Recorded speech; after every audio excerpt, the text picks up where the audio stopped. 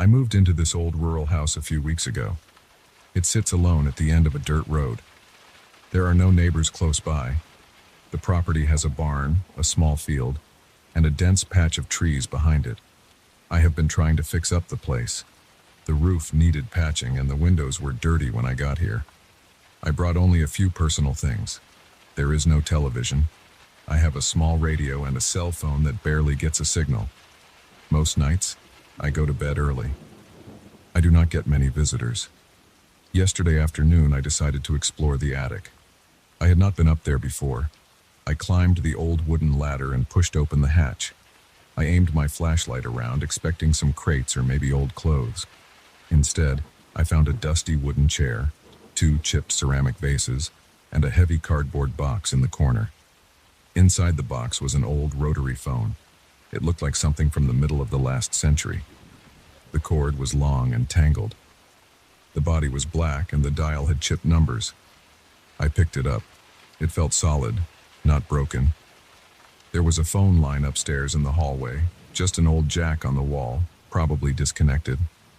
I felt curious. I carried the phone down and plugged it into that jack. I did not expect anything. I did not think the line would still work. As soon as I plugged it in, I heard a faint humming noise from the earpiece. I picked up the receiver and listened. There was no dial tone, just a light buzz. I hung up and waited. Nothing happened. I shrugged and left it there on a small table in the hallway. I went outside to do some chores, fed the stray cat that sometimes comes by, and tried to adjust the fence near the field. That night I sat in my living room reading an old magazine. I kept glancing at my phone, my cell phone, hoping for a signal, but there was nothing. I turned on my radio and listened to some static until I found a weak station playing music. Around 9, I went to my bedroom. I got under the covers and turned out the light. The house felt quiet. There was a slight breeze outside. The old trees creaked a bit. I must have fallen asleep for a few hours. I woke up to a strange noise. It was a kind of dull thud. Then I realized something else. I heard the old phone ringing. Not the normal ringing sound. It was silent, but the phone's bell seemed to vibrate. I could hear a faint shaking in the hall. I got out of bed and walked toward it.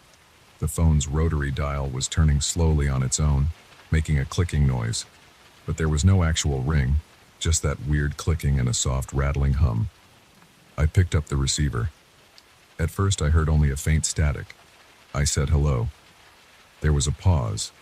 Then I heard my own voice repeating the word, hello, in a dull, flat tone. It sounded like my voice, but empty, as if recorded through a tunnel. I froze, holding the phone. I asked, "Who is this?" My voice on the other end repeated me, "Who is this?" But it did not sound like a question. It sounded like a statement. Then I heard more words, words I had never said. This voice described a place with no trees and a red horizon. It mentioned heavy stones arranged in rows and a sky without clouds. It named a town that I did not know. I listened, holding the receiver too tight. My hand felt sweaty and my heart beat faster. I tried to ask something else, but the voice kept talking, repeating random phrases I had never spoken. Then it repeated my name, several times, in a dull tone that made my stomach tighten. I hung up. I stood there in the dark hallway, listening to the house. The phone was silent again. I went back to bed, but I did not fall asleep easily. My neck felt stiff, and my stomach felt uneasy. I lay there staring at the ceiling, trying not to think about that voice. In the morning, I checked the phone. It sat there quietly. I picked up the receiver. The faint hum was still there. I tried the rotary dial. It moved, but when I tried to call my own cell, there was no connection. It did not produce a normal tone, it was just noise. I decided to unplug it. I pulled the cord from the wall jack. I put the phone in the closet. That day I worked outside for a while, chopping some firewood. I tried to push the strange call out of my mind. I thought maybe it was some interference, or maybe I imagined parts of it. By afternoon I felt calmer. I ate a sandwich, looked through my belongings, and cleaned the kitchen floor. That night I felt restless. The wind outside had picked up. The windows rattled a bit. I checked the closet. The phone was still there, disconnected. I felt silly for being nervous. I got ready for bed, brushed my teeth, and closed the bedroom door. Around midnight, I heard a low buzzing sound coming from the hallway again. My stomach dropped. I opened my door and listened. It was coming from the closet. I opened the closet and saw the phone's cord lying limp on the floor. The phone itself was making a weak humming noise. I picked it up. It was heavier than I remembered. The rotary dial moved slightly, as if pushed by an invisible finger. I tried to ignore it. I tried to push it out of my mind, but I could not sleep. Finally, I gave in and plugged it back into the wall jack. Maybe if I answered it again, I would understand what was happening. I stood there, waiting. At around 2 in the morning, the phone's receiver lifted on its own just slightly, then dropped back. I grabbed it quickly and listened. I said nothing this time. The line crackled. I heard my own breathing echoed back at me. Then I heard my voice, but the words were all wrong. The voice described a large building made of old brick and corridors that led nowhere. It listed objects: a broken chair, a glass bottle, a rusted chain. I had not mentioned any of those things. I felt a cold sweat on my back. My throat felt dry. I tried asking who was on the line. The voice repeated my question in a flat tone, then it started listing numbers and dates. I recognized none of them. I hung up. I pulled the cord from the wall again, throwing the phone onto the floor. I paced around my living room. My chest felt tight. I could feel a dull ache in my neck. I wanted to throw the phone outside, but it was raining hard. I went into the bathroom and splashed cold water on my face. I tried to calm down by focusing on simple tasks. I dried my face with a towel and took a few deep breaths. Then I stepped back into the hallway. The phone was on the floor. It was buzzing again. I could hear a faint click from the rotary dial. I put on a jacket and grabbed the phone. I carried it outside to the back porch. The rain hit my face. The porch light flickered a bit. I saw that the phone's cord was dangling. It was not connected to anything. Still, I heard the buzzing. I set the phone down on the wooden porch floor and stepped back. The buzzing continued, steady and low. I stared at it for a long time. Water dripped from the edge of the roof. My socks got damp. I waited, hoping something would happen. Nothing changed. After a while, I picked the phone up and went back inside. I felt uneasy leaving it outside. It felt wrong. I do not know why. I dried the phone with a towel and placed it on the hallway table again. I tried to sleep, but I kept waking up every hour, expecting to hear the phone. By dawn, I felt exhausted. My head throbbed. I went outside to check around the house. There was an old telephone pole in the distance, but the wires were broken and lying flat against the ground. There should be no working line here. I checked the attic again to see if there were any strange cables. I found none. The attic was empty, except for that chair and those vases. I ran my hand along the rafters. The wood was dry and splintered. Dust got in my nose. I sneezed a few times. I saw no sign of hidden electronics or batteries. I went back down. I decided to try calling out on the phone again. Maybe I could reach an operator. I plugged it in and turned the rotary dial for 0. I waited. After a few seconds, I heard a click, and then static. I tried speaking. I said I needed to know what was happening. The line hissed. Then I heard my own voice again, but it sounded strained. It said things I never said. It described a wide field with metal poles sticking out of the ground. It mentioned my kitchen door and the color of my jacket. I looked down at my jacket. It was green. I had never mentioned that color while holding the phone. I felt the muscles in my arm tense up. My stomach churned. I hung up again. Over the next few hours, I tried ignoring the phone. I made myself some coffee and ate some crackers. I washed the dishes. The phone stayed quiet. I kept glancing at it. It sat there, cord dangling, silent. I tried using my cell phone. No signal. I went outside and tried walking down the road a bit, holding my cell phone up. hoping for even a single bar. Nothing. The road was muddy from the rain. My boots got dirty. I walked back inside. The house felt stale and tense. The phone made a soft clicking sound as I passed it, like the rotary dial turning a fraction. I grabbed the phone and shook it. It rattled inside. I tried removing the back panel, but the screws were old and rusted. I did not have the right tool. I knocked it against the table a few times. The buzzing got louder. I stopped, worried I might make it worse. I tried wrapping the cord around it to keep it still, but that changed nothing. When evening came, I sat in the kitchen with the lights off. I looked at the phone from across the room. I felt my heart beat faster whenever I thought about answering it again. I tried to convince myself it was just some old interference from a weathered line, some looping signal that picked up my voice and fed it back. But that did not explain the new words and details. I pressed my palms against my thighs, trying to steady my breathing. I listened to the house. The wind had died down. The rain had stopped. The fridge hummed softly. Around 10 at night, the phone started rattling again. It was not a ring. It was a weak vibration. I went over and picked it up. I put the receiver to my ear without saying anything. I heard footsteps on the other side. They sounded distant, like someone walking on gravel. Then I heard my voice describing a small room with one window and a bare mattress on the floor. I had never seen such a room. I clenched my jaw. My teeth hurt from the tension. I tried speaking calmly.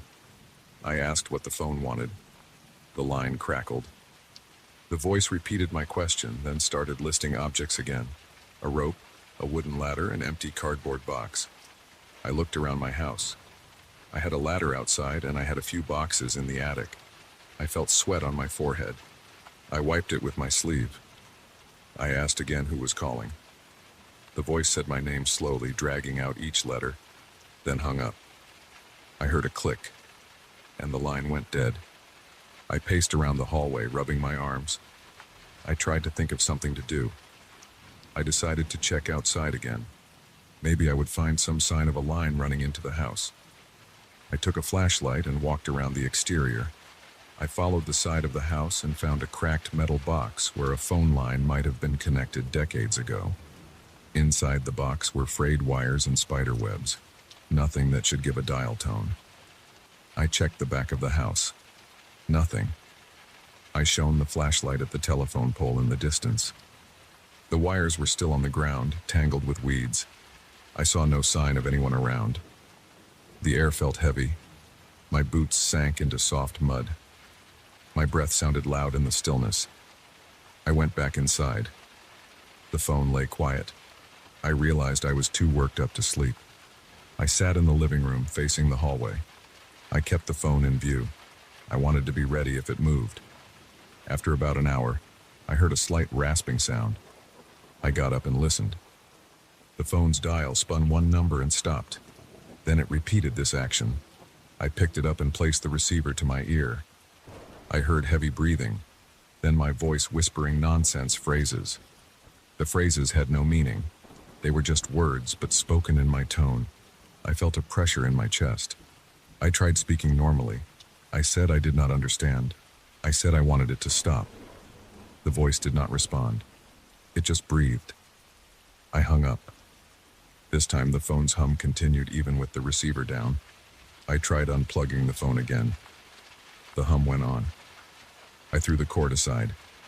I carried the phone to the bathroom and turned on the light. I looked at it closely. The plastic body felt smooth, and the dial moved stiffly. The earpiece smelled slightly of old dust. The mouthpiece had a small chip in it. I set it on the sink and backed away. It kept humming. I turned off the bathroom light and closed the door. I stood in the hallway listening. The humming got louder. I opened the door. The phone was still on the sink.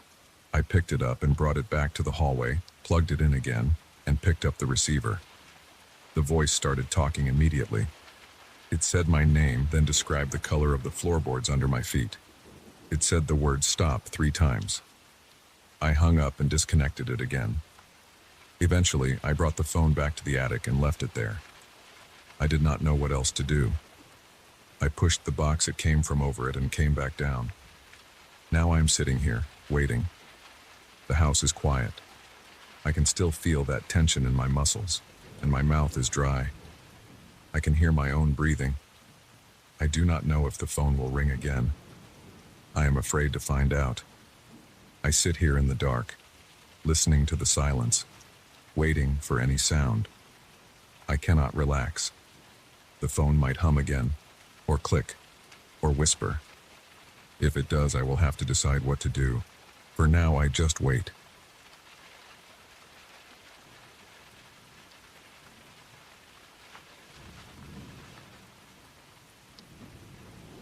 I stood in the hallway with my suitcase in hand and my jacket still on.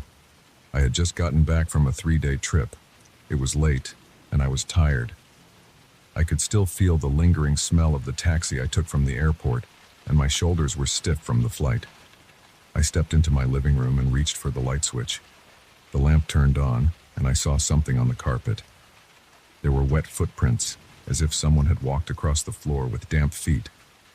They led from the front door area straight into the center of the living room and stopped against a solid wall. They looked like a person's footprints. I had locked my door before I left, and all my windows had been closed.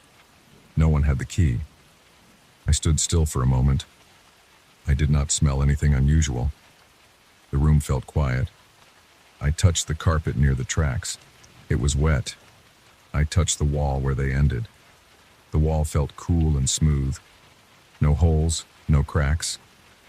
I looked around for any sign of forced entry. Nothing. I checked the windows. All locked. The door was secure.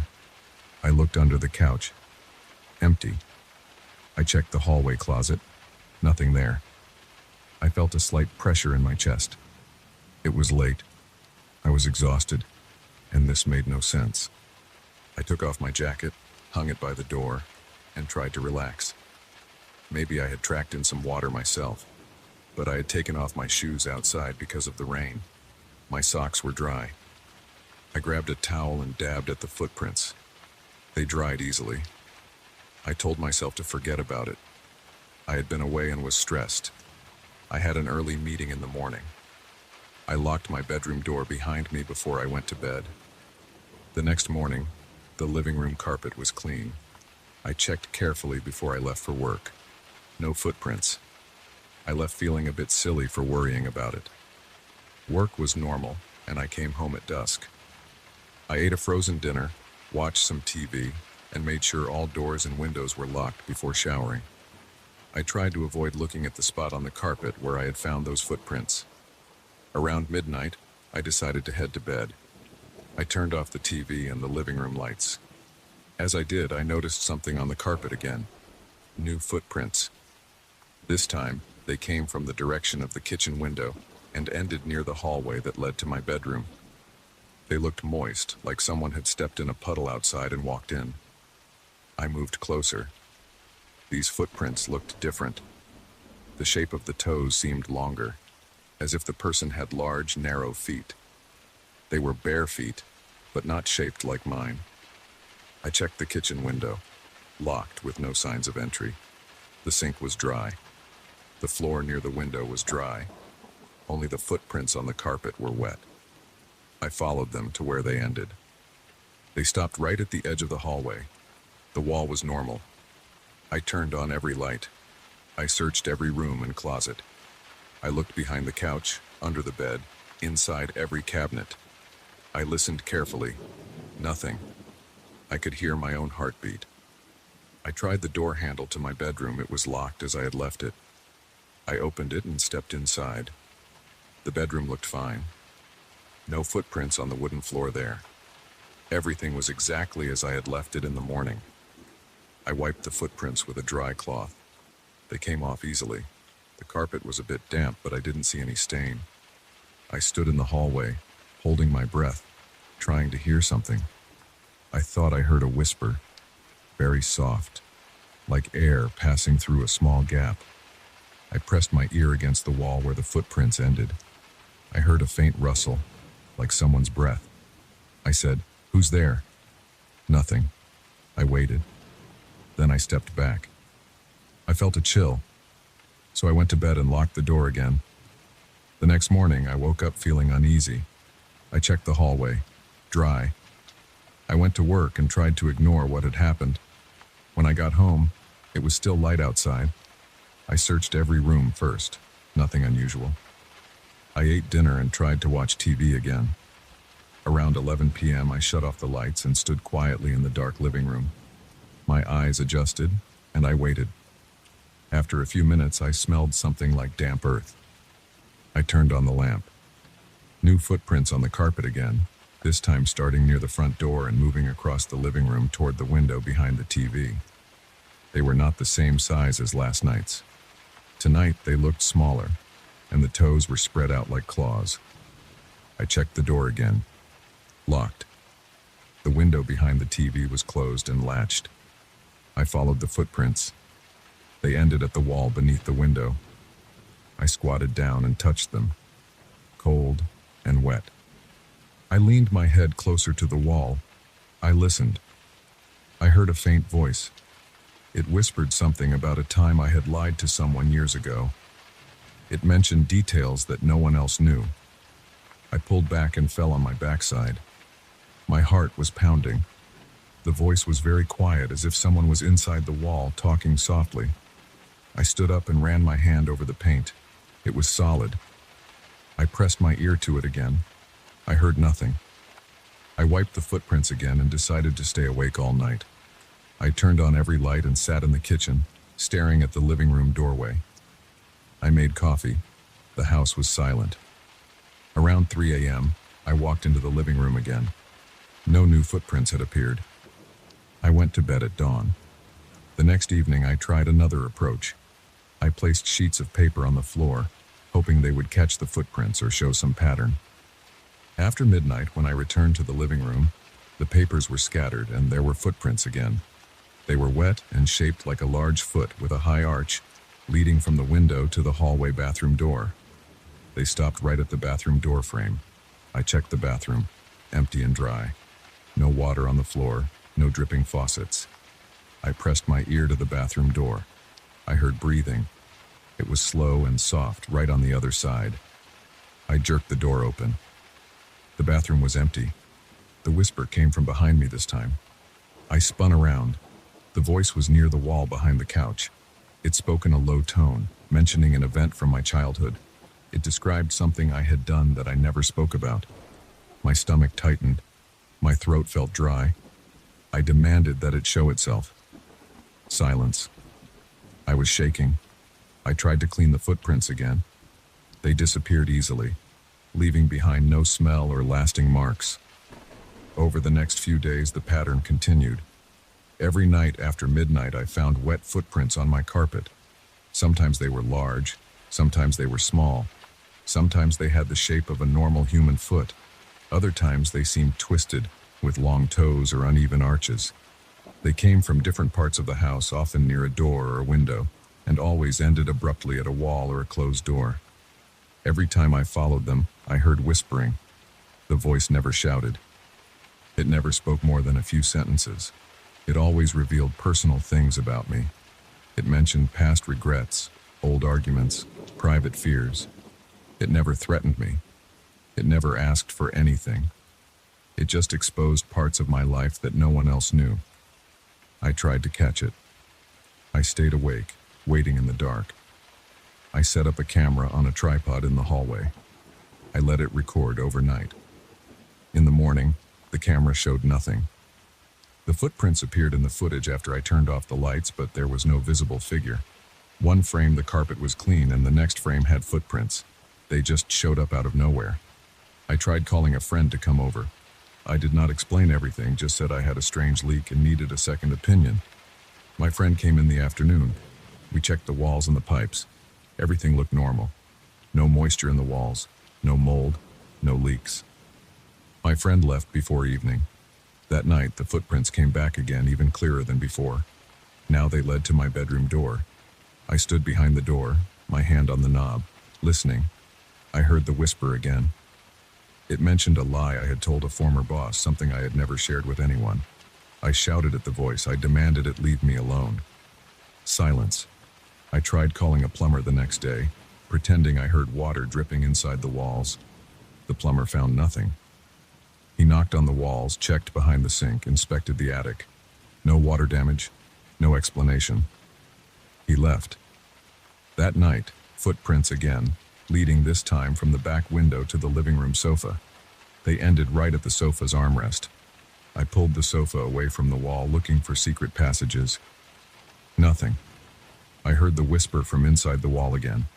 It described a conversation I had on the phone once, a private matter. I felt anger rising in my chest. I wanted to find whoever was doing this. I tried banging on the wall with my fist. I shouted. I told it to come out. My knuckles hurt from hitting the wall. No response. I decided to pull up the carpet in one corner. Maybe something was hidden underneath. I rolled it back, saw the concrete floor beneath, dry and clean. I put the carpet back. That night, footprints formed on top of the rolled back section as well. They just appeared on the bare concrete. Wet, cold to the touch and vanishing after I wiped them. I tried to ignore it. Maybe it would stop if I stopped reacting. I watched TV with the volume high. The footprints appeared anyway.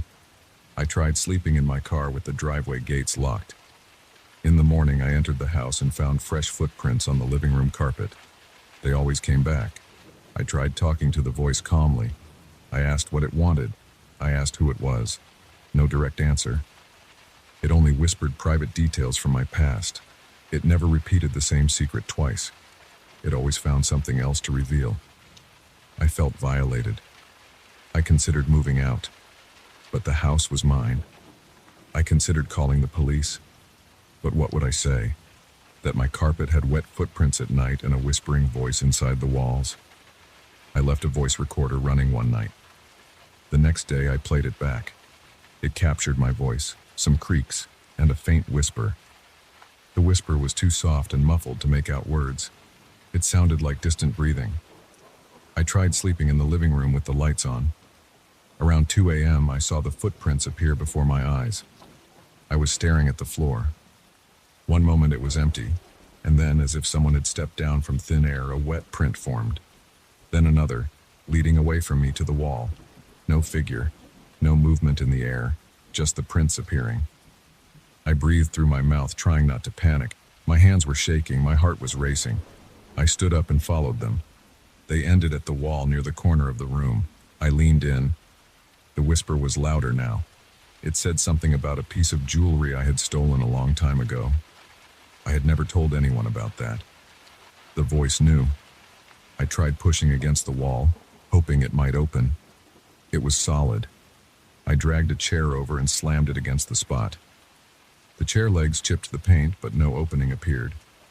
I called out that I would sell the house. I said I would burn the carpet. The whisper stopped. I ripped out a section of the carpet the next day and replaced it with new material. That night, footprints appeared on the new section. The same wet shape, this time a large flat foot with broad toes. They led to the hallway door. Behind the door, I heard my name being spoken quietly. My own name, spoken in a soft, calm voice. I yanked the door open. Empty hallway. I shut all the doors, turned on every light, and sat in the corner of the room with a flashlight. I kept my eyes open for hours until they burned from dryness. The footprints came back every night after that, always ending at a wall door or window. I tried painting the walls. I spent a weekend repainting the living room and hallway. The next night, footprints reappeared. They ended at the newly painted wall. I pressed my ear to it. The voice mentioned a phone call I had made that morning. It described what I said and what I thought when I said it. It knew my thoughts. I considered leaving, but I knew that if I left, I might never find out why this was happening. I tried sealing the windows with plastic and tape. I changed the locks on my doors. Still, the footprints appeared. Still, the voice whispered. My chest felt tight each time I heard it.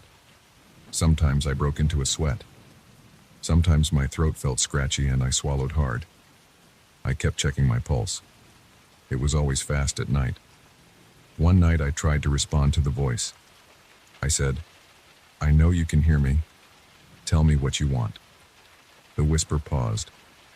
Then it stated another secret, this time about a fight I had gotten into years ago. No demands, just facts about my life. Now, I live with it. Every night I find footprints. I wipe them up. I listen to the voice. I stand close to the walls and hear my own past thrown back at me. I try to keep calm. I keep my lights on, and I try to sleep for a few hours each night. I avoid talking about it with anyone. I do not mention these events. The voice keeps revealing secrets. The footprints keep appearing. I still have no explanation. The doors remain locked, the windows sealed, and the walls solid. Each morning, the carpet is dry and clean again. Each night I wait for the wet footprints to show up and the whisper to fill my ears. I cannot stop it, I cannot reason with it. I can only stand there, staring at the floor, waiting for the next set of footprints to lead me to another corner, another door, another whisper telling me something I never shared with anyone.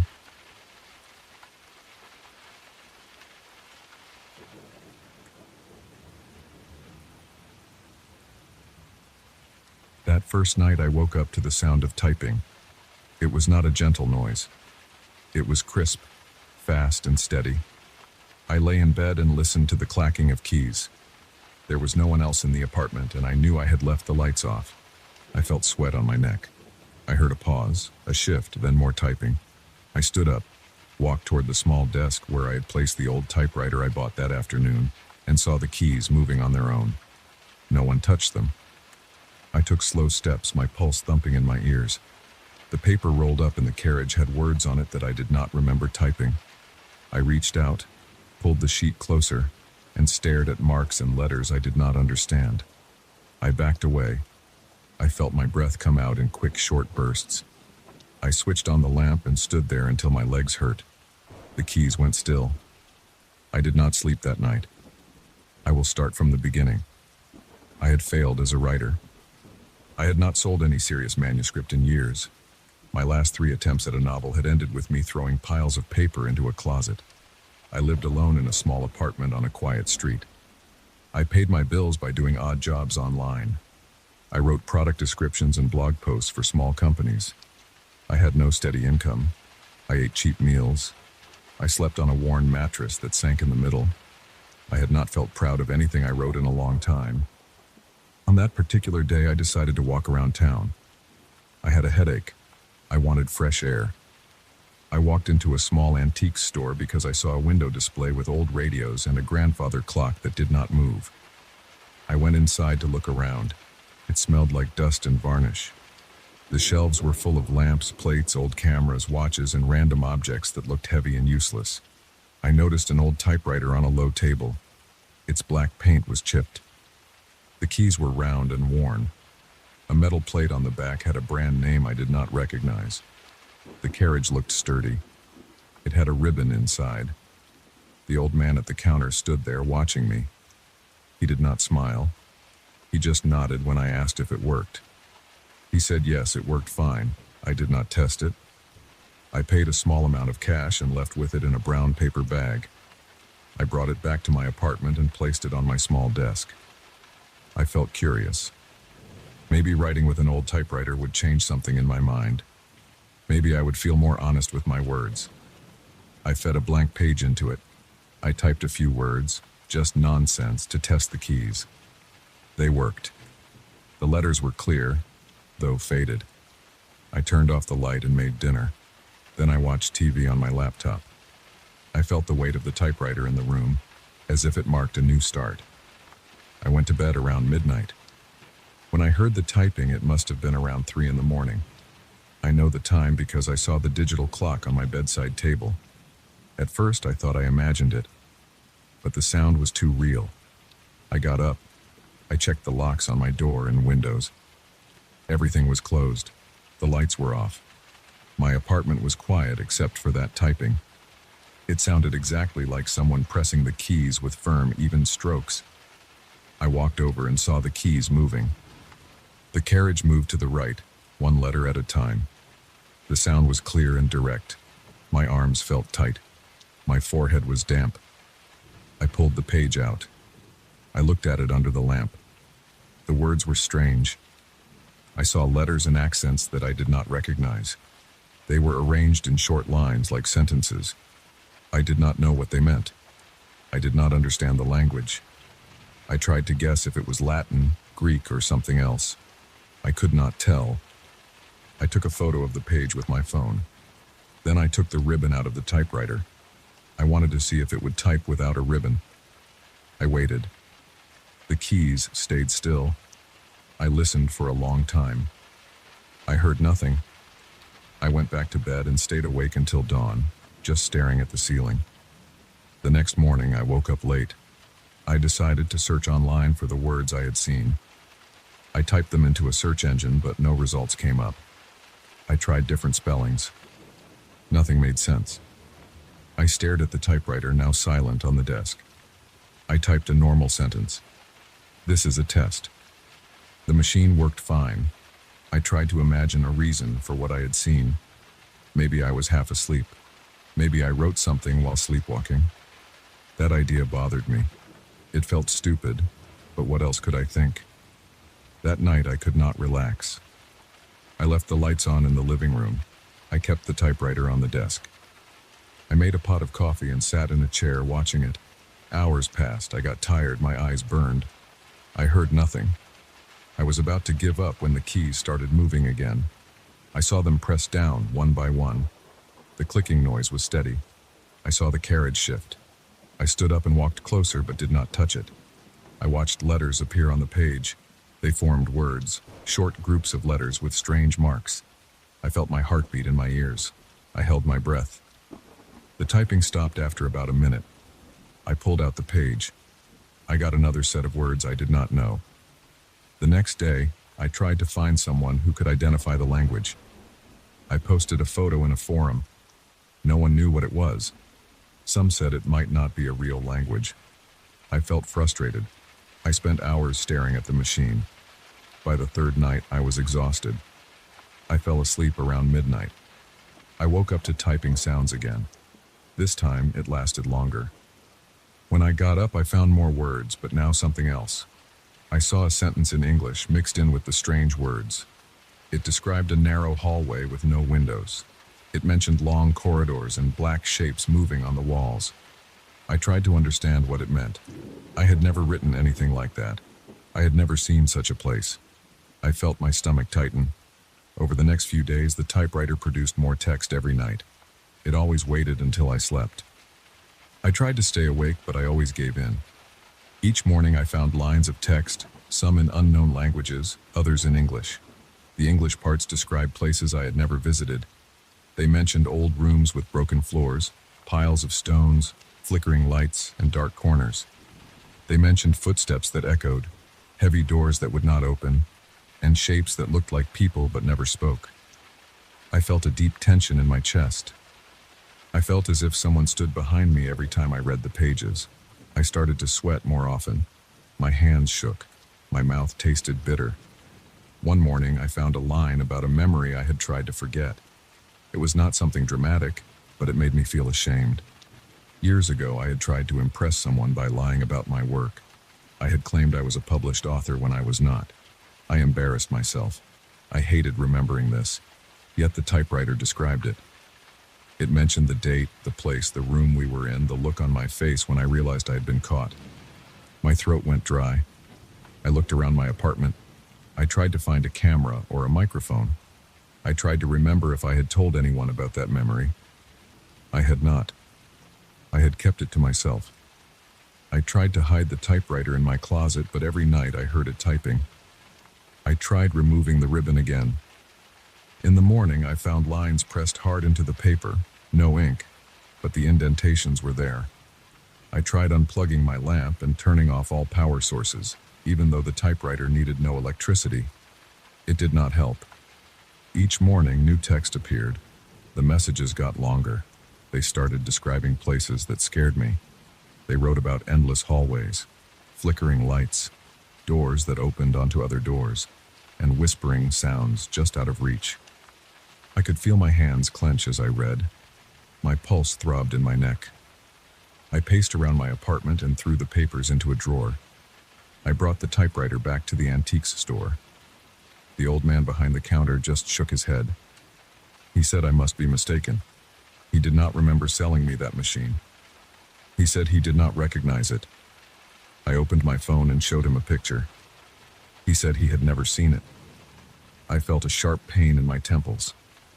I pressed him, but he told me to leave. I left the store feeling tense. My skin felt cold. That night I locked the typewriter in a trunk. I tied the trunk with rope. I placed heavy books on top of it.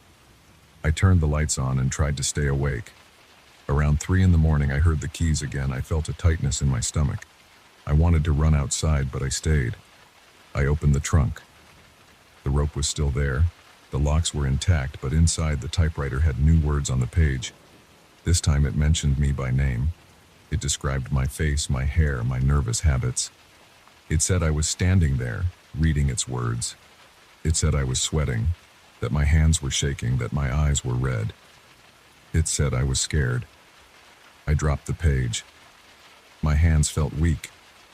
In the morning, I tried to smash it. I took it to the bathroom and tried to hit it with a hammer. The metal frame bent a little. I cracked a key. My arms hurt from the effort. I left it there, dented, missing a few keys. That night, I stood in the bathroom doorway. I watched it. At around 3 again, the keys began to move. Even the broken keys tried to press down, producing no letter. The carriage slid from side to side, printing nonsense characters. I turned the lights on full. I shouted at it. I felt stupid shouting at a machine. I asked it what it wanted. It kept typing. It made a scraping noise. I pressed my hands against my ears. I waited for it to stop. It finally did after a few minutes. I pulled the paper out. It showed a single English sentence. "You cannot stop this." I wanted to vomit. I decided to get rid of it. I put it in a cardboard box and walked several blocks until I found a dumpster behind a closed store. I placed the box inside, covered it with other trash bags, and left. My legs felt shaky. My chest felt heavy. I tried to calm down by drinking water at a nearby convenience store. I walked home. I locked my door. I double-checked the windows. I tried to sleep. I woke up after a few hours, and the sound of typing filled my apartment again. I jumped out of bed and ran to the desk. The typewriter was there, sitting on the desk where it always sat. I had no idea how it returned. The paper inside had short lines describing the alley and the dumpster I had left it in. It described me walking away, looking over my shoulder, my panicked breathing, my sweaty clothes. It described my fear. I felt my arms tense up. I felt trapped. I decided to stop fighting it. I left it there and tried to ignore it. Each night, it typed something new. It described more unknown places. It described old memories I had tried to bury. It described strange halls. It described shadows with no faces. It described doors that never led outside. It described footsteps that followed but never caught up. It described a sense of no escape. I had trouble eating. My appetite was gone. I sipped water and ate crackers. I paced in my apartment, checking the time. I considered calling the police. But what would I say? I had no crime to report. I thought about selling the machine online. But who would buy it? And what if it followed me anyway? I tried leaving it out in the hallway of my building. The next morning, it was on my desk again. I tried taking it to a friend's apartment, but he was not home. I left it outside his door. I came back to my place. An hour later, it sat on my desk. It never made noise during the day, only at night. It never moved while I watched it closely in daylight. It waited. After several more nights, my eyes were bloodshot. I could not sleep well. I sweated all the time. My back ached from tension. My throat felt dry. I started taking short naps in the afternoon because I could not trust the nights. The typewriter kept producing text, sometimes in languages I could not read, sometimes describing places that sounded impossible. Sometimes it wrote about me, watching me, knowing my thoughts. It wrote lines telling me that I would never write anything worth reading. It wrote lines mocking my attempts at a career. It wrote about the times I sat in front of my computer, typing and deleting paragraphs. It wrote about the times I felt ashamed of who I had become. I ended up putting it on the floor one night. I sat in front of it and waited. Around 3 in the morning, the keys moved. I saw them pressing down as if guided by invisible fingers. The sound was calm and steady. I watched letters appear, describing my cramped apartment, describing my thin mattress, describing the blank walls. I felt angry. I grabbed the machine and shook it. It was heavy. I felt my muscles strain. It did not stop. I pulled the paper out. It kept typing on the empty plate and keys hitting the rubber roller. I heard the thuds. After that, I stopped trying to control it. I tried earplugs. I tried sleeping during the day and going out at night to avoid hearing it. But whenever I returned, more pages waited for me. They piled up on the floor, my trash can filled with them. The machine kept typing about places I had never seen, describing broken bricks, rough concrete, bare light bulbs, stale air, and narrow passages. It described things I could not understand, but it never stopped. My attempts to escape did not matter. My attempts to destroy it did not matter. It continued. I ended up with no other solution. I packed my few belongings and left the apartment. I took no furniture, just clothes and my phone. Before I left, I looked back at the typewriter one last time. It sat on my desk, silent, waiting for darkness. I left it behind. I did not want to hear it again. I moved to a new place across the city. I locked my door and tried to sleep that night, telling myself it was over. I woke up at 3 in the morning. I heard nothing. I looked around my new place, saw empty walls, boxes on the floor, my own breathing loud in my ears. There was no typewriter. I tried to stay calm. My heart still raced. I waited for any noise. I heard only quiet street sounds outside. I never went back for that machine. I do not know what happened to it. If I ever hear typing at night, I sit up in bed and wait, listening, my back stiff, my hands clenched. So far I have heard nothing, but I do not sleep well. I doubt I ever will.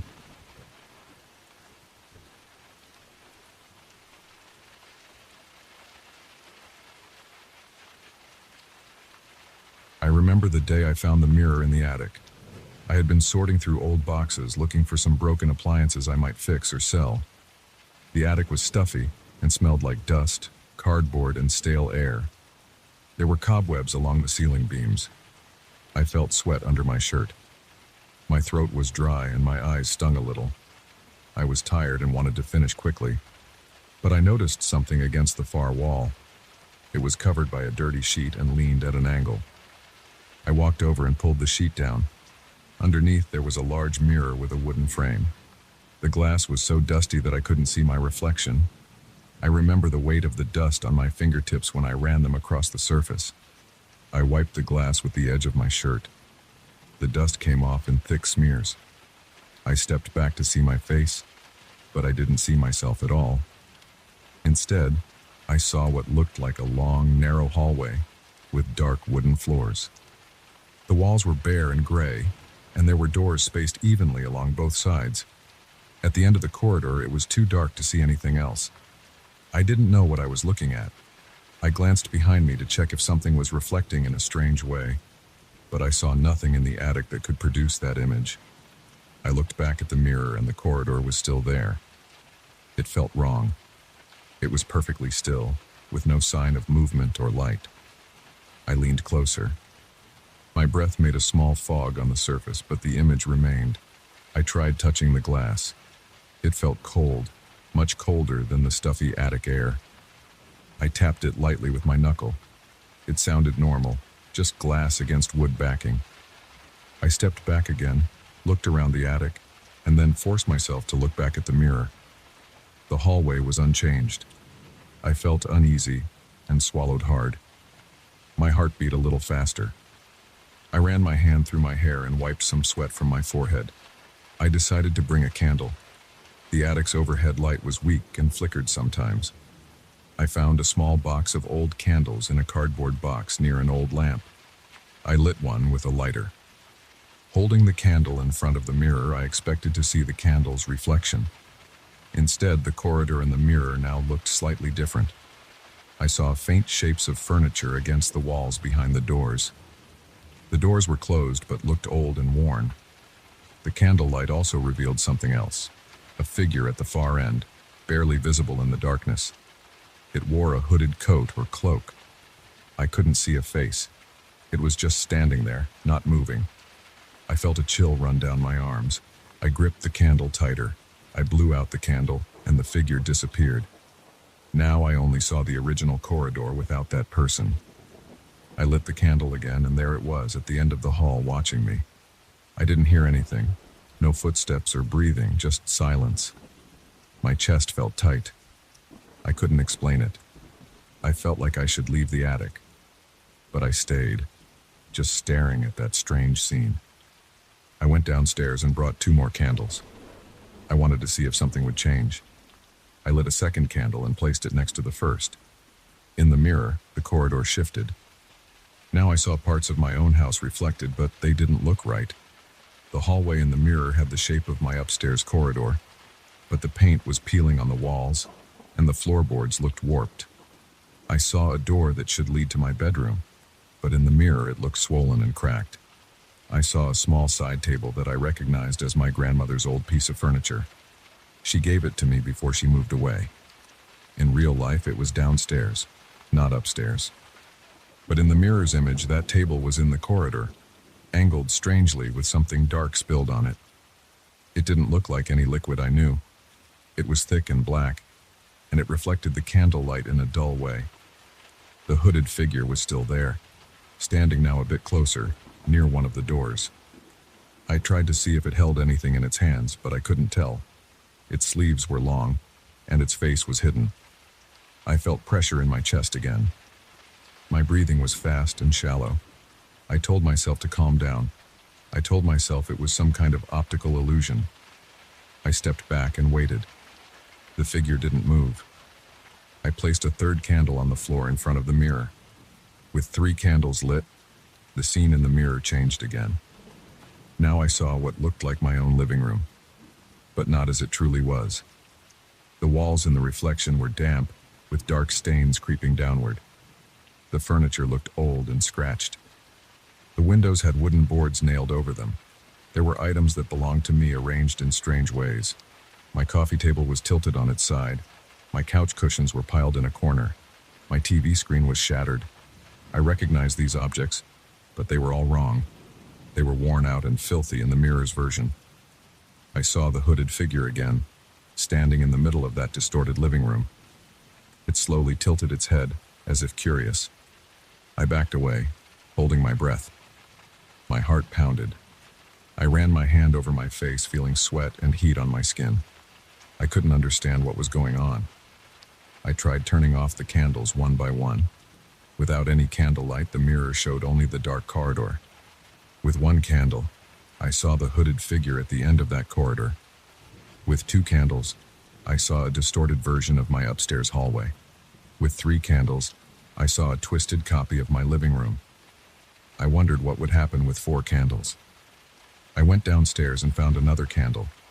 My hands were trembling as I lit the 4th candle. I placed it carefully on the floor in front of the mirror. The reflection now showed what looked like my kitchen. The counters were covered in dust and grime. The sink was filled with dark water. The refrigerator door was open, revealing empty, rusted shelves. The cabinet doors were either missing or hanging off their hinges. The hooded figure stood near the kitchen window, facing me. I noticed that its hood seemed damp and torn at the edges. I heard nothing.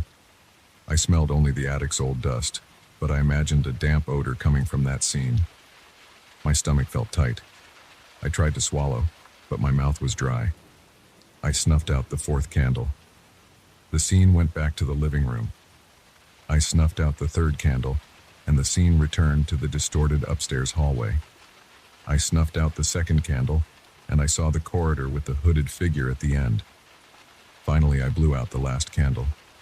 The mirror just showed the original corridor empty and silent. I decided to bring the mirror down from the attic and place it in my bedroom. I wanted to test this more carefully. I wanted to see if the location would change anything. I lifted the mirror and carried it downstairs, trying not to look at the glass. It was heavy and the wooden frame dug into my palms. I set it against the wall in my bedroom and closed the door. The bedroom was quiet. Outside I could hear faint traffic sounds. I sat on my bed facing the mirror. In normal light, the mirror still showed that corridor. The doors were always the same. The floor was dark wood. The figure wasn't there. I waited, but it didn't appear. I lit one candle again. Instantly, I saw the figure at the end of that corridor. It stood perfectly still. I noticed now that the figure seemed taller than before, or maybe I was just seeing it more clearly. Its shoulders were broad and its hood covered its head completely. I blew out the candle and waited for a moment. I paced the room, my feet making soft sounds on the floor. My breathing was steady now, but I was still uneasy. I felt like I was doing something I shouldn't do, like prying into something private. But I kept going. I lit 2 candles this time, and I saw my hallway again, twisted and dirty. I placed a hand on the wall beside me in real life, feeling the smooth paint. It felt normal. In the mirror, it looked cracked and peeling. I got closer to the mirror, trying to see if the doors in the reflection could be opened. I reached out and touched the glass. It was solid and cold. My fingertips left small smudges. I felt a sudden urge to try and communicate with the hooded figure. I knew it made no sense, but I said, "Hey, can you hear me?" I kept my voice low. I felt stupid talking to a reflection. There was no response, no movement. I tapped the mirror lightly again. Nothing changed. I wondered if I could place something in front of the mirror and see it appear inside that distorted space. I grabbed a small wooden stool from the corner of my bedroom and placed it right in front of the mirror. In the reflection, I saw no stool. I only saw the distorted house settings that changed with each candle. I tried with 1 candle, then 2, then 3. The stool never appeared in the reflection. I tried placing a glass of water there. The reflection ignored it as well. The scene in the mirror seemed independent from my actions, only affected by the number of candles I lit. I wanted to see more. I lit 4 candles again. The kitchen scene returned. The hooded figure was there, standing by the sink this time. I got closer to the mirror. I noticed that the figure's cloak looked heavy, as if soaked in something. I didn't see any face, just darkness under the hood. I looked at the countertop in the reflection and saw a long, thin object lying there. It looked like a key made of dark metal. The key had a simple shape, no decoration, just a basic head and shaft. I stared at it for a moment. I wondered if it meant something. I tried to see if the figure was holding a key in any of the other scenes, but I never saw its hands clearly. I started to feel lightheaded. The tension was draining me. I decided to stop for the day. I blew out the candles and leaned the mirror face down against the wall. Without the reflection, I felt more at ease. I went to the bathroom and splashed some cold water on my face. My reflection in the bathroom mirror was normal. I sighed and went to bed. The next morning, I tried to ignore the mirror. I made coffee, checked my emails, and tried to read a newspaper. But my thoughts kept drifting back to that scene. I had to check again. I went back to the bedroom and lifted the mirror upright. The corridor was there. No figure, no movement. I lit 1 candle and saw the figure at the end. I noticed now that it was slightly closer than the first time I saw it. Maybe a step or 2 closer. With 2 candles, the figure was at my distorted hallway's far door. With 3 candles, it was near my couch in the twisted living room. With 4 candles, it was by my sink in the dark kitchen. Each time I added a candle, it got closer, moving through these different rooms that looked like my home but ruined and abandoned. I decided to try 5 candles. I went back to the attic and found a 5th candle. I lit them all carefully, one by one, placing them in a line on the floor in front of the mirror. With 5 candles burning, the reflection changed again. Now I saw my basement, a place I rarely visit. It looked wet and smelled damp even in my imagination. The walls were rough stone and the floor had puddles. The hooded figure stood in the center. Its hood was tilted back slightly, but I still saw no face. It raised one hand, pointing at something. I followed the direction of that hand and saw a door in the back corner of the basement. I recognized that door. It led to a storage room where I keep old tools. But in the reflection, the door looked reinforced with metal bars.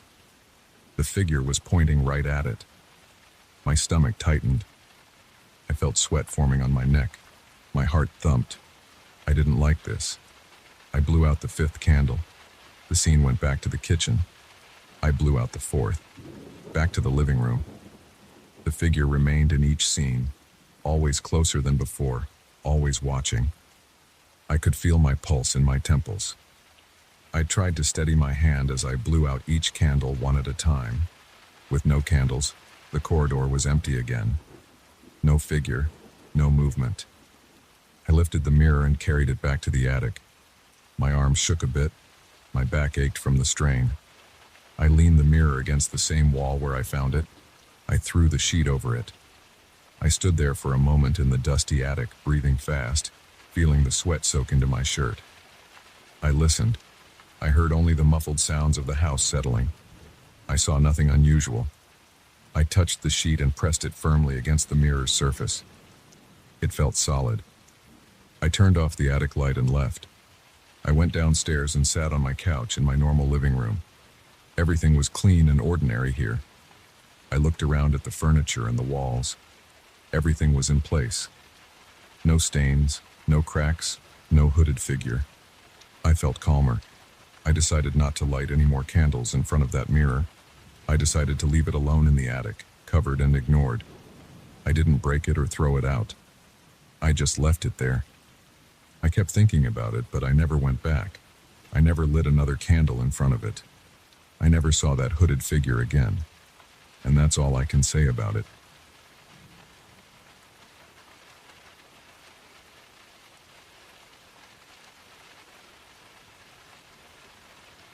I still remember the first time I saw that old elevator door in the basement.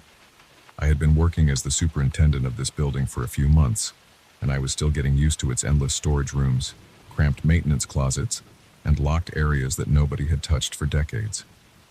One night, after everyone had gone upstairs and the hallways were quiet, I walked down to the basement to check on a weird noise I had heard. It sounded like something heavy scraping against metal. I followed the sound through a narrow corridor behind a stack of paint cans and old ladders. I pushed aside some empty crates and found an old elevator door set into the wall. It was covered in a layer of dust and rust. I had never seen it before. It was an older style than the working elevators in the lobby. The metal frame was thick, the handle was a dull brass color, and the panel next to it looked like it had not been touched since before I was born. I tried to pry it open, but it was sealed shut. I noticed that there were no floor indicators or call buttons. There was only a panel with a few strange slots and switches that did not look familiar. I wondered if it had been disconnected or if the cables were removed long ago. The building was from the 1930s, and I knew some old systems had been shut down over the years. I pushed and pulled a bit, but nothing moved. Eventually, I gave up and headed back upstairs. That night, I made a mental note to ask the building's owner about that elevator. I wanted to know why it was there and why no one had mentioned it. The next day, I checked the building blueprints in the maintenance office. They were old prints, yellowed from age. I saw that the elevator in the basement was listed as Freight Elevator B. It led to a shaft that was supposed to have been decommissioned decades ago. The document stated that the cables and motor had been removed. The shaft itself should have been empty. There were no floor stops indicated on modern plans. It should have been a closed, empty shaft with no car. The paperwork said it was unsafe and that everything had been dismantled to avoid accidents. That evening, after my usual rounds, I went back to the basement. I had a flashlight and a small pry bar in case I needed to force anything open. I turned off the main lights to see if I could catch any sign of movement or hear that noise again. For a while, there was nothing. The basement was quiet. I listened to the distant hum of the building's boiler and the faint dripping of a leaky pipe. After a few minutes, I heard it again. A faint metal scraping sound. I followed it to the hidden corner. and stood right in front of the old elevator door. It was closed. The sound grew louder, and I saw the door shudder as if something behind it was pushing. I felt my heartbeat get heavier. My palms were damp. I reached out and touched the handle. It was cold. Without me pulling, the door suddenly slid open. Inside was a dark elevator car. There were no lights on inside, just darkness and the faint outline of the interior walls. It smelled like old metal and stale air. I aimed my flashlight inside. The interior looked bigger than I expected, and there was a control panel on the side with buttons that did not look like normal floor buttons. They were marked with strange shapes, not numbers. I stepped in carefully, half expecting it to drop into an empty shaft. I had read that there were no cables, but the floor felt solid under my boots. As soon as I was inside, the door slid shut behind me. The flashlight beam trembled in my hand as I looked around. I noticed that the walls were dented in places and the ceiling had exposed bolts and seams. The control panel was blinking with a small red light. I tried to open the door again, but it would not budge. I pressed my ear against the wall and heard a low humming sound. Then, before I could figure out what to do, I felt a sudden downward motion. I grabbed the railing on the side. The elevator was moving, but it felt strange. It wasn't a smooth ride. It vibrated and shook slightly. I stood there in the dark, breathing faster than normal as the elevator descended. After what felt like a long time, it stopped. The door opened on its own. I shined my flashlight into the space outside. It was a corridor with concrete walls and dim lights overhead. The corridor stretched out in both directions. I stepped out carefully and looked around. The air was stale. The corridor was silent. I walked a few steps, listening carefully, my heart still pounding. This corridor did not match anything I knew about the building. There were no signs, no markings, no doors that I recognized. I touched the walls. They were cold and rough. There were pipes running along the ceiling, and some of them dripped. After about a minute of exploring, I decided to go back to the elevator. When I turned around, it was still there, door open. I got back inside, and the door closed. This time, I pushed one of the odd buttons on the panel. It was a triangle shape. The elevator jerked and started moving again, this time going up. I had no idea where I was going. My stomach felt tight. I gripped the railing and waited. The elevator stopped again. The door slid open. I stepped out and found myself in a room with low-hanging pipes and a broken light fixture. The room was small and empty, except for a wooden crate in the corner and some metal shelves with old tools. Dust covered everything. I heard a faint buzzing sound, but I could not tell where it came from. There were no exits that I could see, just the elevator. I went back inside. The panel lights flickered. One of the symbols looked like a circle with a line through it. I pressed that one. The elevator started moving again. I began to sweat. I wiped my forehead and tried to stay calm. I thought about hitting the emergency stop, but there was no normal button like that. The panel only had those strange symbols. I waited. After a few more stops, I realized these places it was taking me did not belong in the building at all. They were silent spaces. Some were narrow corridors with no windows. Others were larger rooms with low ceilings and flickering lights. I saw moisture on walls, heard distant dripping, and smelled moldy air. I touched the walls and floors to see if they were real. They felt solid. At one stop, I found a hallway that stretched out so far I could not see the end. I walked down it for a couple minutes, hearing only my own footsteps. When I turned back, the elevator was still there waiting. I lost track of time. Eventually, I pressed one more symbol on the panel, one that looked like a square. The elevator moved again, and this time, when it stopped, the door opened onto a large space filled with a thin fog. The fog smelled like old concrete and dust. I coughed a bit. The room had metal beams crisscrossing overhead and a rough cement floor. I could see a faint glow from some lamps hanging far above, but no sounds except a low hum from the elevator's direction. I walked a few steps and picked up a small rusted bolt from the ground. I put it in my pocket to prove to myself this was really happening. I stepped back inside the elevator and pressed another symbol. The panel flickered. This time I noticed the symbols changed slightly after each trip. They did not stay the same. I could not read them, but I tried to remember the shapes. I wondered if the elevator was trying to show me something. I felt a knot in my stomach. I wanted to leave. I pressed the button next to the door, hoping it would return me to the basement. The elevator shook and descended. When it stopped, I felt relief when I saw the familiar basement corridor with my stacks of crates and the old paint cans. I stepped out quickly and looked around. Everything was where it was supposed to be. I turned back to the elevator, but the door closed and locked itself. I tried to pry it open, but it would not move.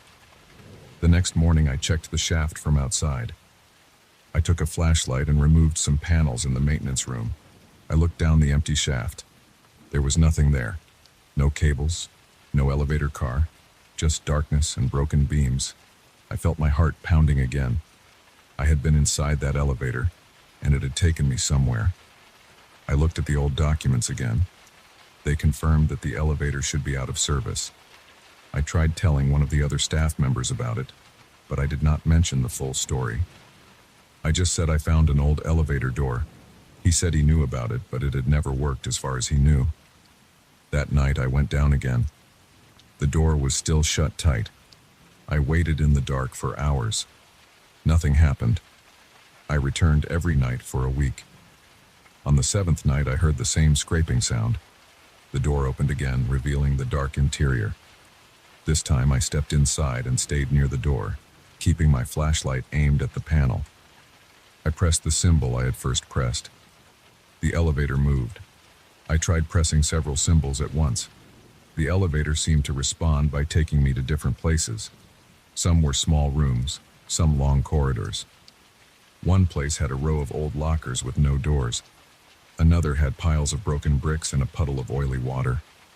Each place was silent and empty. I never saw anyone else in those spaces. I never found any sign of life. It was always just me and whatever these strange floors or rooms were. I could not explain any of it. The atmosphere in those places made my hair stand on end.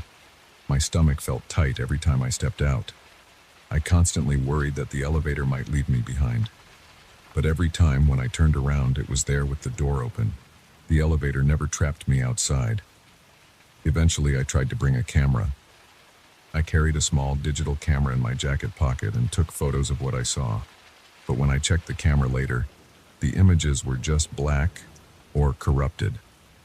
I tried to mark the walls with chalk. The marks vanished when I returned. I took notes of the symbol sequences on paper. The next night, the panel showed different symbols. I started to wonder if the elevator recognized me. I had no proof of that. I did not want to think about anything beyond the facts. All I knew was that I could enter it at night and it would take me somewhere underground or somewhere that felt disconnected from the building I knew.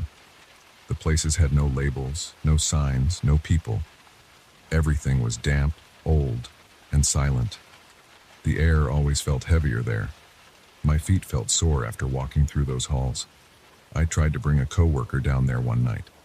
I asked him to wait in the corridor while I tried to open the elevator door. He stood there confused while I pushed and pulled at the handle. It stayed shut. There was no sound and no sign of movement.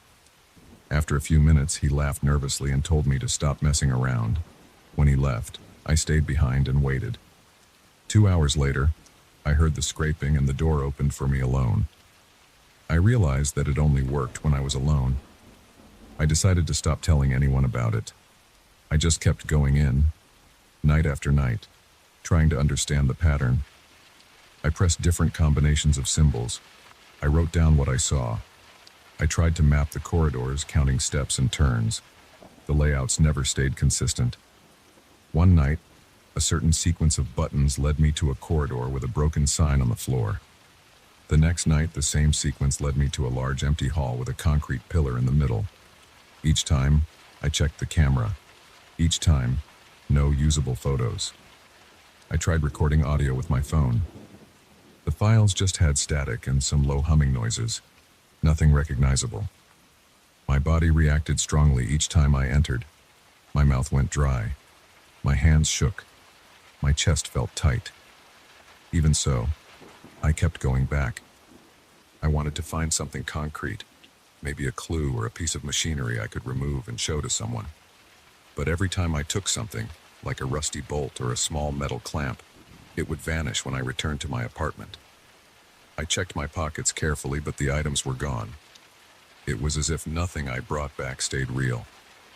I began to think of the elevator simply as a strange feature of this old building.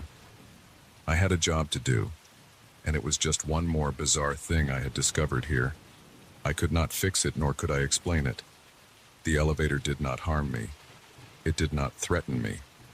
It only showed me these strange floors and corridors.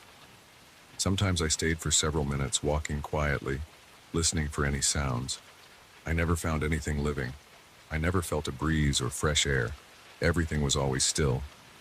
Over time, I learned the feeling of when the door would open. I could sense when the metal scraping would begin. It happened at random nights, never on a strict schedule. Sometimes weeks passed without any sign of it. Then one night, I would go down, and there it would be again. Door open, waiting. When I stepped inside, I knew it would move. I did not know where it would take me. I just knew it would be somewhere else, somewhere hidden. The panel would blink its symbols, and I would press them, hoping to discover something new. I never learned what the symbols meant. They never matched any letters or numbers I knew. They were simple shapes, but they changed position and order. I stopped trying to prove the elevator's existence to anyone else. I knew they would not believe me. I just kept quiet and did my regular work during the day. I fixed leaks, replaced light bulbs, and checked the boiler. I dealt with tenants' complaints and tried to keep the old building running. At night, when I was alone, I sometimes ventured down to the basement and waited in the darkness. If I heard the scraping, I would enter the elevator again and take another trip. I never discovered the truth about it. I never found a final room or a final clue. But each time I stepped inside, I knew I would see something real. There was no guesswork. The floors and corridors were solid under my boots. The air smelled stale and old. The walls were covered in dust. The lights flickered. The elevator doors always closed behind me, and then opened again somewhere else. I never got stuck inside for good. I never found a reason for the strange symbols, but I felt certain that it was not just a dream. It was there, every time the door opened. And so I kept going.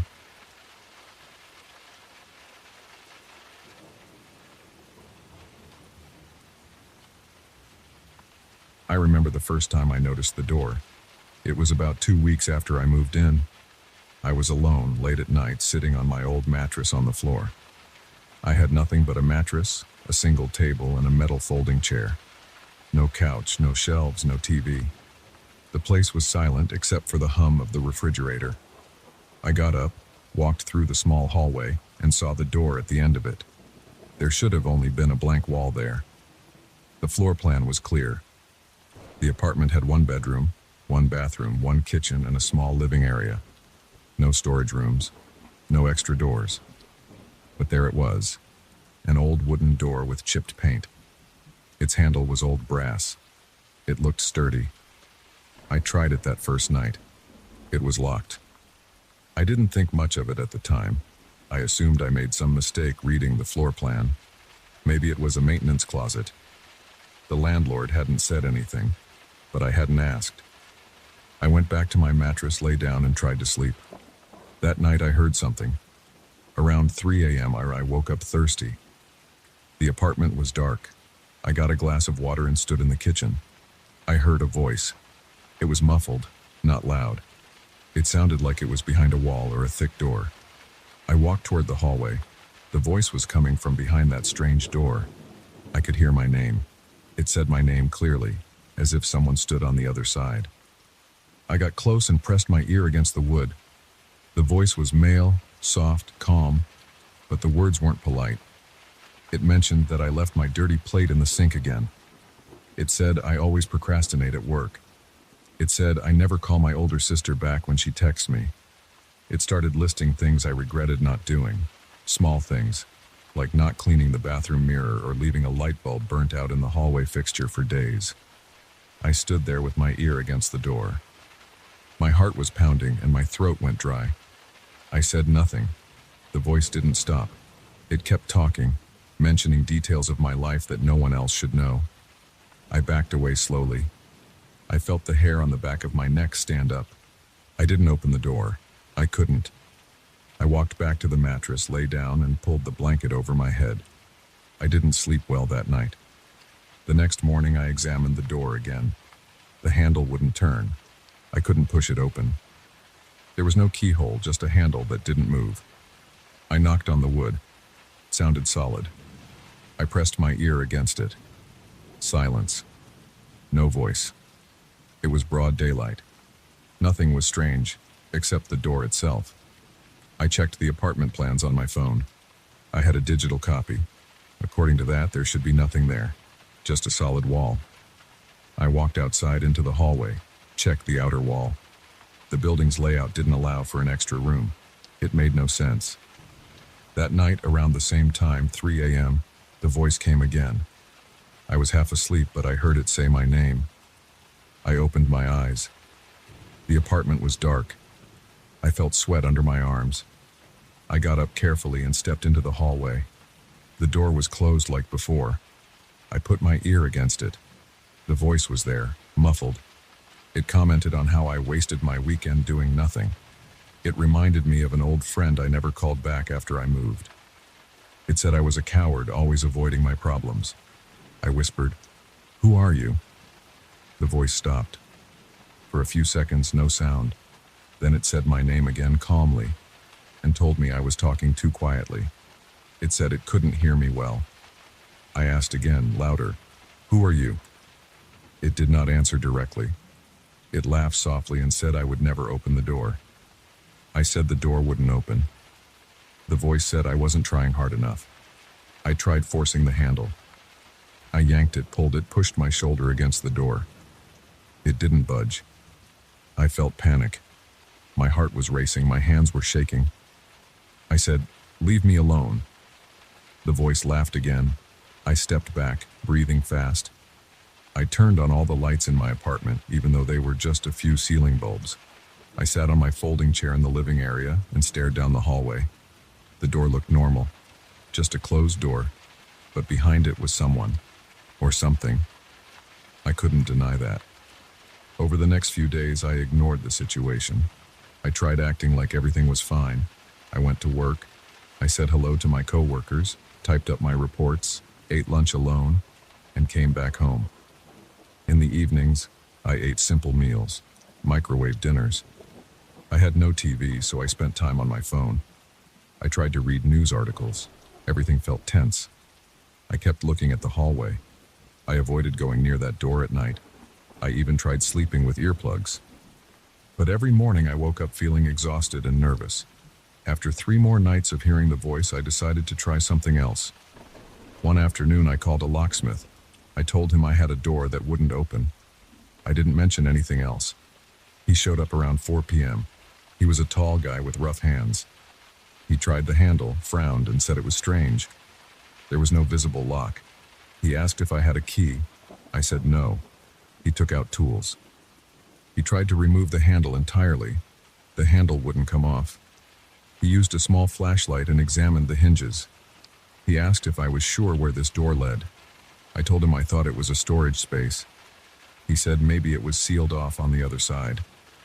He got a small drill and tried to remove the hinges. The drill bit snapped. He muttered a curse and tried again with a different bit. Nothing. It was as if the hinges were fused with the frame. He said he couldn't help me and that I should ask the landlord. I nodded and paid him for his time. As soon as he left, I stood in front of the door feeling frustrated. I tried kicking it at the lower part. My foot hurt, but the door didn't move at all. I pressed my ear against it. No sound. It was daytime. I called the landlord that evening. I asked him why there was a locked door that wasn't on the floor plan. He sounded confused. He said the apartment only had 1 bedroom door and 1 bathroom door, plus the front door. He asked if I was joking. I said no, I was serious. He said he would come by the next morning. The landlord arrived at about 10 a.m. the next day. He was a short man with a tired face. He followed me into the hallway and I pointed at the door. He looked surprised.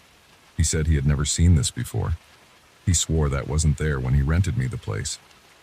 I said it's been there since I moved in. He tried the handle. Nothing. He knocked on the wood. Solid. He said he had no explanation. He said he would check old records and get back to me. He left with a puzzled look. He never got back to me. That night, the voice returned. Same time, 3 a.m. I was awake this time, lying on my mattress, staring at the ceiling. My stomach felt tight. My heart was beating fast even before the voice started. When it did, I jumped up and walked straight to the door. I shouted, "Tell me who you are." The voice answered right away. It said it knew I tried to get a locksmith. It knew I talked to the landlord. It knew I kept ignoring my sister's messages. It said I was weak and scared. I shouted for it to shut up. It did not. I slapped my palm against the wood. I felt anger boiling in my chest. I tried using a crowbar that I had taken from my toolbox. I wedged it between the frame and the door, pushing hard. My arms strained. I grunted and pushed until my muscles burned. The wood didn't crack. The door didn't budge. I gave up and threw the crowbar on the floor. I stood there breathing hard, my back damp with sweat. I said, "Fine, you want me to open it, I will." The voice said I would never succeed. It said I was trapped with my own failures. I told it to shut up again. I walked away and went to the kitchen. I drank water straight from the tap. I turned on the stove light. I rubbed my forehead. The voice kept talking, muffled by the door, talking about my life. It named old projects I never completed. It named people I avoided. It listed small things I did wrong at work, like forgetting to reply to an email or leaving tasks half finished. I covered my ears, but I could still hear it. It was inside my head. I paced around, furious and scared. In the morning, I decided I would break through the wall next to the door. I went to the hardware store after work and bought a heavy sledgehammer. I carried it upstairs, my arms straining with the weight. I stood in front of the door. It was around 5 p.m. I didn't hear anything. I decided to break through the wall on the side. I swung the sledgehammer. The plaster cracked. I hit it again, more cracks. I kept going until I made a hole. Behind the plaster and drywall, I found solid bricks, red bricks, stacked tight. I chipped away at a few, but they wouldn't move easily. I ended up with a small hole that showed more brick behind it. Nothing else. No hidden space. Just bricks. I stopped and cleaned up the dust. I felt stupid and tired. There was no reason for that door to be there. No reason for that voice. I was sure I was not crazy. I had heard it clearly. The locksmith heard nothing, though. The landlord acted like he had no idea what was going on, but I knew what I heard. That night, I sat in the hallway with my back against the wall opposite the door. I held the sledgehammer in my hands. I waited for the voice. It started right on time. I heard my name. I heard it comment on my posture, saying I was sitting on the floor like a defeated man. It listed my fears. I ignored the words. I said nothing, just gripped the hammer handle tight. My palms were sweaty. My breathing was loud. I felt my jaw clench. I stood up and slammed the hammer into the door's surface. The sound echoed through the hallway. The wood didn't crack. I did it again and again. Eventually, I dropped the hammer. My arms ached. My back hurt. I screamed, "What do you want from me?" The voice paused for a moment. Then it said I should open the door. I shouted that it was impossible. The door wouldn't open. The voice said I should try turning the handle clockwise. I tried that many times before, but I tried again. This time it turned. I heard a soft click. My heart rate jumped. I grabbed the handle with trembling fingers and pulled the door open. Behind it, there was no room. No closet. Nothing but a brick wall. Just bricks from floor to ceiling. I reached out and touched them. They were cold and rough. I tried pushing them. They wouldn't move. I shouted, "This makes no sense." The voice came from behind me. No, not behind me, but still behind the bricks. I turned around. No one was there. The voice said my name again. It said I was looking at what I deserved. I yelled for it to stop talking. I swung the hammer at the bricks, hitting them over and over. Dust filled the air. My arms burned. My eyes watered from the dust. After a few minutes, I had chipped away at some of the mortar, but the wall still blocked the space completely. I couldn't break through. I gave up, leaning against the doorway, panting. The voice kept going, quieter now, telling me I was wasting my energy, that I would never break through. I felt sick. I slammed the door shut. It clicked back into a locked position. I tried turning the handle again. It was stuck again. I stood there in shock. I leaned my forehead against the wood, breathing hard. The voice didn't stop. It started talking about my daily routine, how I wake up late, how I skip breakfast, how I leave my clothes piled on the chair. It reminded me of unfinished tasks at work. It described my regrets in a slow, steady tone. I felt my chest tighten. My hands shook. I left the hallway and went to the kitchen. I needed a drink of water. The sink faucet squeaked as I turned it. I drank until my stomach felt heavy. I stood there, staring at my reflection in the dark window. I tried to calm down. I thought about leaving the apartment for good. Maybe find a new place, but this is the only place I can afford right now. I have no other option. That night I lay on the mattress, staring at the ceiling. I kept the lights on. The voice never stopped. It spoke softly, as if sitting right beside my bed. I could hear every word. I tried covering my ears with the pillow. I could still hear it. It wasn't about the door anymore. It was about me, about my habits, about my fears. It went on for hours. My muscles felt tense. My neck hurt. My head throbbed. I shifted positions on the mattress, kicking off the blanket. I got up and paced around, hoping the voice would stop if I moved. It didn't. I approached the door once more, barefoot on the cold floor. I said, I opened the door and saw nothing. What more do you want? The voice answered, saying it wanted nothing. It said it was always going to be there. I asked it to leave me alone. The voice said it never would. I pressed my forehead against the door. It felt solid and cold. I knocked once. No response except the voice continuing its steady talk. It didn't raise its tone. It didn't laugh anymore. It just talked, pointing out small details of my life, reminding me of things I never fixed or never changed. I felt a knot in my stomach. I tried turning the handle again. Still locked. I asked, "Are you inside the wall?" No answer to that. Just more talk about me. I rubbed my eyes, took a deep breath, and returned to my mattress. I sat on the edge, elbows on my knees, staring at the blank wall in front of me. I listened to the voice until morning. It never got tired. It never paused for long. It was like a constant presence, feeding on my frustration and confusion.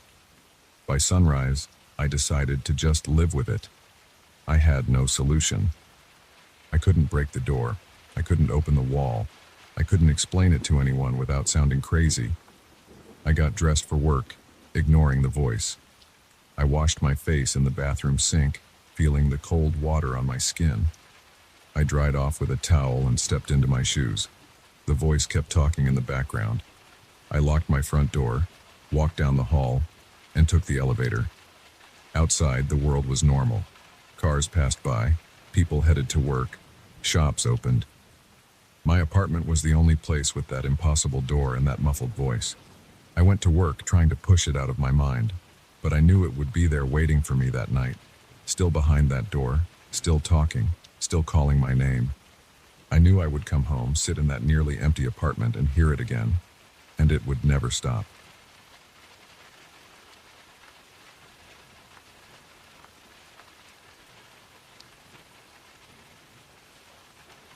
I got this old wall clock a few weeks ago from a relative who passed it on to me when they cleared out some family belongings. I never asked for it. I did not even want it. It was large and heavy, with a wooden frame that looked dry and cracked. It had no hands. There was only a face with some faint markings and a sheet of glass over it. I thought it was useless. I hung it on the living room wall because I did not know where else to put it. I did not want to store it in my bedroom. It had an unsettling look and it smelled a bit like dust and old varnish. I just left it there. I did not care about it much during the day. The first night, I woke up around 3 in the morning. I heard a loud sound. It was not a chime, not a ring, more like a heavy, resonant thud inside my ears. At first, I thought it came from the street. I got up, walked around my apartment, and did not see anything unusual. My windows were closed. I checked the living room. The sound seemed to come from the wall where the clock was. I walked over to it and listened. It was silent now. I turned on a lamp and looked at it more closely. Nothing seemed off. It did not have any visible mechanism. No hands, no pendulum, just the old face behind dusty glass. I went back to bed. The next night I woke up again at around the same time. The sound felt louder this time. It felt like a deep vibration moving through my skull. I got up feeling irritated and slightly uneasy. I went to the living room. The clock was still hanging there. As I approached it, I noticed something strange. There was a faint glow behind the glass. I leaned in, trying to see what was inside. I saw blurry shapes. They looked like furniture, but not like mine. I saw chairs that seemed suspended in midair. I saw a table turned sideways and a shelf that looked warped. I blinked a few times. The images were faint, but they were there. I backed away. My heart was pounding. My chest felt tight. I rubbed my eyes and looked again. The glow faded, and I only saw my own reflection. I stood there for a while, breathing fast, feeling confused and tense. I decided it was just my imagination. I went back to bed but struggled to sleep. The third night, I braced myself before going to bed. I did not know what to expect. I closed my bedroom door and tried to focus on something else. But again, in the early hours, I woke up. The sound was intense. It felt like a heavy pressure behind my ears. I got up, turned on the lights in the hallway, and opened the door to the living room. As I approached the clock, I felt a chill on my arms. I heard a faint hum, like static. I looked at the clock's face. This time I saw silhouettes of people. They were translucent, and they stood in a strange room I did not recognize. They wore plain clothes. They stared at me. Their eyes did not blink. I tried to speak, but my voice came out weak. I just managed to say, "What the hell?" They lifted their arms and pointed at me. Their mouths moved, but I heard no words. I backed away slowly. The back of my neck was damp with sweat. I felt my stomach clench. I turned around and went to the kitchen. I ran some water and washed my face. When I looked back into the living room, I saw only darkness and the outline of the clock on the wall. The next day, I tried to ignore it. I had work to do. I tried to focus on normal things, but I found myself glancing at the clock now and then. During the day, it looked ordinary. No strange images, no sounds. Just an old clock without hands. I considered taking it off the wall and throwing it away, but it felt heavy and awkward. I did not feel strong enough to carry it out by myself. Also, I hesitated for some reason. I felt like I needed to understand what was happening. That evening, I covered the clock with a thick blanket. I pressed it against the wall with a few nails and tape. It looked ridiculous, but I hoped it would block out any light or sound. I went to bed early, feeling uneasy. Around 2 or 3 in the morning, I woke up again. The sound was even clearer now. It felt like something pressing against the inside of my head. I got up, feeling irritated and scared. I stumbled into the living room. The blanket was still there, covering the clock. The sound did not come from outside, it came from inside my own skull. I felt a buzzing sensation behind my eyes. I pulled the blanket off. The clock's glass surface was shining with a dull light. I saw the strange room again. This time I saw a couch floating near the ceiling. I saw small objects drifting around. I could not identify them. The translucent people appeared again. They made slow gestures as if they were pushing against something invisible. I reached out and touched the glass. It felt cold. The people in the reflection turned their heads toward me again. They moved closer. their faces filling the glass surface. I stepped back and bumped into my coffee table. I felt my heart racing, my hands trembling. I could smell my own sweat. My mouth felt dry. I paced around the room, not knowing what to do. After a few minutes, the images faded. The light in the clock disappeared. I grabbed the blanket and tried to cover it again. My hands shook and I tore the tape. I cursed under my breath and finally managed to cover it. I went to the bathroom and sat on the floor, breathing heavily. The following day, I decided to move the clock. I took it off the wall. It was heavy. The wood felt rough in my hands. I dragged a chair over and slowly lowered it to the floor. I carried it down the hallway to a small storage room near my apartment's entry door. I leaned it against the wall, facing away from me. I closed the door and went back to the living room. I tried to relax and watch TV. I forced myself to stay awake until I was very tired. I fell asleep on the couch. I woke up to the sound again. This time I heard it coming through the walls. I sat up on the couch, feeling stiff. The clock was not in the room, but I heard the noise anyway. I turned on the lights and walked to the storage room. I opened the door. The clock was exactly where I had left it. The surface of the glass faced the wall. I stood there, holding my breath. I waited to see if I heard anything else. I placed my ear against the storage room door. I heard a low hum. I stepped into the room and turned the clock around just to check.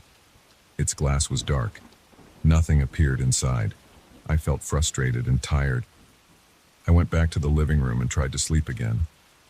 Over the next few nights, the same thing happened. I tried moving the clock to different spots in my apartment. I put it in my kitchen pantry. I placed it behind my couch. I even tried putting it inside a large box with towels stuffed around it. No matter where I put it, I woke up in the early morning hours with that heavy, vibrating sound in my head. When I checked the clock, I always saw those strange images. Sometimes I saw different furniture. Sometimes the people wore different clothes.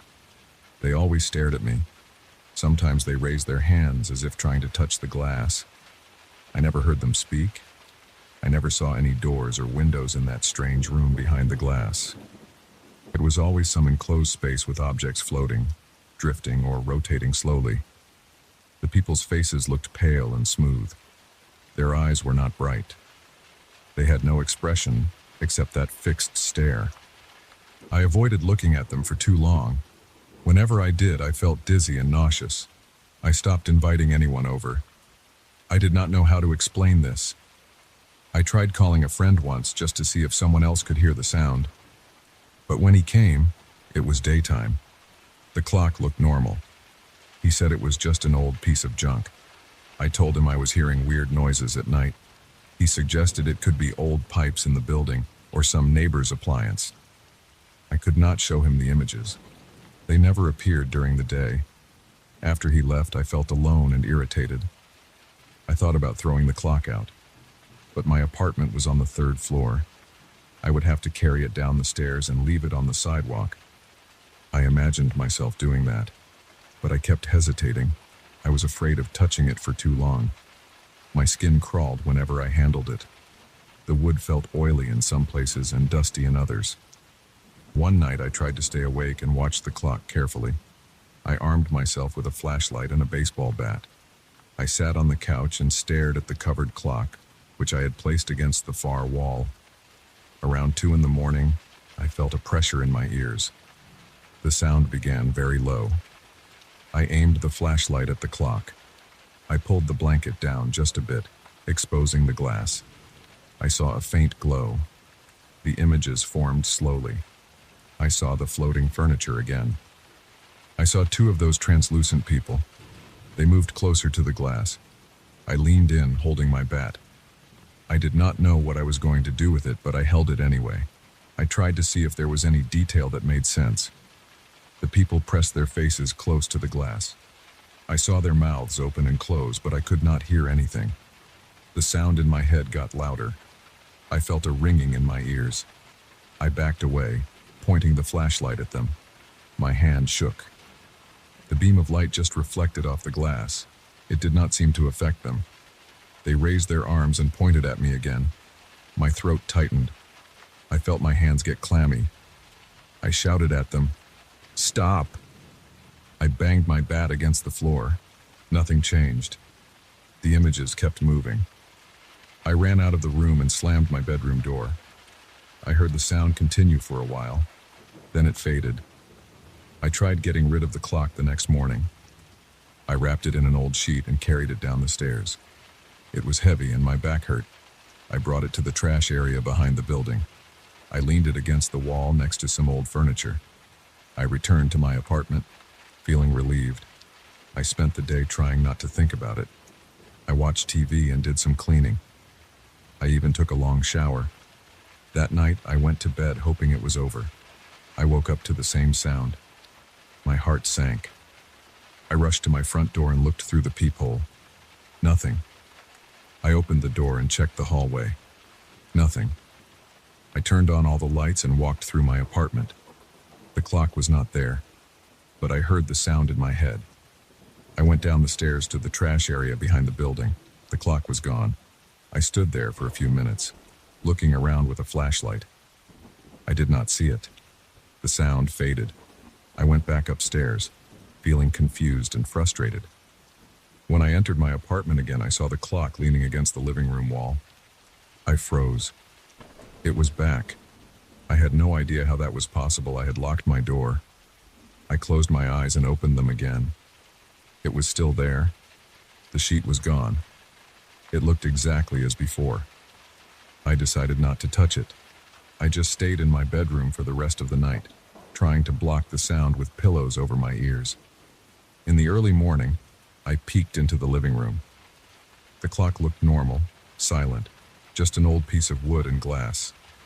But I knew I could not get rid of it. I knew it would keep coming back. I spent the next few days leaving it alone. Every night I woke up with that sound. Every night I saw those images. I felt my stomach churn each time. My eyes burned from lack of sleep. My muscles ached. I tried covering my ears. I tried turning on all the lights. I tried playing loud music. None of it helped. I realized I was stuck with this thing. I could see the translucent people pointing at me, their pale faces close to the glass. I could see chairs and tables floating behind them. I could feel my head pounding, and my mouth tasted bitter from stress. I could only stand there night after night watching them stare at me. I could not understand what they wanted. I could not break the glass. I tried once, hitting it with a hammer, but the glass did not crack. The sound only got louder and the images got brighter. I gave up. Now I just stand there tense until they fade away. By morning, I try to pretend I am fine, but I know I am not. I know that every night I will wake up again. I know I will see them again. I know I cannot escape this clock. It is always here, showing me those strange rooms and those silent people who stare and point. There is nothing else I can do.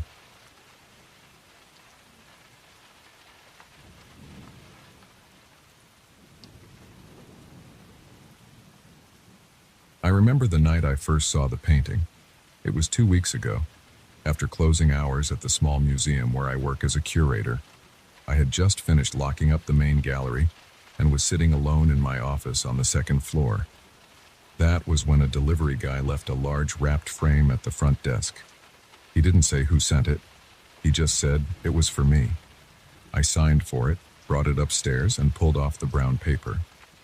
I saw a portrait of a man wearing a simple black coat and looking straight ahead with a blank expression. His eyes were completely white. No pupils, no iris, just white. I tried to find a signature, but there wasn't one. The style looked old, but I couldn't place it. The canvas felt dry and smelled like old varnish. I decided to put it on my office wall for the night and figure out what to do with it in the morning. I hung it on a nail above my desk. It was a bit crooked at first, so I straightened it. The man's face still looked lifeless. I stared at him for a bit. The white eyes were off-putting, but I've seen odd paintings before, so I didn't think too much of it. The rest of the night was calm. I read some documents, replied to a few emails, and made a list of objects for the next exhibit. I went home late, around midnight, locked the office door, and left the painting there. I slept fine that night. The next day I examined the painting under better light. I brought in a magnifier to look for brush strokes, anything that could identify the style. I noticed that the skin tone of the painted figure was slightly uneven, like it had been touched up over time. The coat looked plain. The background was dark and empty. Nothing stood out except the eyes. I leaned close to the canvas. The eyes weren't painted in a typical way. They had no lines or shading, just a flat, uniform whiteness. I tried to see if maybe they had faded, if once there had been pupils that time had erased, but I couldn't tell. I stepped back and sat at my desk. I decided to keep it aside until I could show it to a specialist or find a record of it in the museum archives. I went on with my day, dealt with other issues, met some visitors, supervised a cleaning crew, and had a late lunch in the tiny break room upstairs. That evening, after everyone left, I stayed late again. The museum had been quiet. I wanted to finish some paperwork. I had the painting right behind me. Around 9 p.m., I turned off the main ceiling light and used only my desk lamp. The painting sat in the dimness. I could see its frame and that face behind me if I glanced over my shoulder. At one point, while reviewing a thick stack of old letters, I thought I heard a soft creak. I figured it was the old wood floor settling. This building is old, and it's not unusual. A few minutes later, I felt an odd sensation. The hairs on my neck stood up. I turned to look at the painting. It seemed slightly tilted to the left, like it had moved. I knew I had hung it straight. I stood up, walked over, and adjusted it. The frame felt solid. The nail was stable. I sat back down and tried to ignore it. I worked for another hour without interruptions. Around 10:30 p.m., I stretched and rubbed my eyes. I leaned back in my chair and looked at the painting again. This time, I noticed something strange. The figure's head looked turned a bit more toward me, as if the shoulders had shifted. I stood up again and stared at it closely. The head angle looked different from when I first hung it. The figure's chin seemed a bit higher, and the angle of the left shoulder seemed off. I ran my hand along the frame, checked if something behind the canvas caused any swelling. Nothing. I felt a chill in my stomach. It didn't make sense. I turned on the overhead light to see better. The painting appeared normal. The man's face looked the same as before, blank white eyes, simple features. I turned the lights back off to see if it changed under dim light. Nothing. It looked fine. I decided I was just tired and that my eyes were playing tricks on me. I went to the bathroom to splash water on my face. When I came back, the painting looked exactly the same. I sat down, tried to focus on my work, and eventually went home. The next day, I asked my assistant if she knew anything about the painting. She had no idea. I asked the front desk staff if they recognized the delivery guy. No one had a clue. The museum receives gifts sometimes, but usually with a letter or some reference. This one came out of nowhere. I spent most of the day going through the archives. Nothing matched the description. I searched online with generic terms. Too many random results came up. I set it aside for later. That night I stayed again, determined to finish a report. The painting still hung behind my desk. I tried not to think about it. Around 11 p.m., I got the feeling that something in the room wasn't right.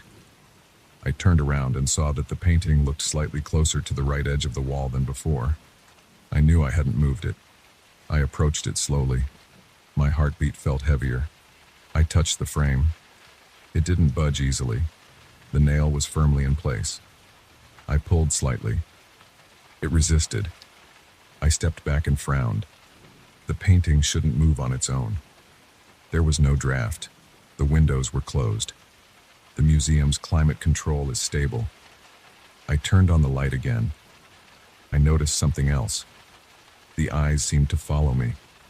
When I moved to the left side of the room, the white eyes seemed angled that way. When I moved to the right, they shifted. It was subtle, but it was there. I felt sweat on my forehead. My hands were cold. I took a deep breath and told myself I was imagining things. I got closer, put my face right up to the glass frame. The brush marks were visible.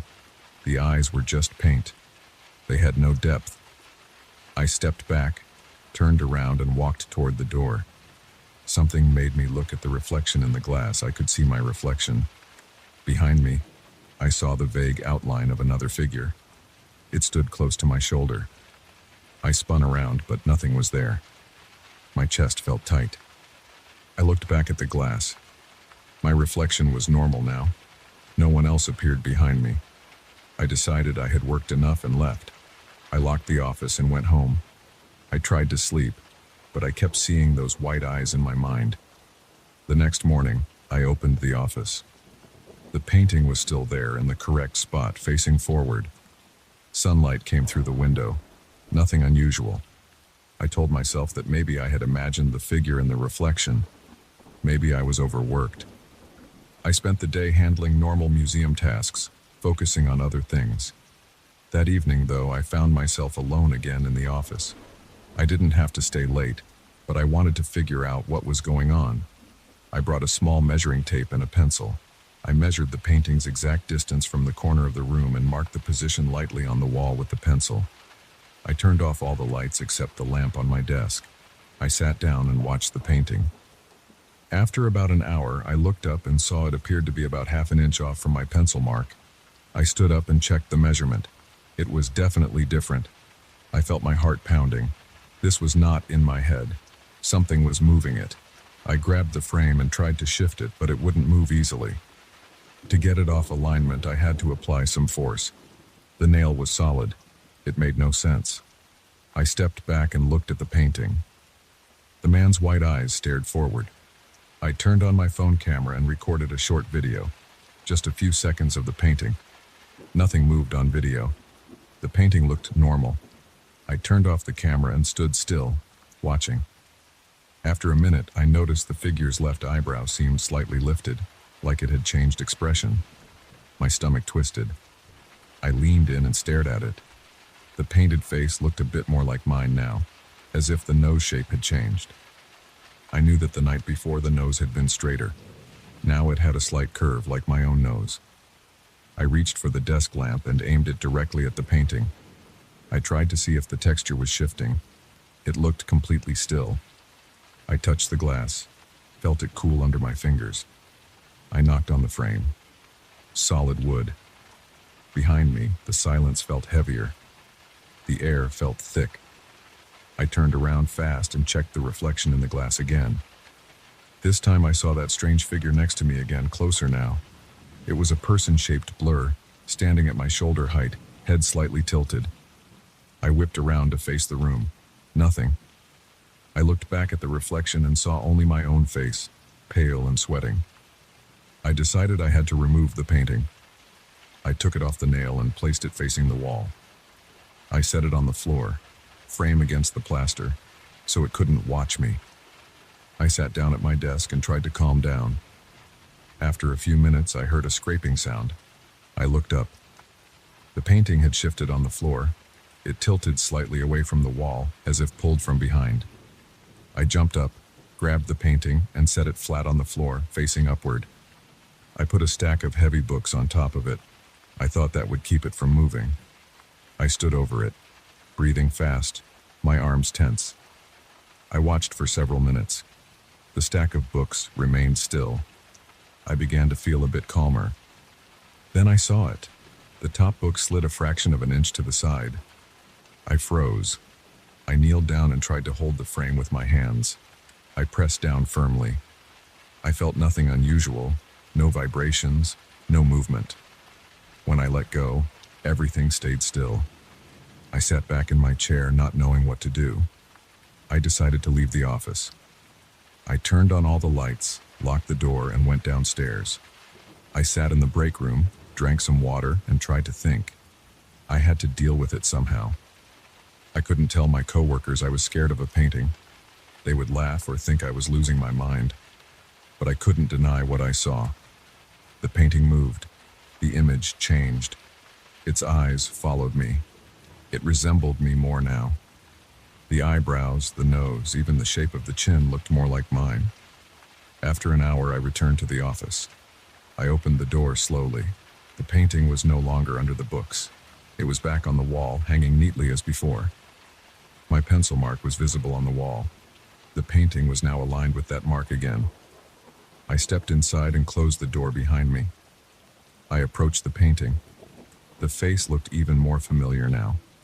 The hairstyle resembled mine, the jawline, the ears. The eyes were still white, but I could see faint outlines that suggested my own eye shape. I felt my stomach clench. My hands were shaking. I tried to speak, but my throat felt dry.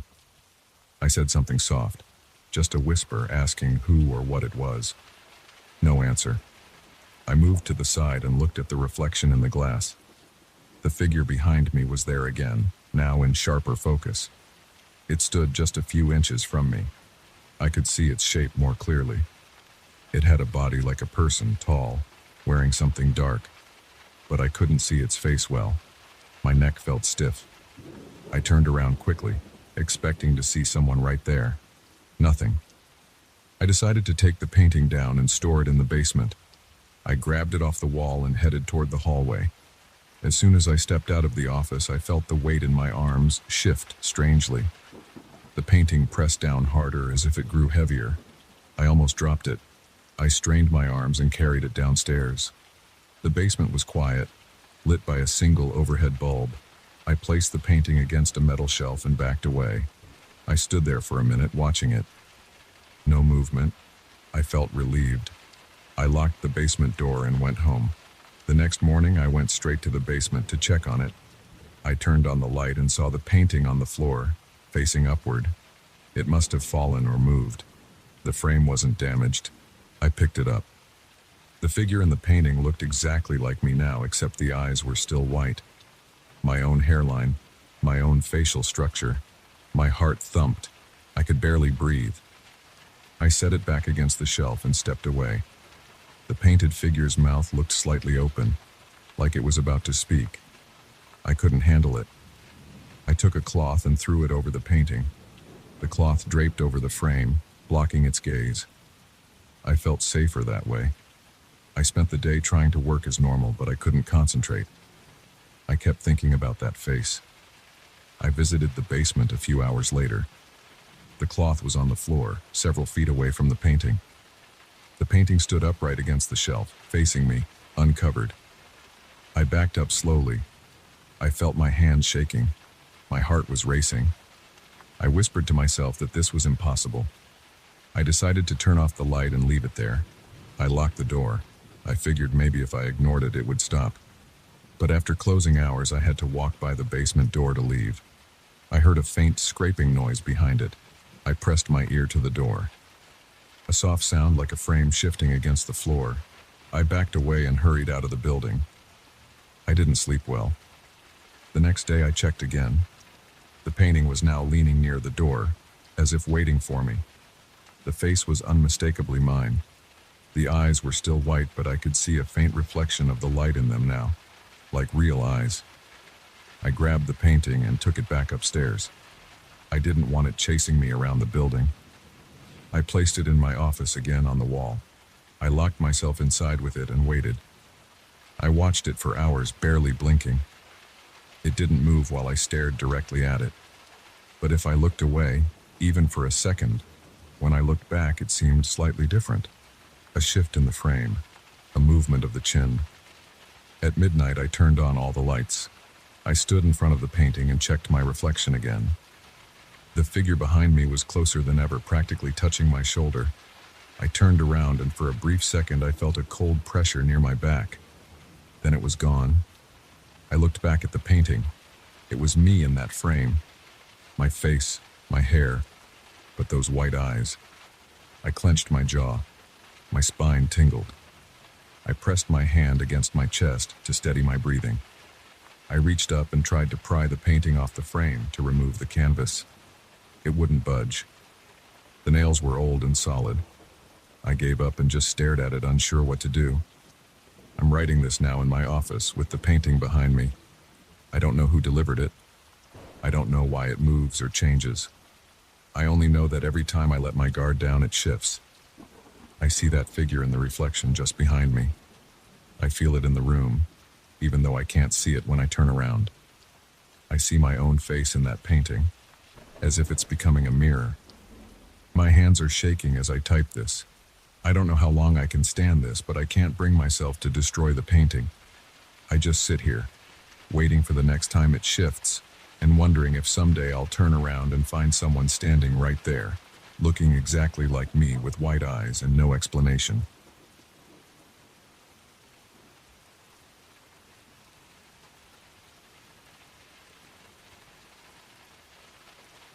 That night I noticed a thin mist coming out of the ceiling corners in my apartment. I was sitting in my living room, holding a remote control, trying to find something decent on TV. I glanced up and saw a faint, grayish smoke drifting down near the top of the walls. It smelled strange, like something sweet with a sour edge. I stood up and stepped closer to where the mist seemed thickest. I had been alone in that apartment for over a year.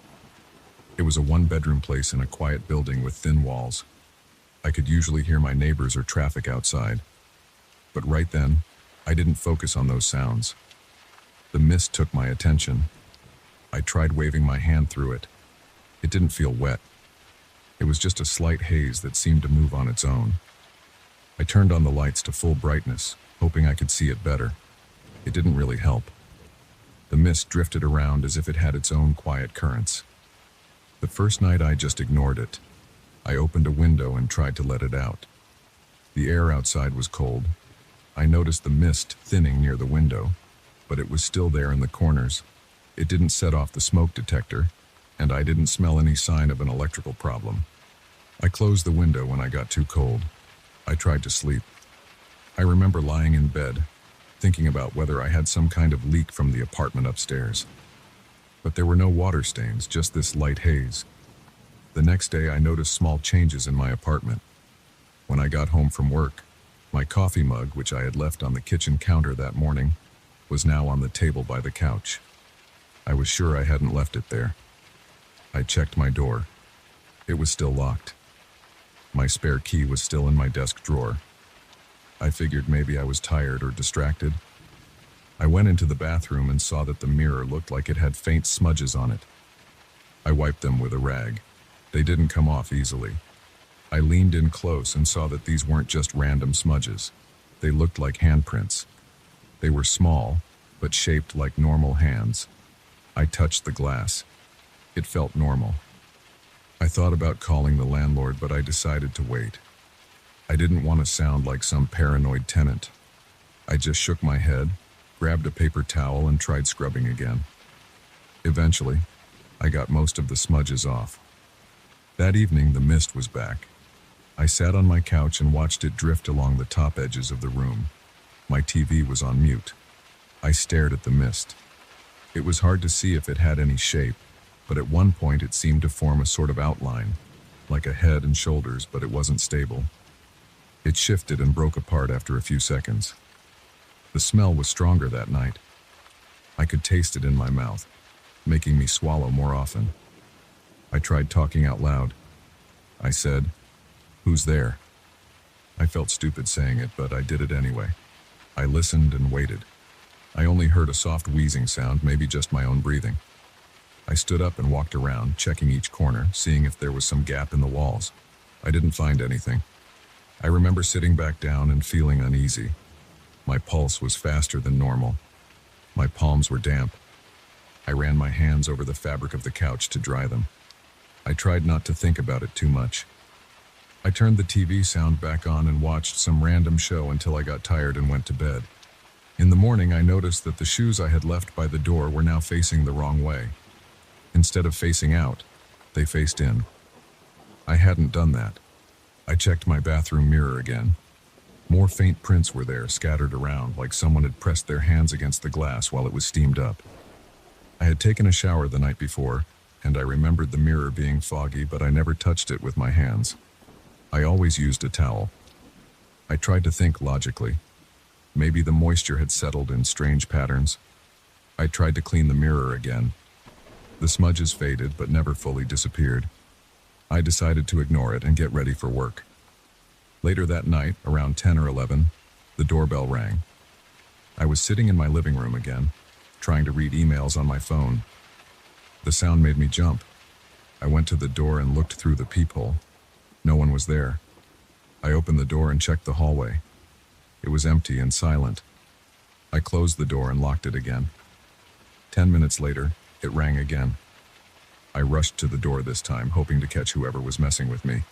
I yanked it open. The hallway was still empty. I walked a few steps out and looked around. Nothing. I listened carefully. Just the hum of the building's lights.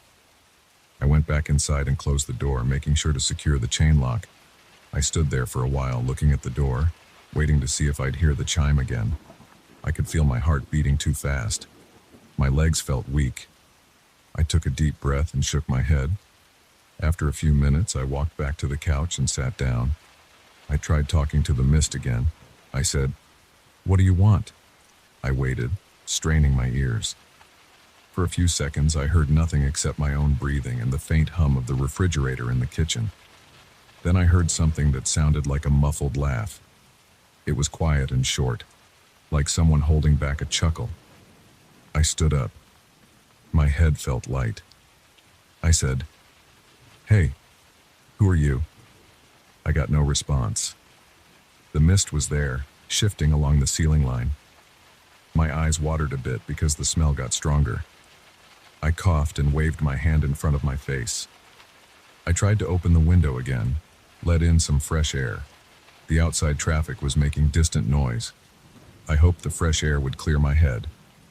Over the next few days, the activity got worse. I found random items moved around when I got home. A fork that I'd left in the sink turned up in my bedroom.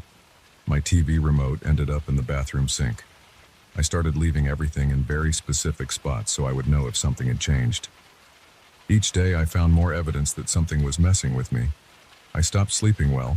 I would lie awake listening for the doorbell or the sound of something being moved. I thought about calling the police, but what would I tell them? That there was a strange mist in my apartment and items were moving on their own? They would think I was insane. I tried calling a friend once just to chat and maybe get my mind off it. While I was on the phone, I saw a kitchen cabinet door slowly open by itself. It made no sound at first. I stood there, phone in hand, watching it swing open. I told my friend I had to go and hung up. I tried pushing the mist away with a fan. I set up a small fan on top of a stool and aimed it at the corner of the living room. The mist spread out and thinned, but it always found its way back. I spent hours just sitting and watching it. I tried not to panic. My stomach felt sick sometimes. I lost my appetite. I ate less. My chest felt tight. I was always on edge.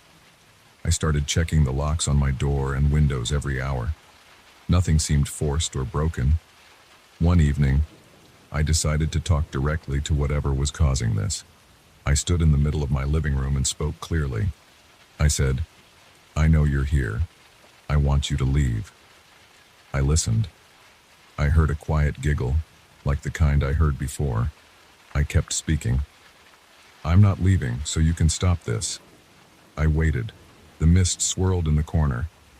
I heard the muffled laugh again, followed by what sounded like soft breathing. I swallowed hard. The apartment felt colder. I walked to the bathroom and looked at the mirror again. More handprints spread across the glass, pressed tightly like someone had climbed over the sink to place them there. I touched the mirror's surface. It felt cool. I turned on the hot water to see if the steam would change the prints. They stayed. I tried sleeping in the living room. I dragged a blanket out and laid down on the couch. I kept the lights on. Around 2 in the morning, I woke up to the sound of the doorbell again. I sat up quickly and stared at the door. I didn't move. The doorbell rang once more. I didn't go to the door this time. I just watched it.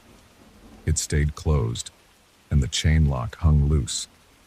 After a minute, I got up and walked slowly to the door, listening for any sound outside. Nothing. I felt sweat on my forehead. My legs trembled. I turned around and saw the mist forming a shape again near the corner of the ceiling.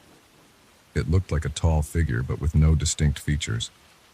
I blinked and it dispersed, leaving just the haze drifting in small currents. I whispered, "What are you?" I heard breathing. It sounded close to my ear, but I saw no one near me. I spun around, trying to catch something in the corner of my eye. There was nothing there but furniture and dim light. I started thinking that maybe I should leave the apartment for a while. The next morning, I grabbed some clothes and decided to stay in a hotel. I packed a small bag and went to the door. Before I left, I checked the bathroom mirror. The prints were still there. I didn't touch them. I left the apartment, took the elevator down, walked out into the cold street. I stayed in a hotel nearby. It was a cheap place, but it was quiet. I slept better that night. In the morning, I returned to my apartment to check things. I hoped that maybe whatever it was had left. When I opened the door, the first thing I noticed was that my couch had been pushed a few inches forward. My kitchen drawers were all slightly open. I closed them and felt my heart pounding. The mist was back. I stood in the living room looking up and said, "I don't understand what you want." I waited, feeling my throat tighten. The smell was sour sweet and strong. I coughed. I heard that muffled laughter again. It sounded like someone standing right behind me, trying not to laugh too loudly. I whipped around, ready to see someone, but I saw nothing. I ran my hand over my face and through my hair. I sat down on the floor and just stared at the empty space. Over the following days, I tried various things. I tried opening all the windows. The mist still hung around. I tried leaving the lights on or off. It didn't matter. The objects kept moving. The doorbell still rang at random times. The handprints kept appearing on the bathroom mirror. I tried cleaning them again using a stronger cleaner. I scrubbed until my arms were sore. The prints faded but came back the next day. I placed tape on the doorbell outside to see if someone was pressing it. The tape remained untouched, but the bell still rang. I was losing my sense of comfort in my own home. My shoulders were always tense. I jumped at small sounds. I kept expecting something to touch me. Sometimes I thought I felt a light brush on my back, but when I turned, nothing was there. I tried recording the apartment with my phone. I set it up on a shelf and recorded for hours, hoping to catch something on video. I watched the footage later.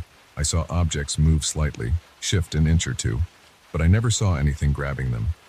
I saw the mist on camera, but it looked even less defined in the video, just a haze near the ceiling. I called the landlord and asked if there were any issues with ventilation. He sounded annoyed and said everything was fine. I considered calling a specialist, like someone who deals with strange phenomena, but I was embarrassed. I didn't want anyone to think I was going crazy. I tried to keep calm and keep living there, but it was getting harder. Every night I heard quiet laughter. The doorbell rang or something moved. One afternoon, while I was sitting at the kitchen table, my plate slid a few inches toward the edge. I grabbed it before it fell. I said out loud, "Stop it." I got no answer, just a faint giggle. My body reacted to all this with sweat, trembling, and a constant tightness in my chest. I found myself breathing faster, pacing around the apartment, checking each room, opening closets, looking behind the shower curtain. I never found anyone. I tried hitting the walls with my fist to see if they were hollow or if some hidden door existed. Everything was solid. A few nights later, I decided to try something else. I sat in the middle of the living room floor, turned off the TV, set my phone to record again, and just waited. The mist gathered in the corners as usual. The smell was there. I said, "I know you can hear me. I want you to leave me alone. I'm not going anywhere. I live here." There was no sound at first. Then I heard that muffled laughter again. It was louder this time, like someone covering their mouth but still laughing. I felt the hair on my arms stand up. I shouted, "Answer me!" Instead of words, I heard breathing and a low throat-clearing sound, as if someone was right next to me. I reached out into the empty air. I touched nothing. After this, the doorbell rang twice in a row. I ignored it. I stayed in my spot. I said, "Stop moving my things." The laughter stopped for a moment.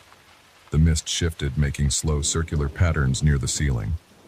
I stood up and looked around the room. The air felt heavier. I walked to my bedroom and looked inside. My bed was slightly off-center, as if pushed by a few inches. I went to straighten it, pulling it back into place. I heard a scrape in the kitchen. I rushed there. One of the chairs at the table had moved away from the table. I pushed it back in. I said, "Enough!" I was breathing hard. My throat was dry. My heart pounded. I turned on every light in the apartment. The bright lights made the mist harder to see, but I knew it was still there. I spent the next hour trying to ignore it.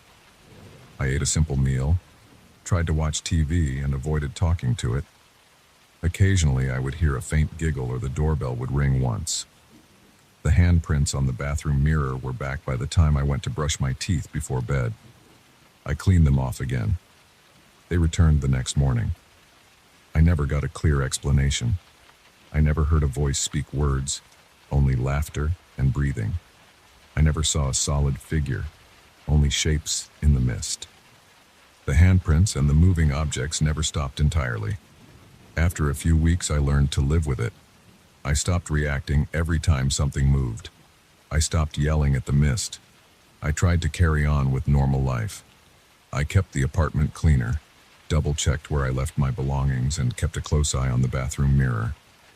The doorbell rang less often over time, but it never stopped completely. Sometimes late at night, when I was half asleep, I would hear that muffled laughter drifting through the apartment.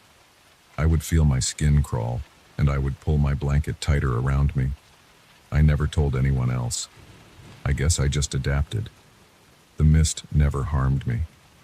It never destroyed anything. It only moved things, rang the bell, and left prints on the mirror. It kept laughing. I still don't know what it was. I just know it was there. I learned to live with it because I had nowhere else to go. I still smell that sour sweet odor sometimes, and I still see shapes in the corners at night. It's just the way things are now.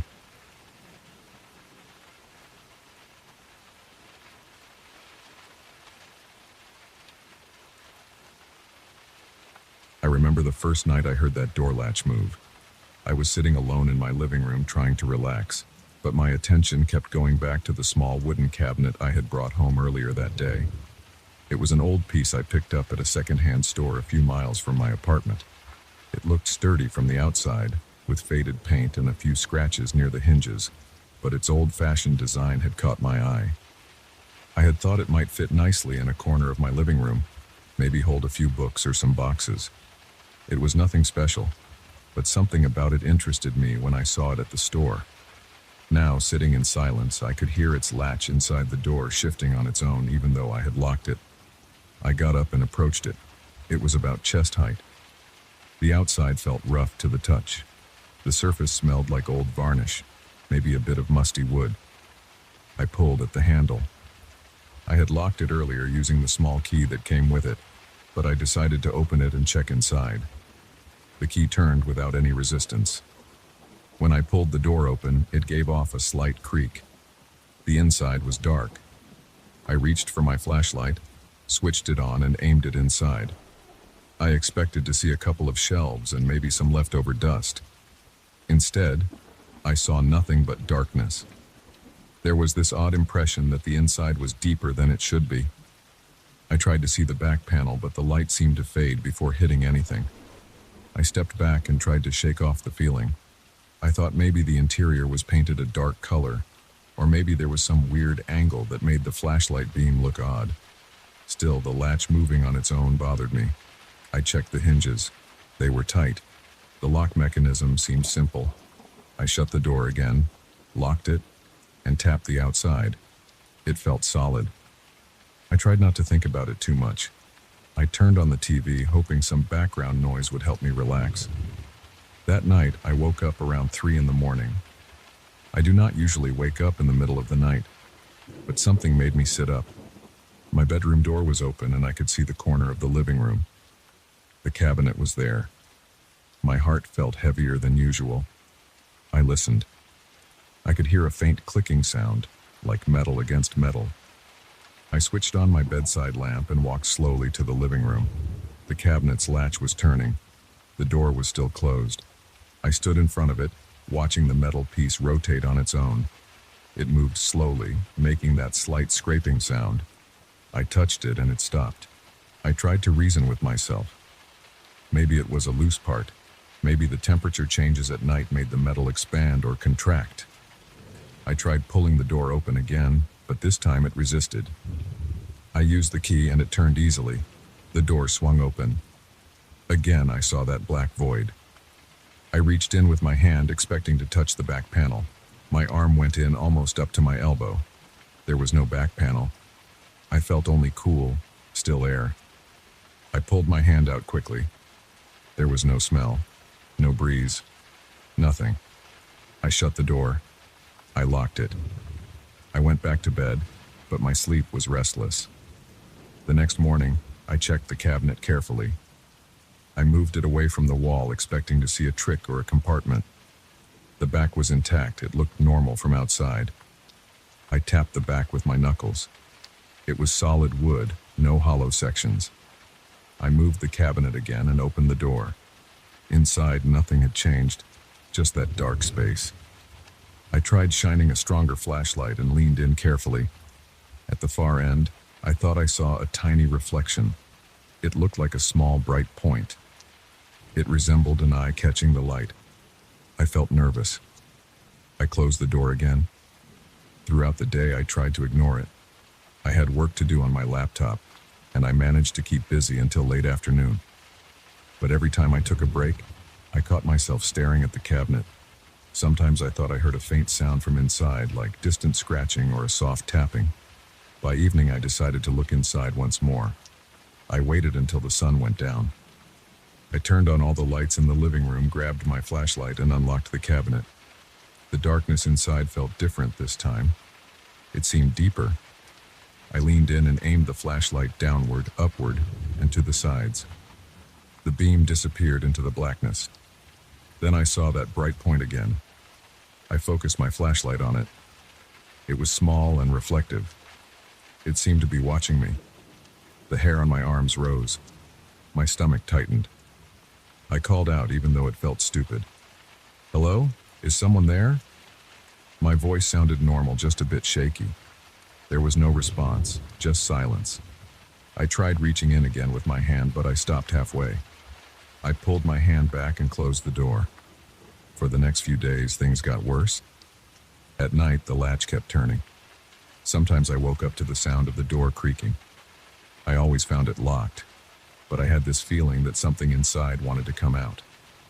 The cabinet seemed heavier each time I tried to move it. I wanted to get rid of it, but I also felt curious. The next afternoon, I brought a tape measure and a notepad. I measured the outside dimensions, height, width, and depth. Everything looked normal. Then I opened the door and tried to measure the inside. I reached in with the tape measure, holding it at the edge. The tape extended far beyond where the back panel should have been. I pulled it out and checked the length. It was longer than the cabinet's depth by at least 3 or 4 feet. I tried again, pushing the tape measure inside, keeping the flashlight aimed along it. The flashlight beam just ended in darkness. I couldn't understand it. I pressed my ear against the interior edge. I heard a soft sound, like breathing. I pulled back quickly. My heart was pounding. I slammed the door shut and locked it. That night, I woke up again. This time, I heard the cabinet door rattling. The latch was moving more aggressively. I walked into the living room, turned on all the lights, and stood facing the cabinet. My legs felt weak. My hands were shaking. I told myself to stay calm. I held the key in my hand and listened. The latch clicked slowly. I tried to talk, hoping I would feel less scared. "I know you're in there," I said quietly. I did not know who or what I was talking to. The rattling stopped.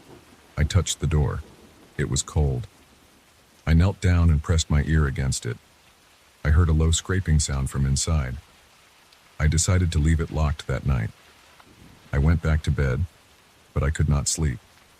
In the morning, I woke up feeling tense. My neck was stiff. I walked into the living room.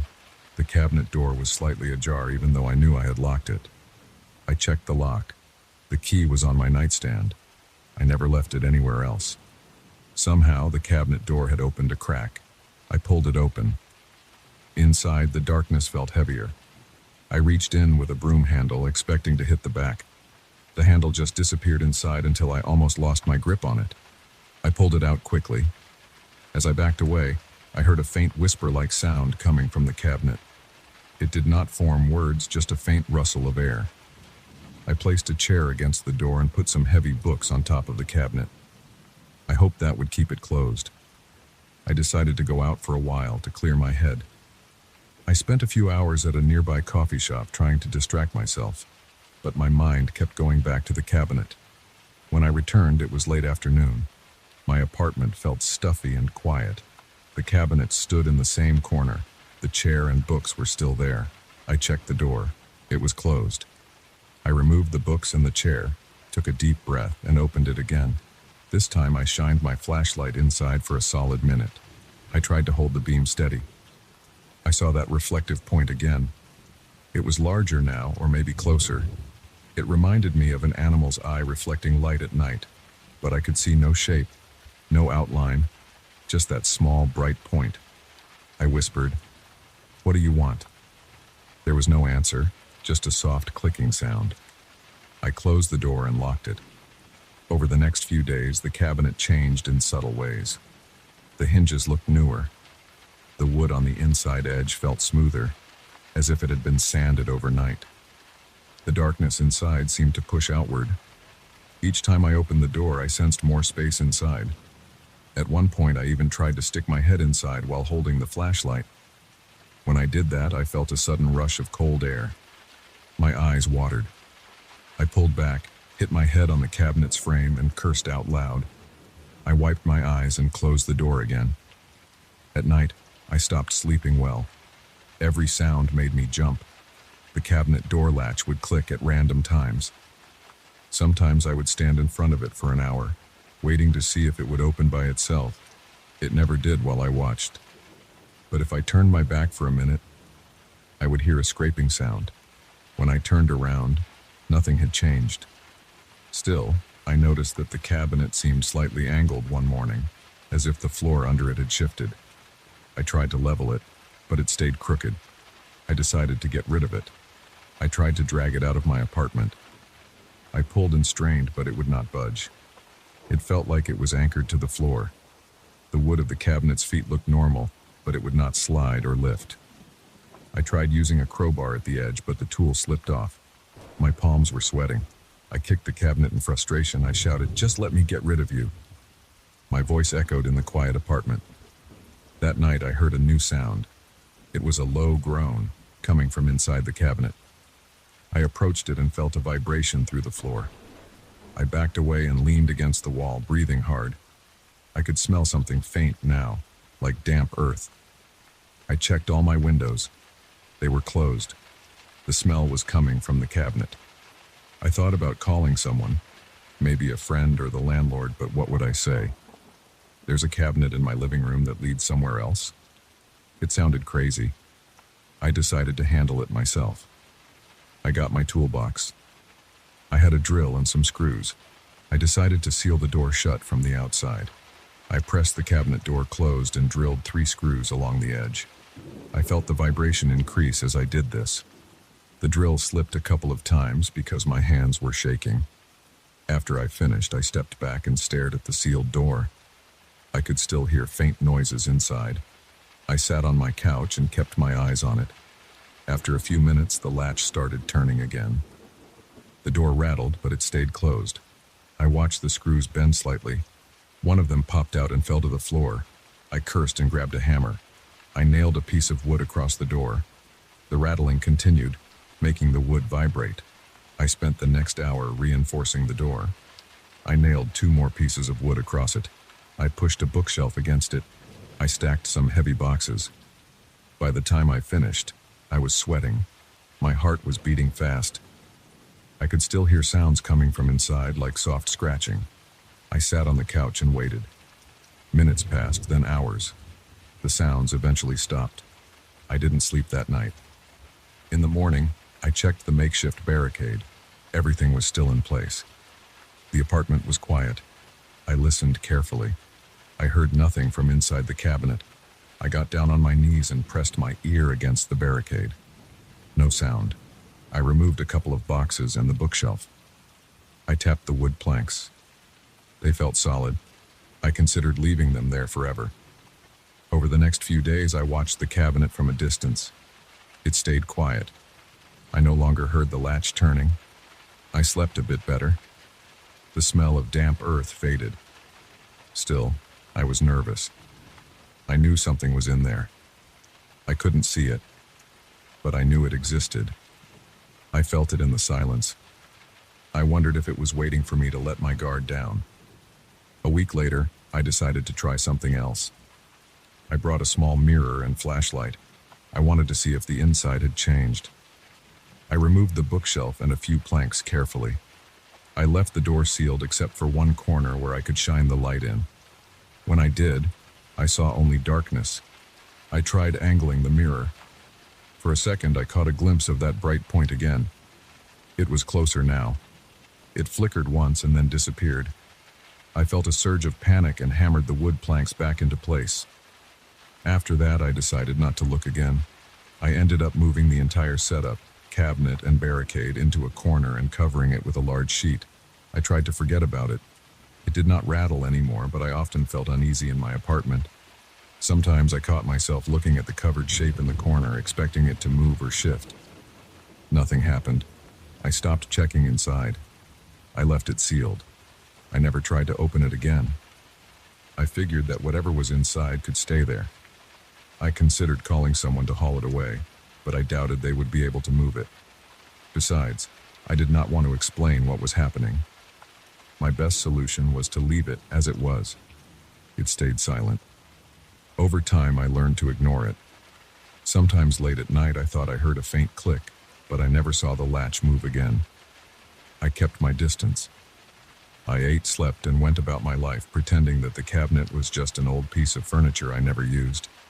I still knew something was inside, but it never came out. I did not open the door again. I still have the key, but I keep it buried deep in a drawer, and I do not plan to use it.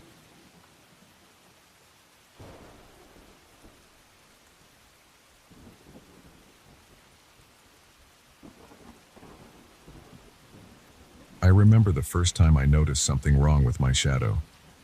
It was a late afternoon in my classroom, and I was leaning over a table, adjusting some dried brushes and empty jars. The light on the floor came from the high windows behind me. My shadow should have stretched along the floor, straight and simple. Instead, I saw its arms and torso shift, like it was a person trying to point at something. I straightened up fast. I looked around, trying to see if something else in the room caused that effect. Maybe a reflection on the floor. Nothing explained it. My heart thumped in my chest, and I felt sweat forming under my arms. I went home that day feeling uneasy, my shoulders tight and my mind refusing to settle. At home, I stood by the bathroom door with the light behind me and stared at my shadow on the tile floor. It looked normal at first. I moved my arm. It moved exactly the same. I did small tests, tilting my head, stepping sideways, but it followed me. After a few minutes of testing, I gave up and felt kind of stupid. I made dinner, a simple sandwich, and sat on the couch in front of the TV. The screen lit up the wall behind me, and I turned to look at my shadow once more. It was just me on the wall, nothing strange. I decided I had just imagined it at school. The next day, I taught my morning class as usual. I told my students to draw a pile of random objects placed in the center of the table. I circled the room, looking at their work. The classroom had that bright, natural light again. At one point, I leaned over a student's shoulder to check his drawing. I caught sight of my shadow on the floor. Its arms seemed longer, twisted slightly at the elbows. My heart rate went up right away. I stood up and pretended I had to go check something on my desk. While walking, I glanced down. My shadow's legs stretched too far behind me, like they belonged to someone taller. I tried walking faster, but the shape on the floor hesitated. It did not match my steps exactly. I felt a chill on my back. I cleared my throat and told everyone class was over early, claiming I didn't feel well. In the afternoon, I stayed in my empty classroom and watched the shadow as the sun moved. I tried tapping my foot. The shadow's foot tapped, but a split second slower. I reached out my arm. The shadow did too, but for a brief second it moved in a different direction before matching mine. I noticed it sometimes stretched toward the door at the end of the hallway. I felt the hair on my arm stand up. I decided to follow that direction. I packed my bag and left the classroom, walking slowly down the hallway. I looked behind me. My shadow on the floor under the hallway lights looked strange, as if trying to point toward a closed door that led to a storage room. I stopped in front of that door. It was locked. I tried the handle and then gave up. I did not have permission to open these storage spaces. They were managed by the staff. I left the building feeling a tightness in my stomach. That night at home, I could not relax. I sat in my kitchen with only one light on. My shadow fell across the floor and partially up the wall. I kept my eyes on it. At one point, my phone buzzed, and I looked down for just a second. When I looked up, my shadow was gone. I jerked upright, heart pounding. There was light in the room, so I should have a shadow. I turned around, trying to see if I had simply lost track of it. It was not behind me, not on the floor. I flicked on another light, and there it was on the far wall by the door to my bedroom. I stared hard at it. It did not move, but I felt something strange, like it was waiting for me to follow. I took a step and it slid along the wall into my bedroom, disappearing behind the door frame. My breathing got heavier. I opened the door and stepped inside, turning on the lights. The room was empty. My shadow reappeared on the floor behind me, as if I had never lost it. I stood there shaking. I had no idea what was happening. I tried to ignore it for a few days. I focused on my work. I avoided looking at the floor in the classroom. I kept lights off at home whenever possible. But one evening, as I was reading some papers at my desk, I noticed something on the wall. My shadow was on the move again, sliding along the corridor outside my home office. I could see it through the open door, cast by a lamp in the living room.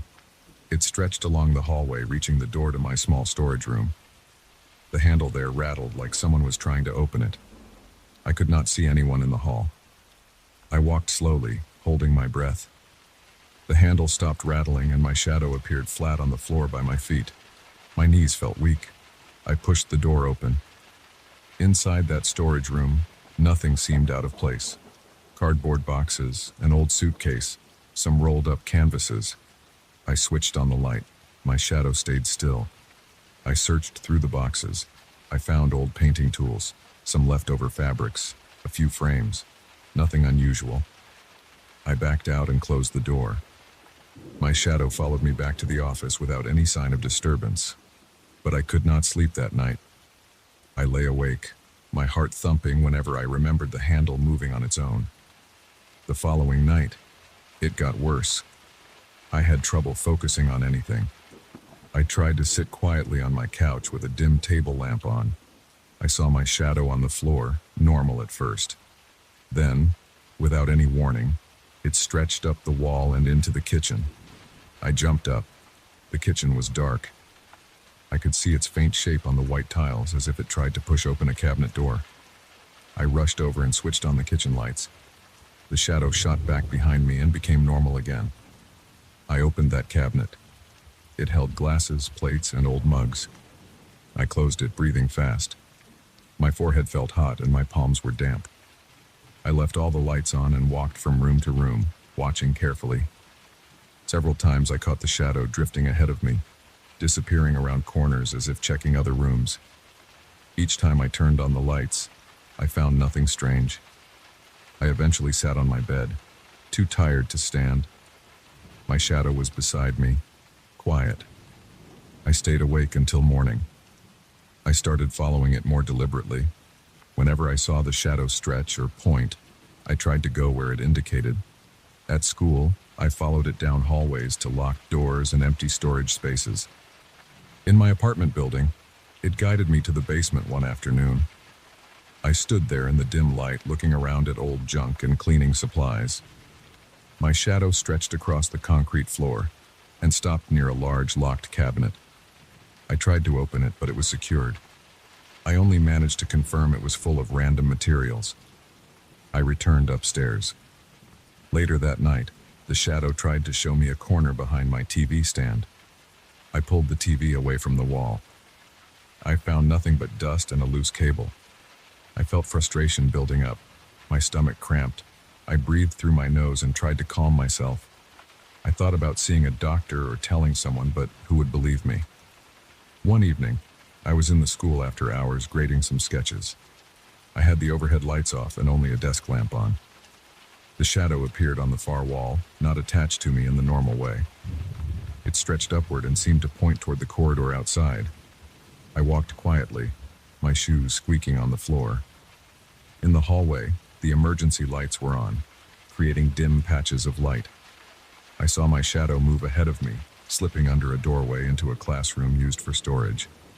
I followed, pushing the door open. Inside, there were shelves of old paints, brushes, and canvases. The shadow was on the back wall, near a large painting covered by a sheet. I turned on the small lamp in the room and approached. The shadow stayed right behind me now. I pulled the sheet off. Underneath was a large canvas, maybe 3 feet by 4 feet. It showed a messy scene of abstract lines and shapes.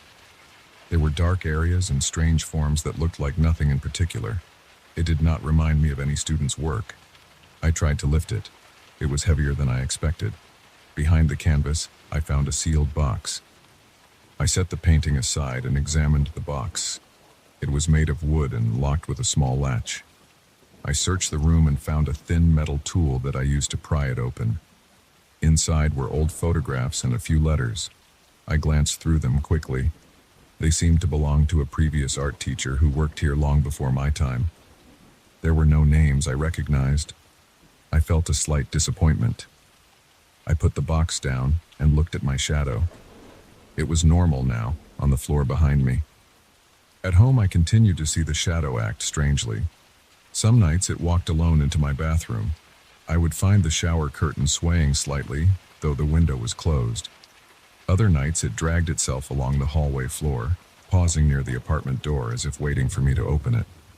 When I opened the door, it would move into the hallway outside my apartment, leading me to the stairwell or the laundry room, only for me to find nothing special. Just the same old building. Over the following weeks, I had trouble eating. I felt restless. My neck and shoulders ached. I jumped at small noises. I tried leaving all the lights on, and even sleeping with the lamp lit. The shadow still found ways to move where it wanted. Sometimes I caught it lingering behind furniture like it was searching for something. I checked every corner of my place. I found nothing that made sense. Each new location it pointed me to was empty or filled with common items. I realized I needed to confront it directly. One night I turned off all the lights except one lamp in the living room. I stood there and faced the wall where I expected to see my shadow. I said out loud that I wanted it to stop. My voice came out shaky and quiet. I waited, breathing fast, my heart pounding. The shadow stretched up the wall, slowly bending it where its head would be. It looked like it was trying to reach the ceiling. I stepped back. It slid toward my bedroom again. I followed. Inside the bedroom, it stretched along the floor until it reached my nightstand. I opened the drawer. I found a small old notebook I had forgotten about. It was a place where I once wrote notes about my art projects. I flipped through it. Inside, I had listed some old painting techniques and addresses of art supply stores I used to visit. I did not see anything unusual. The shadow did not move. I sat on the bed and waited. After a few minutes, it crawled along the floor, heading toward my closet. I followed and opened the door. Inside were clothes, shoes, and a few boxes of old materials. I pulled them out and checked each one. I found old sketches, broken pencils, dried tubes of paint, and a dusty old postcard from a city I had visited years ago. I placed everything on the floor, feeling my throat tighten.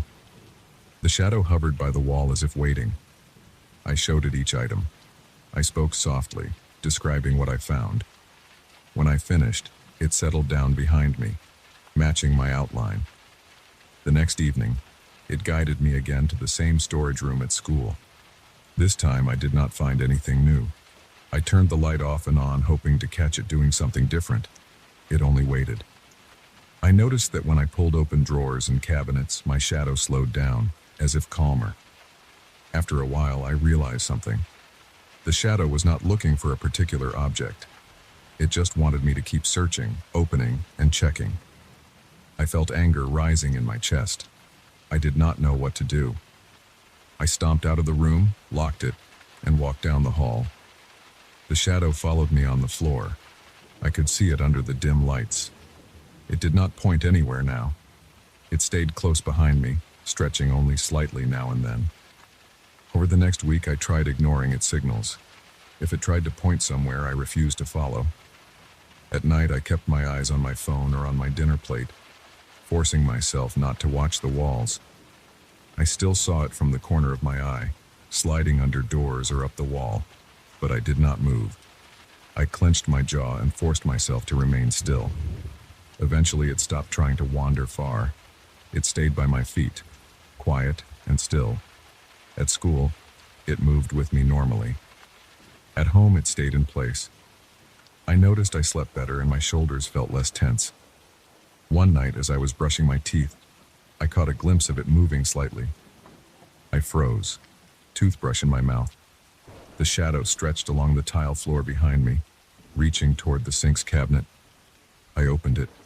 There were towels, soap, some cleaning supplies. I sighed and closed it. I turned off the bathroom light. In the dark, I felt my heart steady. I turned the light back on. My shadow was just behind me, normal. I nodded to myself and left the bathroom. Now the shadow still acts strange sometimes, but less often. When it tries to point me somewhere, I check quickly, find nothing, and return to what I was doing. I cannot fully explain what happened, but at least I have a routine again. I can sleep, eat, work, and function. The shadow does not control me. It still tries sometimes, but I do not let it lead me all over the building or rummage through every storage room. When it reaches towards some empty corner, I just walk away. It always returns to my side. It cannot leave me for long, and it cannot speak. It shows me places that do not matter.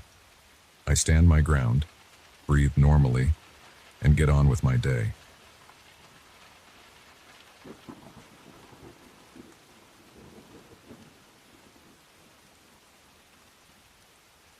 I remember that night in the forest because it still makes my stomach tighten. I decided to camp out there to avoid the noise of the city. I wanted peace and quiet, maybe a chance to think without traffic and strangers crowding me. I drove for a few hours until I reached a spot far from paved roads. I parked, grabbed my gear, and walked along a narrow trail until I found a small clearing. It wasn't a perfect place, but it looked fine. There was a mix of tall trees with thick trunks and dense foliage overhead. The ground was uneven, covered in dried leaves and small branches. I could smell damp moss. It was late afternoon when I set up my tent. I lit a small camp stove and heated a can of soup, then sat on a folding stool and drank water straight from a plastic bottle. I had no big plans. I just wanted to sleep early and wake up feeling rested. When darkness came, I zipped myself inside the tent. It was one of those small tents that barely fit one person. I didn't mind. The night air was cool but not cold. I turned off my headlamp and laid on my sleeping bag, staring at the darkness. For the first hour or so, I heard only the distant rustle of leaves and an occasional snap of a twig. There were no animal sounds, no distant voices, no cars, no planes. It was quiet, like I wanted, though maybe too quiet. I guess I'm used to some level of background noise. At some point, I started drifting off. My eyes were closed and I could feel my muscles relaxing. That's when I heard them. Voices, soft and muffled, but definitely there. I opened my eyes wide, my ears strained. My heart rate jumped a bit. I thought maybe it was people talking far away. I stayed still, breathing quietly. The voices were close, like just outside the tent fabric, maybe a foot or two away. They were whispering. At first I couldn't make out words. I just caught the tone. The voices were low and calm, not angry or excited. Then I caught bits of sentences, fragments about me. They mentioned small details, like the color of my shirt, how I had parked my car, how I had struggled to drive stick shift back in my early 20s. They mentioned a mistake I made at work once, something I never told anyone, not even family. I heard my old street name from when I was a kid, my old apartment number. I heard my nickname from high school, the one I never used again after moving to a new city. I sat up and felt my neck muscles tensing. My ears got hot. I could feel sweat collecting under my arms and on my forehead. My breathing became shallow. I looked around inside my tent, but obviously it was just me. I reached for my flashlight. I kept it off for a moment, hoping maybe the voices would reveal themselves. I tried to move slowly. The material of my sleeping bag made a slight rustling sound. The voices outside paused as if they heard me. I froze. After a few seconds, they started again, still whispering. They mentioned my tendency to avoid phone calls. They said something about me leaving the city because I hated being around too many people. They repeated words I remembered hearing in old conversations with an ex-girlfriend. They talked about how I always felt awkward at parties. They knew way too much. My throat felt dry. My fingers tingled. I had no idea who could be out there. I hadn't seen anyone on the way. I didn't see a single parked car near the trail. I tried to think. Maybe some people followed me. Maybe locals had spotted me and were playing a prank. I didn't like the idea of going out alone in the dark, but staying inside felt worse. I needed to face whatever it was, or at least see it. I unzipped the tent flap slowly. The zipper's teeth sounded loud in my ears. I tried to peer out. I saw the black silhouettes of trees against a lighter gray sky. The moon wasn't full, but it gave just enough light to see shapes. I didn't see any people. I didn't see any light sources. I stuck my head out and listened. The voices stopped the moment I looked outside. I whispered, "Hello?" My voice sounded thin and shaky. There was no response, just silence. I shined my flashlight around. The beam cut through the darkness.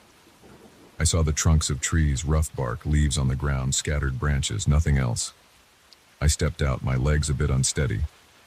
I circled the tent, moving the flashlight in slow arcs. There were no footprints, no signs of anyone crouching behind bushes. I walked a few steps away and turned around. That's when I noticed something strange. The trees seemed to lean in my direction, as if they were curving toward me. I hadn't noticed that when I arrived. I stepped closer to one tree and aimed the light at it. The trunk looked solid, brownish with cracks in the bark. Nothing unusual. But from a few feet back, it looked bent toward me. I looked at the ground. Among the roots, there were patterns. It looked like the roots had risen slightly, forming shapes or letters. I tried to read them, but I couldn't make sense of it. It wasn't English or any language I knew. The roots formed lines and curves. I knelt and touched them. The roots were firm and cool to the touch. They didn't move. I stood up and backed away. I felt the hair on the back of my neck standing up. I went back inside my tent and zipped it up. I wanted to pretend I didn't hear anything, that it was all in my head. But the silence outside felt heavy. My breathing was loud to my own ears. I laid down and tried to calm myself. After a few minutes, I thought I heard something again. This time it was a single voice whispering my last name. My eyes darted to the tent walls. The voice came from behind me. I turned over, careful not to make too much noise. The voice said something about my habit of avoiding eye contact with strangers. It said it quietly, but clearly. I felt my stomach turn. My hands started to shake. I gritted my teeth. I didn't know what to do. I whispered, "Stop." The voice went quiet. I stayed still for a long time, maybe an hour. My legs grew stiff. My temples throbbed. Eventually, I slowly unzipped the tent again and stepped outside, holding my flashlight ready. I walked around the campsite, shining the light on everything. My breathing was fast and shallow. I kept expecting to see someone behind a tree, but I saw nothing. Just trees that seemed off, as if they were angled in unnatural ways. Their branches looked like arms reaching out. The roots on the ground looked like twisted fingers pointing upward. I avoided looking too long at any single tree because my eyes were playing tricks on me. I tried to listen carefully. The forest itself was quiet. No wind, no animal calls, no footsteps. I could hear my own heartbeat. I moved farther from my tent, just a few yards. The ground felt uneven. The leaves rustled under my boots. I crouched down to see if there were any footprints.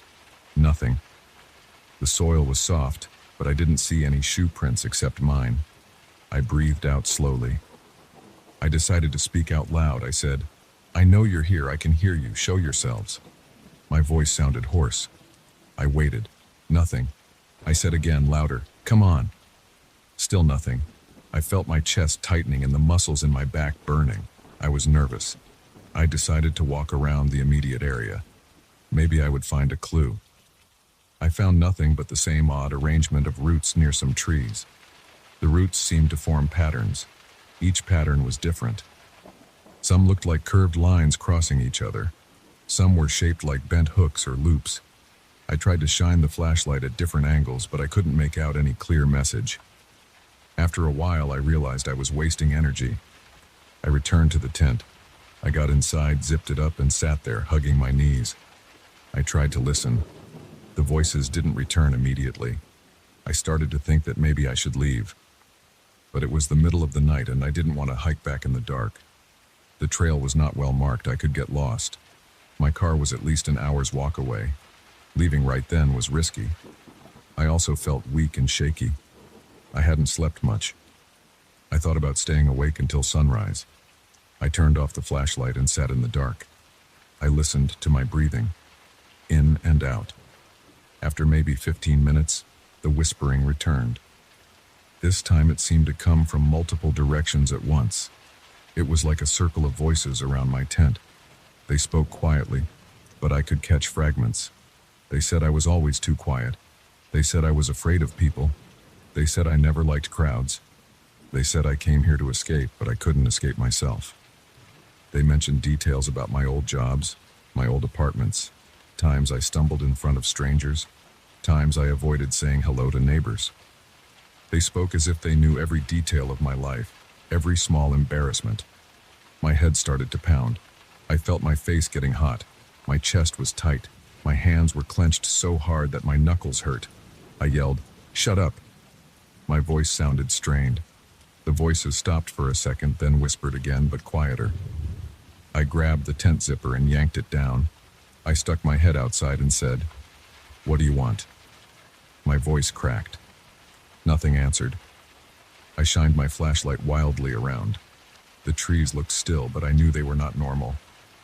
I felt panic rising inside me. I wanted to run, but I knew running blindly into the forest at night would be stupid. I backed into the tent and zipped it up again. I sat down, hunched over, trying to think of a plan. I decided to pack up and leave at first light. I couldn't stay another day. I didn't care about the peacefulness anymore. This wasn't normal. Something was wrong. I tried to pass the time by counting my breaths. I closed my eyes and listened carefully. When the voices came back, I tried not to react. I tried to ignore them. They whispered about my past again, naming people I hadn't thought about in years. They mentioned mistakes I made long ago. They brought up times I felt ashamed. They repeated words and names with careful pronunciation. My heart felt like it was beating in my throat. My arms felt tense. My back hurt. At some point, I crawled out of the sleeping bag and got on my knees. I rummaged through my backpack and grabbed a protein bar and a bottle of water. I forced myself to eat and drink. My jaw was tense, and I had to work at chewing. The forest outside stayed quiet except for those occasional whispers. They never got louder. They never shouted. They just lingered, soft and insistent. I tried shouting questions at them. "Who are you?" I said. "Why are you doing this?" I got no response that made sense. They just kept commenting on my life. They never addressed me directly beyond stating facts. It was like they were having a discussion about me, but not with me. When I tried to listen very closely, I noticed that some voices had different pitches. One was lower, one was a bit higher, one sounded raspy. It was like a group of people just out of sight, discussing personal details from my life. I wondered how they knew these things, but I had no way to find out. I had no clues. I stayed like that for hours. I kept expecting something else to happen, but it didn't. The voices kept going, sometimes fading away, sometimes returning. They never laughed. They never sounded angry. They just sounded interested, as if studying me. My heart never fully calmed down. My body stayed on edge. My throat was dry no matter how much water I drank. Eventually, I noticed that the sky outside was getting lighter. The darkness was turning into a pale blue. I checked my watch.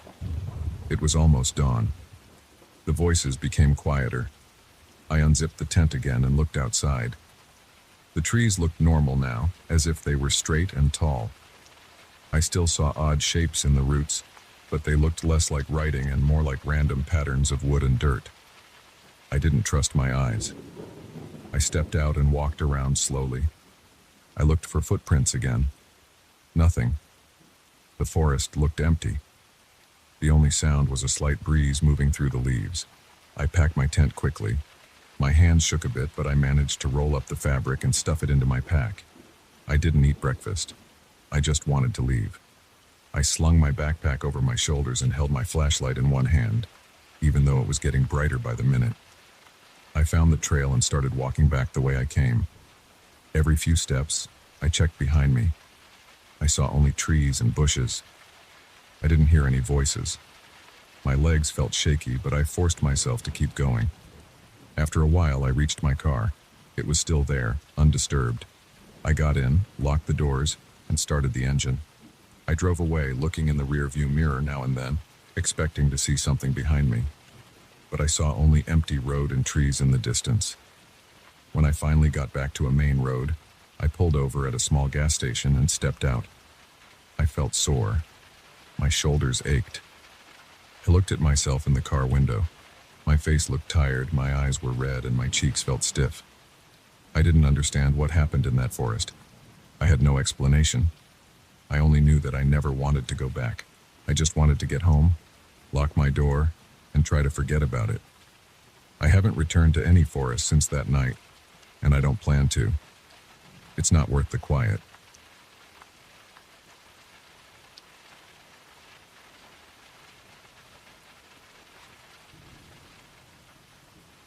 I remember the first time I saw the mansion.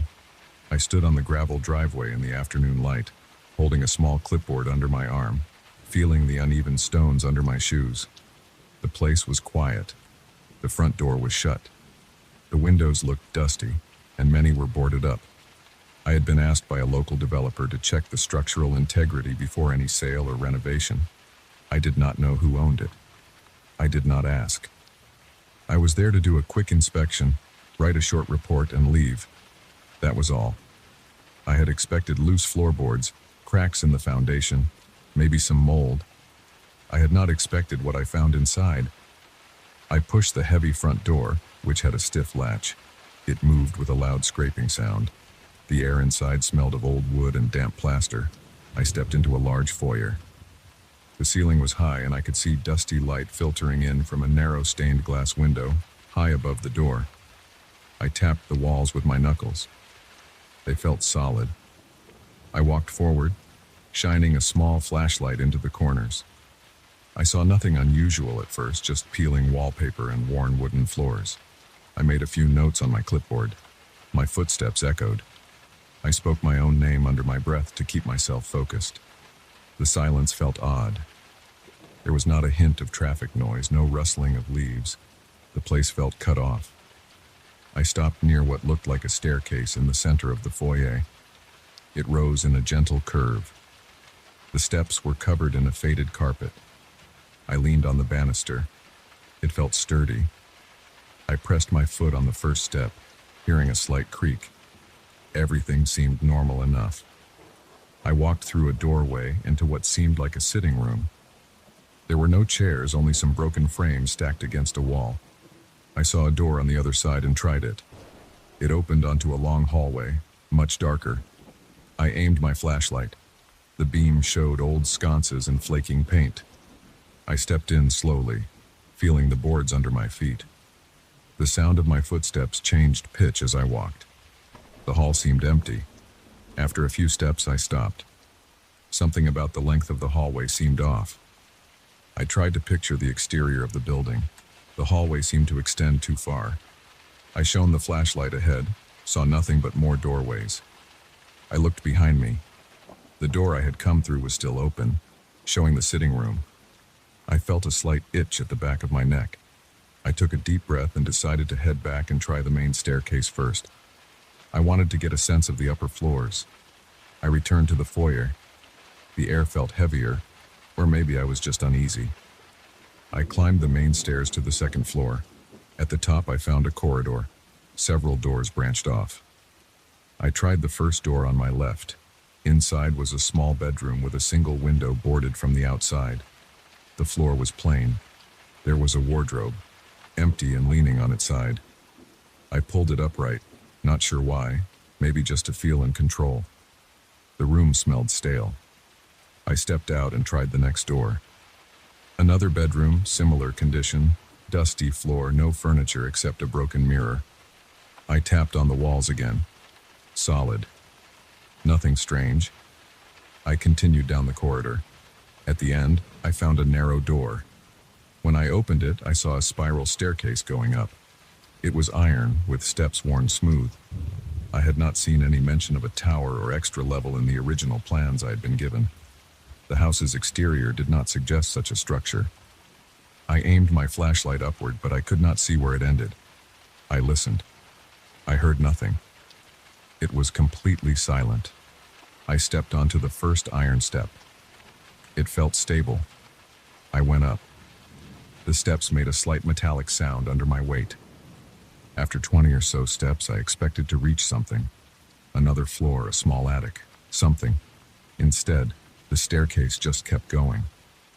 I tried to estimate how high I had gone. By now, I should have poked through the roof. But I did not see any skylight or exit. The walls around the staircase were close, dark, featureless. I could not see any doors or windows. I looked down. The foyer and corridor were no longer visible. It was as if the staircase floated in darkness. My breathing got faster. I stood still, shining the flashlight around. The beam showed only the iron steps and a nearby wall. I touched that wall. It felt like cold plaster.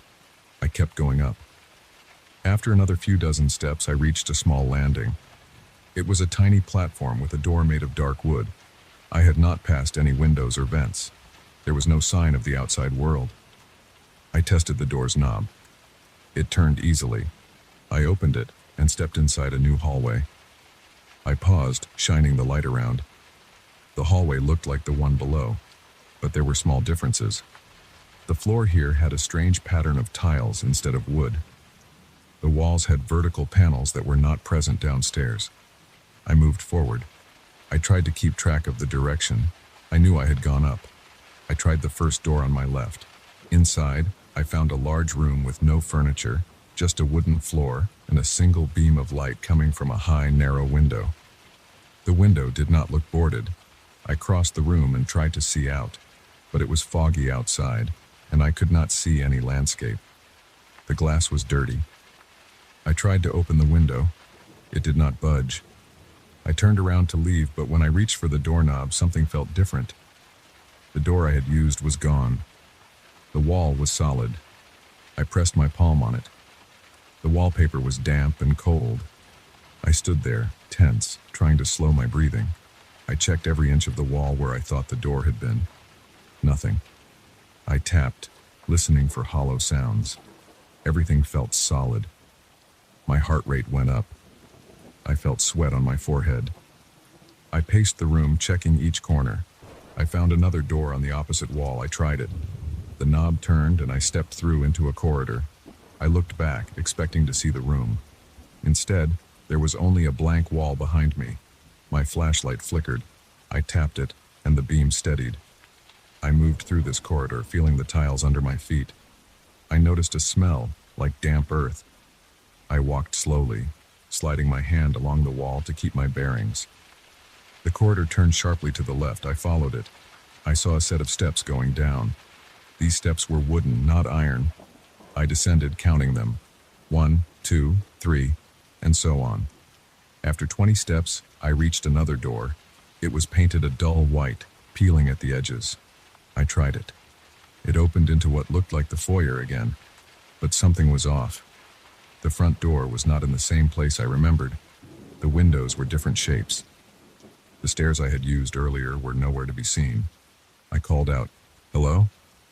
My voice echoed. No answer. I walked around the foyer, shining the light on every surface. I saw a hallway that should have led to the sitting room. Instead, it opened into a long, narrow corridor I did not recall seeing. I decided to try another approach. I would find the main entrance and leave. I just needed to keep calm and retrace my steps. I went to where I thought the front door should be. There was a door there, but it was heavy, made of metal. I tried the latch. It opened, but led not outside, but into a small, empty room with a stone floor. I checked the walls of that room. They were rough and cold. I stepped back into the foyer. I tried another door. This one led into a kitchen with old cabinets and a sink filled with dirty water. I touched the faucet. It moved, but no water came out. I opened a drawer. Nothing inside. I found a door at the back of the kitchen. I went through it, expecting maybe a pantry or a back exit. Instead, I was back in a hallway with dark wallpaper. My flashlight showed peeling paint and some kind of mold. I realized my hands were shaking. I wiped sweat from my forehead with my sleeve. I tried to stay calm. I told myself that the house might have a confusing layout. Maybe there were hidden passages. Maybe I was turned around. I tried to mark my path. I took out a small piece of chalk I carried in my pocket for marking structural notes. I drew a line on the wall near the door I had just come through. Then I walked forward a few steps, turned a corner, and found another door. I opened it and stepped through. I ended up in a room with no windows and a single pillar in the center. I drew another chalk mark near the door I used. I left that room by another door. Instead of a corridor, I entered a small hallway I had not seen before. I looked for my chalk marks. They were gone. The wall where I expected to see a chalk line was clean. I checked my pocket. The chalk was still there. I tried marking the wall again and watched as my chalk made a white line. I then walked forward and came back. The line had vanished. My breathing became shallow. I felt my stomach tighten. I realized I could not rely on marking my way. I tried to keep track in my head instead. I forced myself to think of the original foyer, the staircase, the position of the rooms. None of it matched what I was seeing now. Every corridor seemed to twist. Every door led to unexpected spaces. Some rooms were large and empty, some were cramped. I found a narrow staircase going down, hoping it would take me back to the ground floor. I followed it carefully, holding the railing. I reached the bottom and opened a door. Inside, I saw a hallway that looked exactly like the one upstairs. I recognized a pattern on the floor. I whispered to myself, trying to stay calm. Focus. Just find a window. Break it if you have to. I checked every room I passed, looking for a window I could open or break. Many windows I found were either boarded or fogged over so thickly I could not see through. Some rooms did not have windows at all. I tried a heavy wooden door at the end of one corridor. It led to a staircase I did not recall. This staircase was not iron or wood. The steps were made of rough stone. I climbed them, hoping they would take me somewhere familiar. Each step made a scraping sound. I reached a landing with a single door. I opened it and found myself in a small space with slanted walls and a single hanging light bulb. The bulb did not glow. I tapped it. Nothing. I moved on, opening another door. This time I stepped into what looked like the original foyer again. I recognized the stained glass window above. I rushed forward, relieved. I moved to the front door. It looked normal again. I put my hand on it. The latch clicked. I pulled. The door opened onto darkness. I saw no driveway, no outside world, just a black emptiness. I closed the door quickly. I felt my heart pounding. I tried to breathe slowly. I turned around. The foyer looked the same as before. The staircase was there. I put my foot on it, thinking maybe if I went upstairs and found that spiral staircase again, I could retrace my steps somehow. As I placed my foot on the step, I heard something. It was a soft sound. I listened carefully. It sounded like a voice. I froze, holding my breath. Then I heard it again. A whisper. It said my name. It was very quiet. I spun around, shining my flashlight on the walls. The light caught peeling wallpaper and dusty wood. I pressed my ear against the wall. I heard it again, my name, said in a low, steady whisper. I felt goosebumps on my arms. I backed away, holding the flashlight in front of me. I looked toward the hallway. I heard the whisper there as well. My name, said slowly.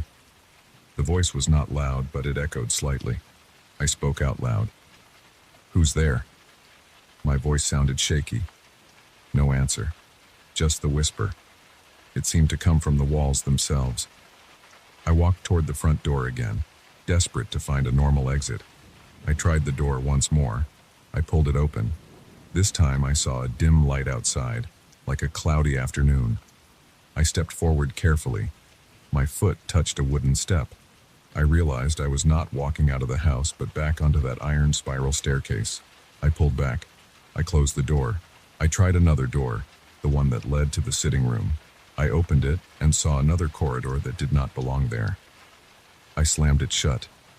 I felt a trembling in my legs. My throat was dry. I wiped my forehead again. I tried to ignore the whispers. I focused on finding a door that would lead outside.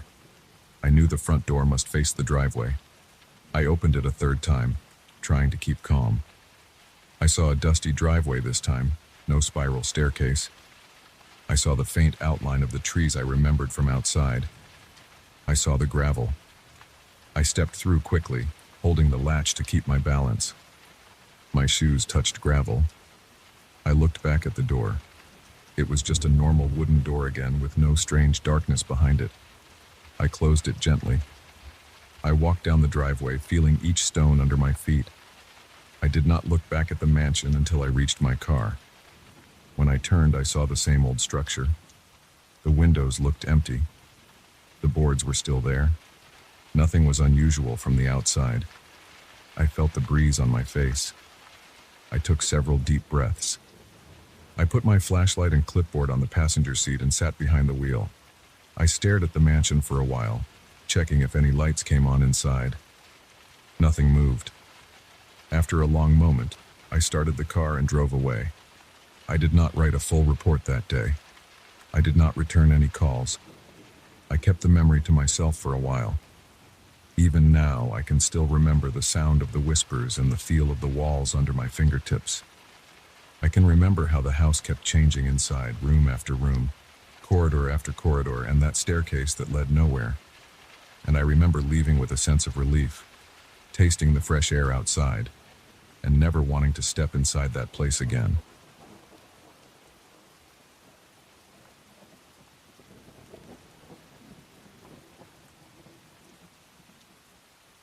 I found that deck of cards 3 weeks ago. It was on a shelf in a second-hand store near my apartment. The cardboard box holding the cards looked old and torn. It had no markings on the front. The man selling it said he picked it up from a storage unit sale years ago. He said it was old, from some gambler nobody knew much about. I liked old cards. I liked the feel of them. I liked the weight they had. They were quieter than new decks. They made a soft sound when I shuffled them. I bought the deck. I took it home. I put it on my kitchen table. That night I stayed up late drinking tap water, waiting for something to do. I started shuffling those old cards. That was the first time I noticed something strange. The reflection in the mirror above my sink did not match the way I held the cards. I thought I was tired, so I ignored it. I live alone in a small apartment with one living room, one bedroom, a bathroom, and a small kitchen. The bathroom mirror is the largest one I own, and I can carry it around if I want. I keep it sometimes on a hook behind the bathroom door.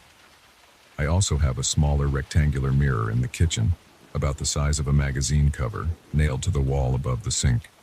I use it to check my face. Sometimes I watch myself as I wash dishes.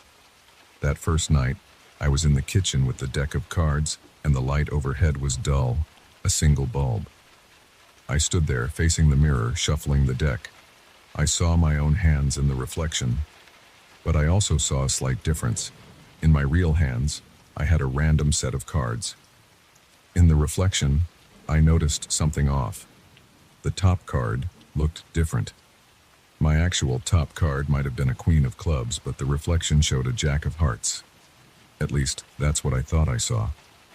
I remember blinking a few times. After a minute, the reflection matched again. I told myself I was just too tired. The next night, around midnight, I did the same thing. I stood in front of the mirror with the old deck. I shuffled slowly. I looked straight at the reflection. My hands felt a bit sweaty. My apartment was quiet. I heard my refrigerator humming. I shuffled and then spread the cards in my hands. In the reflection, I saw an extra hand. It wasn't just my two hands. There was a third hand there, hovering next to mine, passing me cards that I wasn't actually holding. I turned around. There was nothing behind me. I looked back at the mirror. I only saw it for a second. Then it was gone. I put the cards down. I took a deep breath. I ran some water from the tap and rinsed my face. I felt my heart beating hard. I didn't say anything. I didn't call anyone. I just stood there and stared at my face in the mirror. My eyes looked red.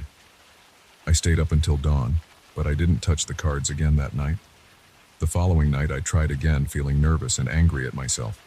I don't like feeling tricked by my own eyes. I turned on the kitchen light and a small lamp in the living room, hoping more light would help. I stood in front of the mirror and shuffled the deck slowly. The cards felt dry. I could hear them riffle. I watched the reflection. My reflection was there, doing the same movements. I did a few shuffles and looked closer. Suddenly in the mirror there was a hand that did not belong to me. It looked pale and thin. It moved slower than my hands. As I held the deck, the reflection showed that hand placing a single card face up on an imaginary table. I looked down. I didn't have any card face up on my side.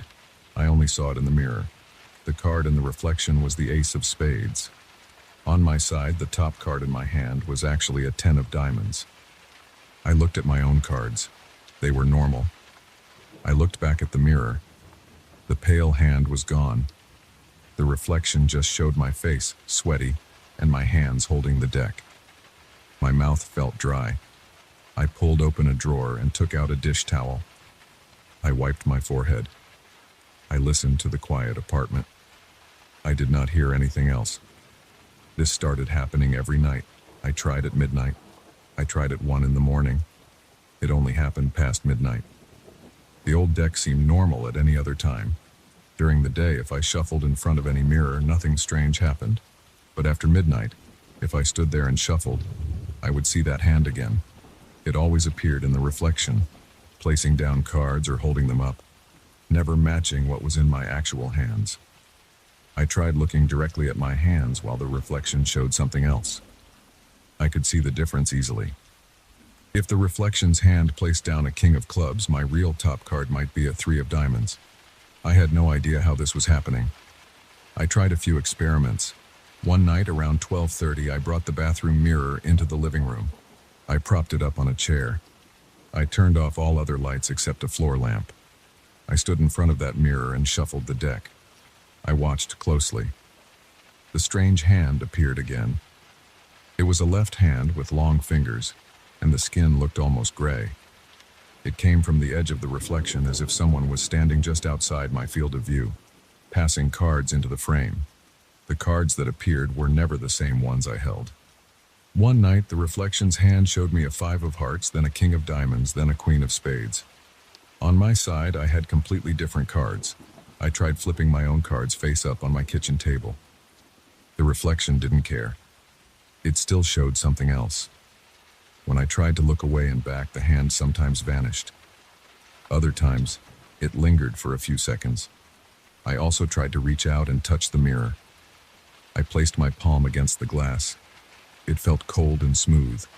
I saw my reflection's hand do the same. But then, behind my reflected hand, that strange pale hand slipped a card under it, as if hiding it from me. I couldn't feel anything, of course. There was just the glass. I breathed through my mouth. My heart rate picked up every time I did this. My hands sometimes shook. I tried keeping a glass of water nearby. I sipped water and watched. I didn't know what I was supposed to do. I didn't understand, but I kept doing it because I needed to know if it was real. I have spent hours doing this now. Every night I see something new. I always see that hand. One night, I tried speaking. I said, "Who's there?" I said it quietly. My voice sounded thin in the stillness of the room. I heard nothing back. The reflection just showed me what looked like someone dealing a series of cards. They seemed to form a pattern. I saw a sequence of clubs and hearts laid out in the reflection as if on a table. But on my side, I was just standing there holding the deck. I spread my cards. They did not match. The reflection showed a pattern I couldn't follow. I couldn't read any message in it. I tried asking more questions. I got no reply. I just heard my own breathing and the quiet hum of the refrigerator in the kitchen. I got frustrated. I tried to ignore it for a few nights. I left the cards in a drawer. I didn't pick them up after midnight. I sat in my armchair, drank water, and went to bed early. Nothing happened. My apartment stayed quiet. But after a few days, I felt drawn back to that mirror. I felt like I needed to see if it would happen again. Around midnight, I took out the deck and shuffled in front of the bathroom mirror. Right away, I saw that pale hand. It placed down 3 cards in a row. I looked carefully at them. In the reflection, I saw a jack of clubs, a 7 of spades, and a 10 of hearts. On my side, I actually drew those exact cards from somewhere in the deck and held them face up on my table, just to see what would happen. The reflection's pattern shifted. Now the reflection's hand showed different cards. It was never the same on both sides. When I tried to match what I saw with what I held, it changed. I could never catch up. Sometimes I felt sweat running down my back. My apartment got hot at night, even if I left a window open. I sometimes heard my neighbor's TV through the wall. I would stand there for hours, trying to understand what I was seeing. I felt my legs get numb from standing. I heard the cards riffle in my hands. I smelled the old cardboard and the slight moldy scent of the old deck. The reflection never produced a sound. It just showed a slow, deliberate movement of that pale hand, as if it had all the time in the world. I tried shining a flashlight on the mirror. I tried adjusting the light in the room. The hand always showed up after midnight if I tried shuffling. If I put the deck away, nothing happened. If I took a different deck of cards, a newer one, nothing strange happened. It only worked with that old deck. One night I examined the deck card by card.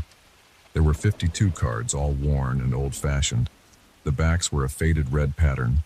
The faces were the standard French suits, nothing unusual. Aces through kings. There were no jokers. The corners were yellowed. The deck smelled old. I saw no symbols, no words, no marks that would suggest anything special. Yet the mirror showed me something impossible.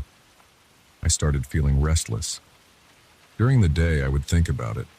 At night, I would wait for midnight and try again. I became nervous about my own sanity. I tried recording it with my phone's camera. I set up the phone on a shelf behind me to film the reflection while I shuffled. The next morning, I checked the video. It showed nothing strange. It showed me standing there, shuffling cards, nothing else. No pale hand, no strange cards, just me. The mirror in the video looked normal. I cursed under my breath when I saw that. I tried again the next night from a different angle. The same thing happened. The camera never caught the extra hand or the mismatched cards. Only my eyes saw it. That made me feel uneasy. I rubbed my eyes when it happened, but it didn't go away. I tried wearing sunglasses. The reflection still changed. I tried turning away from the mirror and just peeking in my peripheral vision. I still saw it. I couldn't escape it. Over time, the reflection's cards became more specific. One night, the pale hand dealt a line of 4 cards, a 4 of diamonds, a 2 of clubs, a 9 of hearts, and a king of spades. I stared at them in the reflection. I looked at my own deck. I tried pulling those exact 4 cards in that order out of my deck and placing them on my kitchen table. When I did that, the reflection's hand changed the order. as if mocking my attempt to mirror it. My stomach tightened. I tapped my foot on the floor. I felt sweat in my palms. I said, "Stop that." Nothing changed. The reflection continued to show that pale hand dealing out different sequences of cards. Another night, I thought I recognized a pattern. The reflection's cards seemed to highlight suits that reminded me of something I did years ago. I used to cheat at poker games. I once lied to a friend about a winning hand. I remember I had a king of diamonds hidden in my sleeve. Now I saw the reflection's hand holding that exact card, pressing it against the glass as if showing it to me. I breathed hard and stepped back. I didn't want to think about that. I didn't want to remember anything.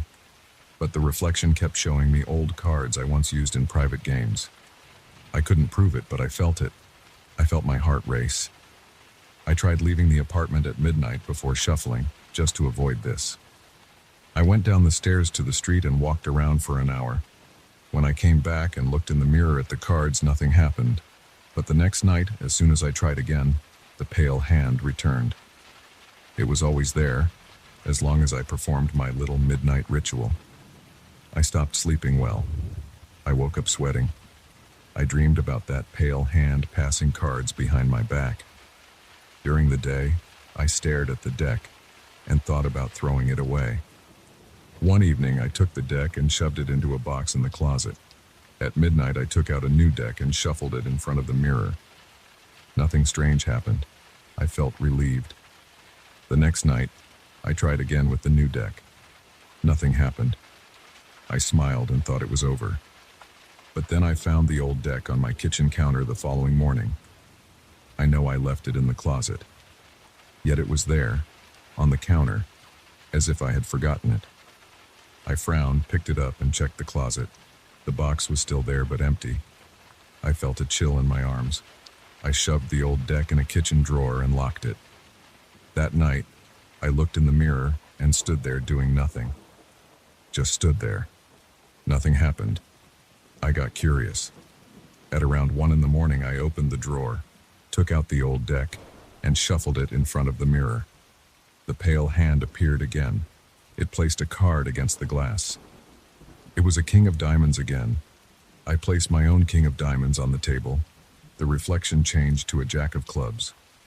I couldn't follow its logic. I just stood there with my heart pounding and my throat dry. I wiped my hands on my pants. I put the deck down and walked away. This pattern continued for days. I would try different approaches. Sometimes I would put the deck in a metal tin. Sometimes I would wrap it in a towel. No matter what I did, if I tried shuffling the deck after midnight in front of a mirror, that pale hand would appear and show me cards I wasn't holding. Sometimes the hand would hold a single card for a long time, as if waiting for me to do something. I would try to match it, but I never could. It always changed. Other times the hand would deal a sequence, then pull them back again. I felt my shoulders tighten. I felt my head ache. I tried drinking more water.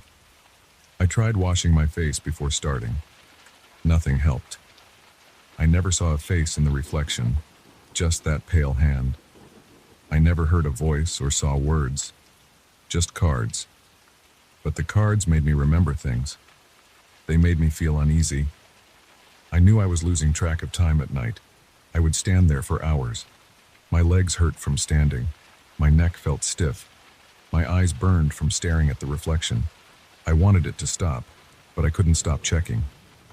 I needed to see if something would change. One night I tried breaking the mirror.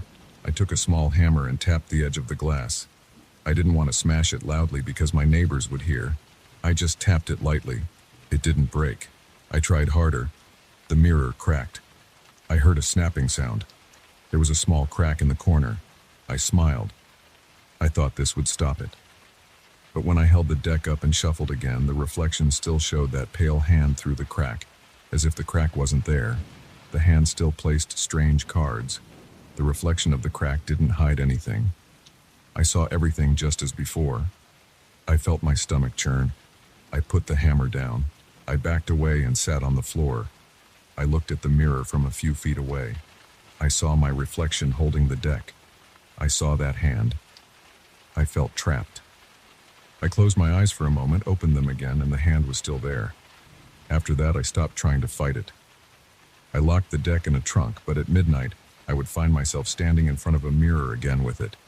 I didn't even remember taking it out sometimes. I just ended up there, shuffling, watching that pale hand show me impossible cards. My mouth tasted bitter. My eyes stung. I could feel my heart beating fast. The sound of the cards shuffling filled my ears. The reflection never changed back to normal as long as I stood there and kept shuffling. I could only stop by putting the deck away and leaving the room. I don't know what to do anymore. I can't explain what I see. I can't show anyone. The phone camera never catches it. It's always there, though, as long as I stand in front of a mirror after midnight and shuffle that old deck. Every time I do it, I feel my body tense up. I breathe hard. My hands shake. I sweat. I smell my own sweat and old cardboard. I see that pale hand dealing cards that I can't hold, can't match, and can't ignore. I keep trying to find a reason for it, but I have nothing. It's just me, the deck, and that reflection.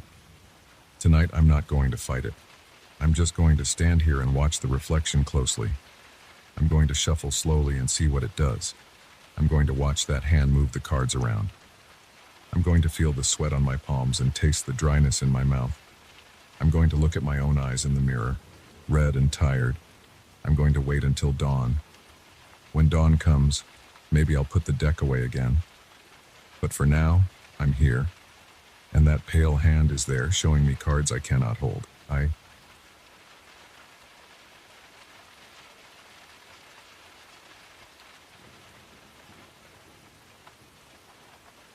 It was my first night in the rented cabin when I realized something wasn't right. I'd driven up that winding road, past a few scattered houses and then no houses at all, until I reached a simple wooden structure at the end of an overgrown trail. I had just signed the divorce papers a month before, and I wanted a place to clear my head. The online listing showed a peaceful cottage near some hiking paths. The owner didn't mention anything unusual. I unpacked my bag, checked the kitchen cabinets, and made a quick sandwich. The place was small, a living room with old armchairs and a low table, a kitchen separated by a short counter, a narrow hallway leading to a bedroom, and a tiny bathroom. It smelled dusty and stale, but that didn't bother me. That first night, I sat in the armchair with a cup of cheap coffee, listening to the quiet. Wind passed through the eaves. There were no neighbors. The only nearby signs of life were a few birds that rustled outside before sunset. I closed the main door, locked it, and turned off the small lamp beside me. The darkness felt complete. I had a flashlight, but I didn't want to use it unless I had to. I went to the bedroom, got under the thick blankets, and tried to sleep. I think it was around midnight when I heard the first creak. It came from somewhere near the living room. I opened my eyes. The cabin had old wooden floors, and I assumed they settled at night. I listened a bit longer and heard another creak, a clear sound like weight shifting on a loose plank. I turned on the small lamp beside the bed. I got up, walked to the door of my room, and opened it. The hallway was empty. The living room was dark, quiet, and still. I flicked the overhead light switch. Nothing unusual. The furniture stood where I left it. I checked the front door. Still locked. Windows were closed. I went back to bed, a little uneasy. The next day, I woke up feeling stiff and tired. I made instant coffee and ate some crackers. The morning light came through the dusty windows. I decided to look around more carefully. The living room floor had a thin layer of dust near the corners. In one corner behind the armchair, I saw something that looked like the outline of a shoe print. I leaned in. It was a single partial print, the front half of a shoe. I hadn't stepped there. I tried to match my own shoe with it. It didn't match. My shoes had a different tread pattern. I thought maybe it was from someone who had stayed here before, but it looked fresh. The dust was disturbed only in that spot. I checked the doors and windows again. Everything was normal. I didn't see any animal tracks outside. I took a walk around the property.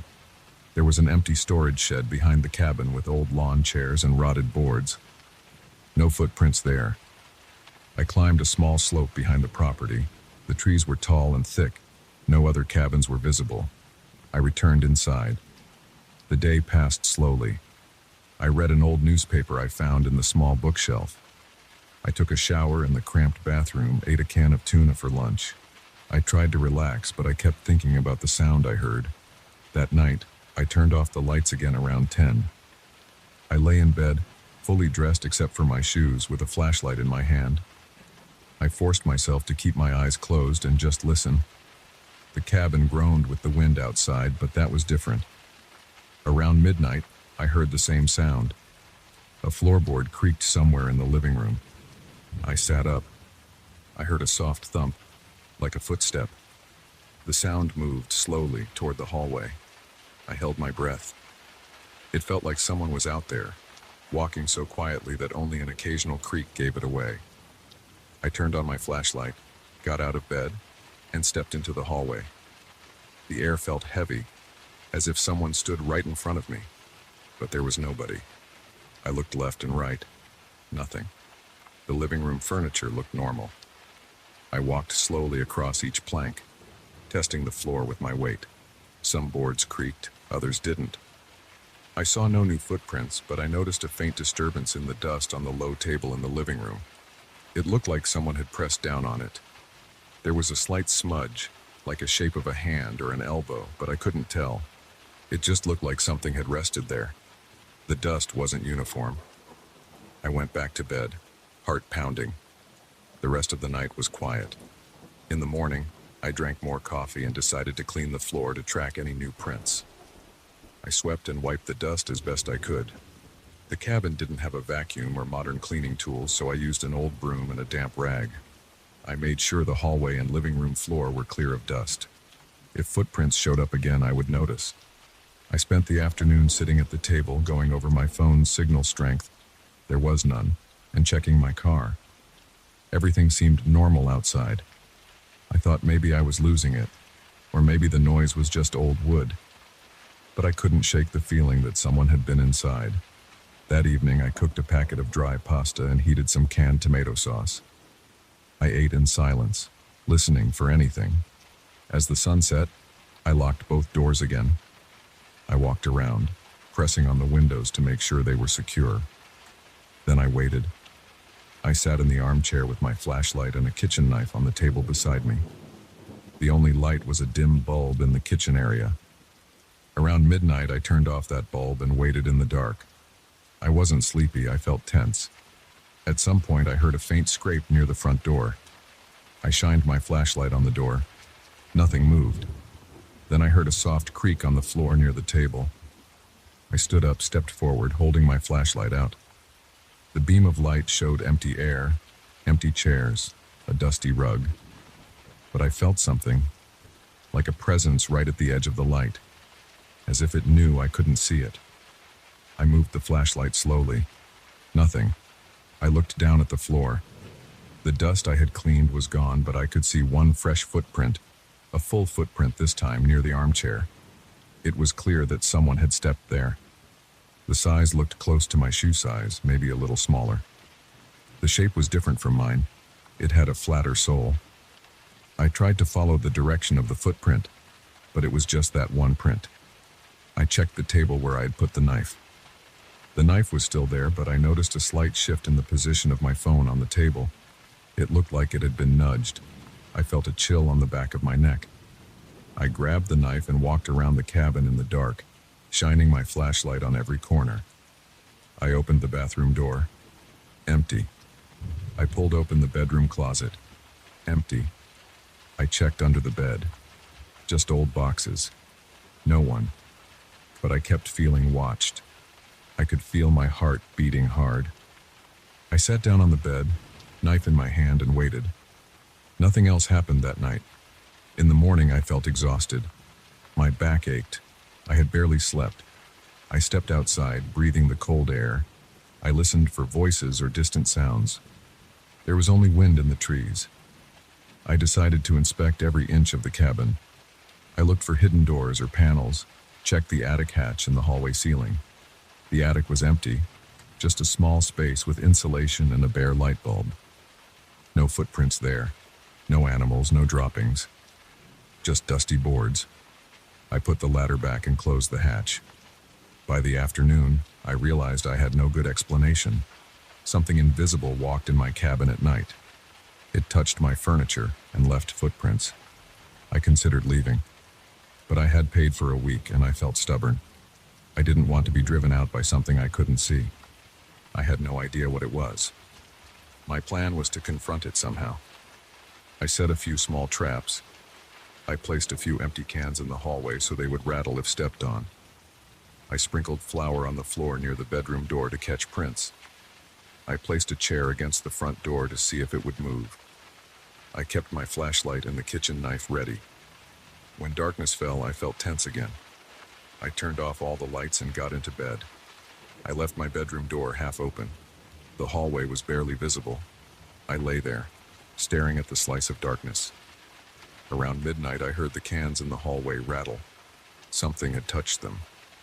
I shot up, flashlight in hand, and aimed it at the floor. The cans rolled slightly, but I saw nothing. I got up and stepped forward. I shined the light on the flour I had sprinkled. There were footprints, 2 clear footprints leading toward my bedroom door. The footprints were deeper than before, as if something heavier stood there. I couldn't see anything in the beam of light. Just empty air and those footprints. I heard a soft breath, very close, like a faint exhale. My stomach tightened. I took a step back. I tried to speak. My voice cracked. "Who's there?" I waited.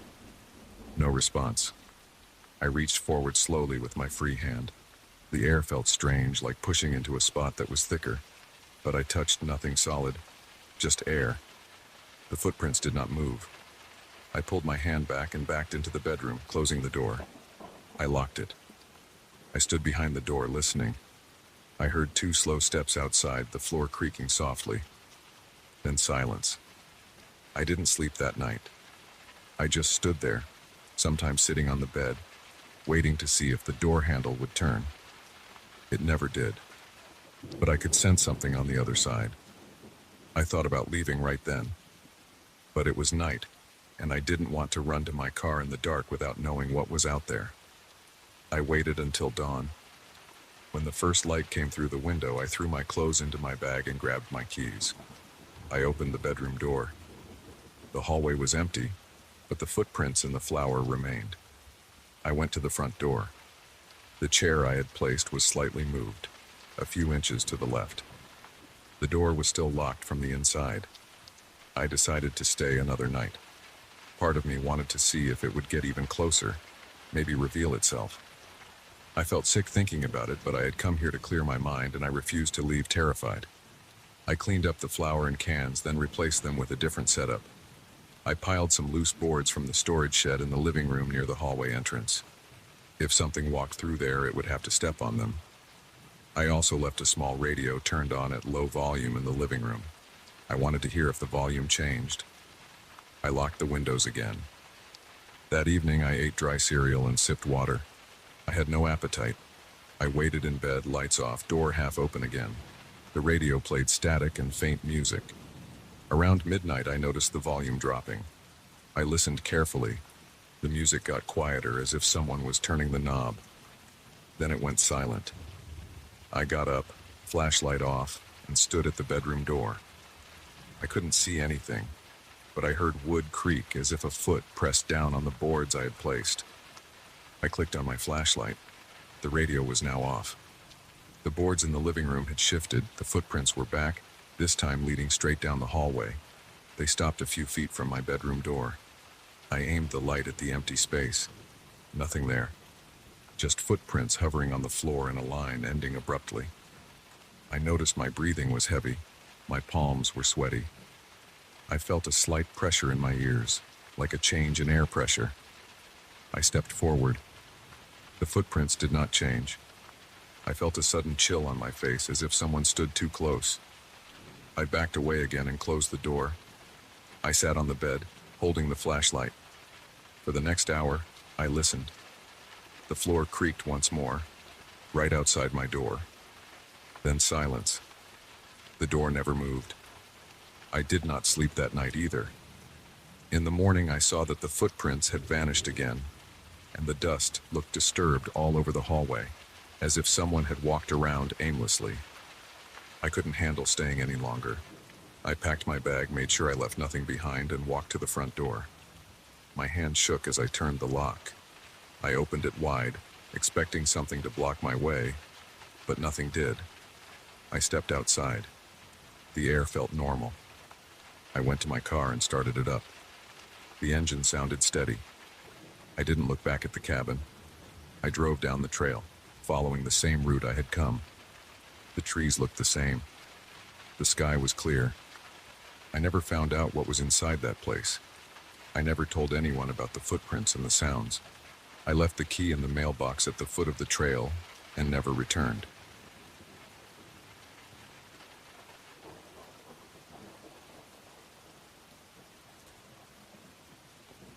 I slammed the door of my car and gripped the steering wheel, staring straight ahead into the dense fog. I breathe in and feel the stale air inside the cabin.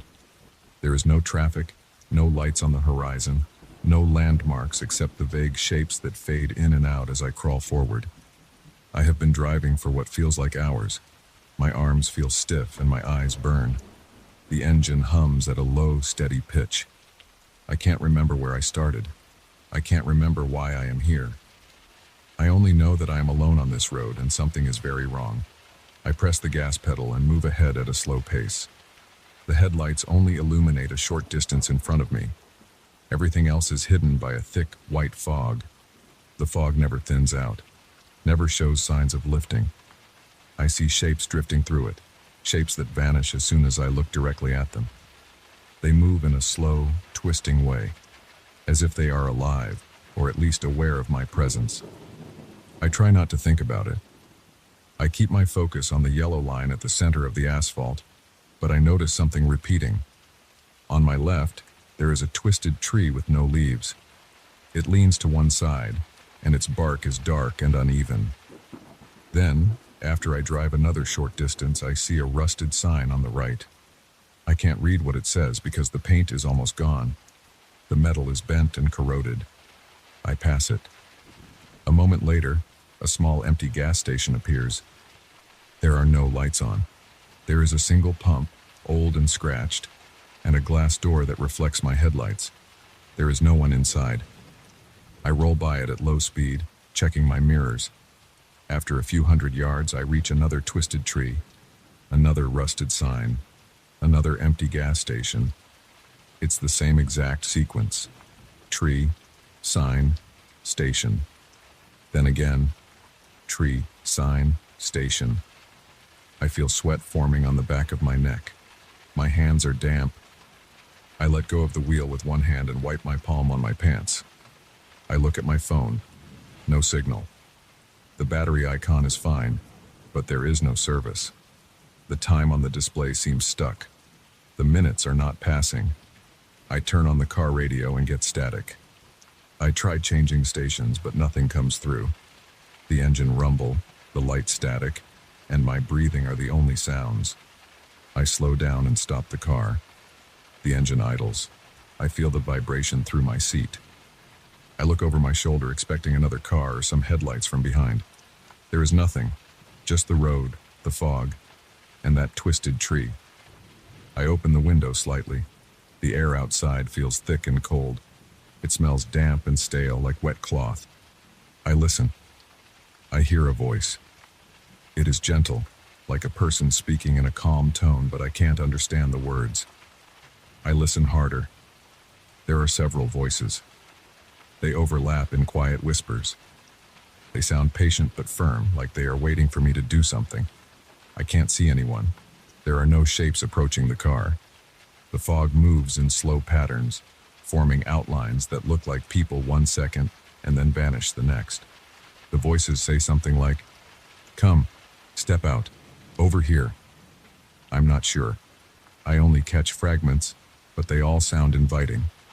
They are not threatening, but they do not stop. I roll up the window and grip the wheel again. My heart is beating fast, my mouth feels dry. I don't know where I am and I don't know how to get out. I put the car into gear and continue forward. Soon enough, I see the same rusted sign and the same gas station. I feel a lump in my throat. I try speeding up. I press the pedal and watch the speedometer climb. The headlights stretch farther ahead, but the scenery still repeats. Tree, sign, station. Tree, sign, station. The voices do not fade. They seem to grow slightly louder. They say, "Leave the car, come here, follow us." I try not to listen. I stare at the road and keep driving, hoping something will break this cycle. After several loops, I slow down again. Maybe I can turn around. I check my mirrors, see nothing, and make a slow U-turn on the empty road. The tires grind on the asphalt, and my headlights swing across the dark shapes in the fog. I face the other direction and drive back the way I came, but nothing changes. After a short distance, I see the same twisted tree on the same side of the road, the same sign, the same gas station. It does not matter which direction I go. It's always the same sequence. I turn off the engine and sit in silence for a moment. The voices remain. They whisper in a gentle, repetitive way. They say, "Come out. You cannot stay there forever. We will not hurt you. Just come." I feel goosebumps on my arms. I rub my forehead and think about what to do. The car is my only comfort. The seat is familiar. The smell of old upholstery and stale coffee in my cup holder feels normal. Outside, everything is strange and cold. I decide to check the gas station. Maybe I can find a phone, a landline, or something that connects me to the outside world. I open the door and step out. The ground feels damp. The fog touches my face. It has a clammy texture. I walk slowly toward the gas station. The pump is silent. The handle is old and cracked. The building is a small structure with one narrow door and a dusty window. I peer inside. There is a counter, empty shelves, no products, and a single stool. There is no person, no phone, no lights. I try the door. It opens with a creak. Inside, it smells like old wood and stagnant air. I check behind the counter. There is no cash register, no phone, no papers. Just an empty space. I hear the voices again. They seem closer. They are not coming from a speaker or any device. They are just there. I look back through the door and see my car idling in the fog. I left the engine running. The headlights shine on the twisted tree outside. The voices say, "You need to leave the car behind. It's not going to help you." I clench my jaw and step outside again. The fog swirls around my ankles and legs. I feel a chill on my skin. I do not see anyone. I call out, "Who's there?" My voice sounds weak. There is no response besides the steady whispers. They never stop. They keep inviting me, but they never say who they are. I return to my car and get inside. I close the door and lock it. The central lock clicks. I feel a bit safer behind the glass. I drive again. The cycle continues. After a few loops, I try a different tactic. I stop near the twisted tree and examine it. I roll down my window and shine a flashlight on it. The bark is rough and cracked. There are no markings. It looks normal, except it's always the exact same tree in the exact same position. After I pass it, I come to the rusted sign. I stop there too. The sign is a simple rectangle of metal bolted to a wooden post. The paint is faded. I think I see the outlines of a word, but it's too unclear to read. I run my finger over it and flakes of rust stick to my skin. The material is solid, not an illusion. I move on to the gas station again. Same scene, same emptiness. The voices keep pushing me. They say, "Stop fighting this, step into the fog, we can guide you." I refuse to leave my car behind. I get back on the road and drive faster. I press the horn and hold it down. The sound is loud, but it doesn't change anything. The loop continues. I try turning off my headlights to see if I notice anything different. Without headlights, I see only darkness and swirling shapes in the fog. I can't drive safely like that, so I turn them back on. I think about breaking a window in the gas station or ripping down the sign, but I doubt that will help. My hands shake. My mouth is dry. I take a sip of bottled water from the car's cup holder.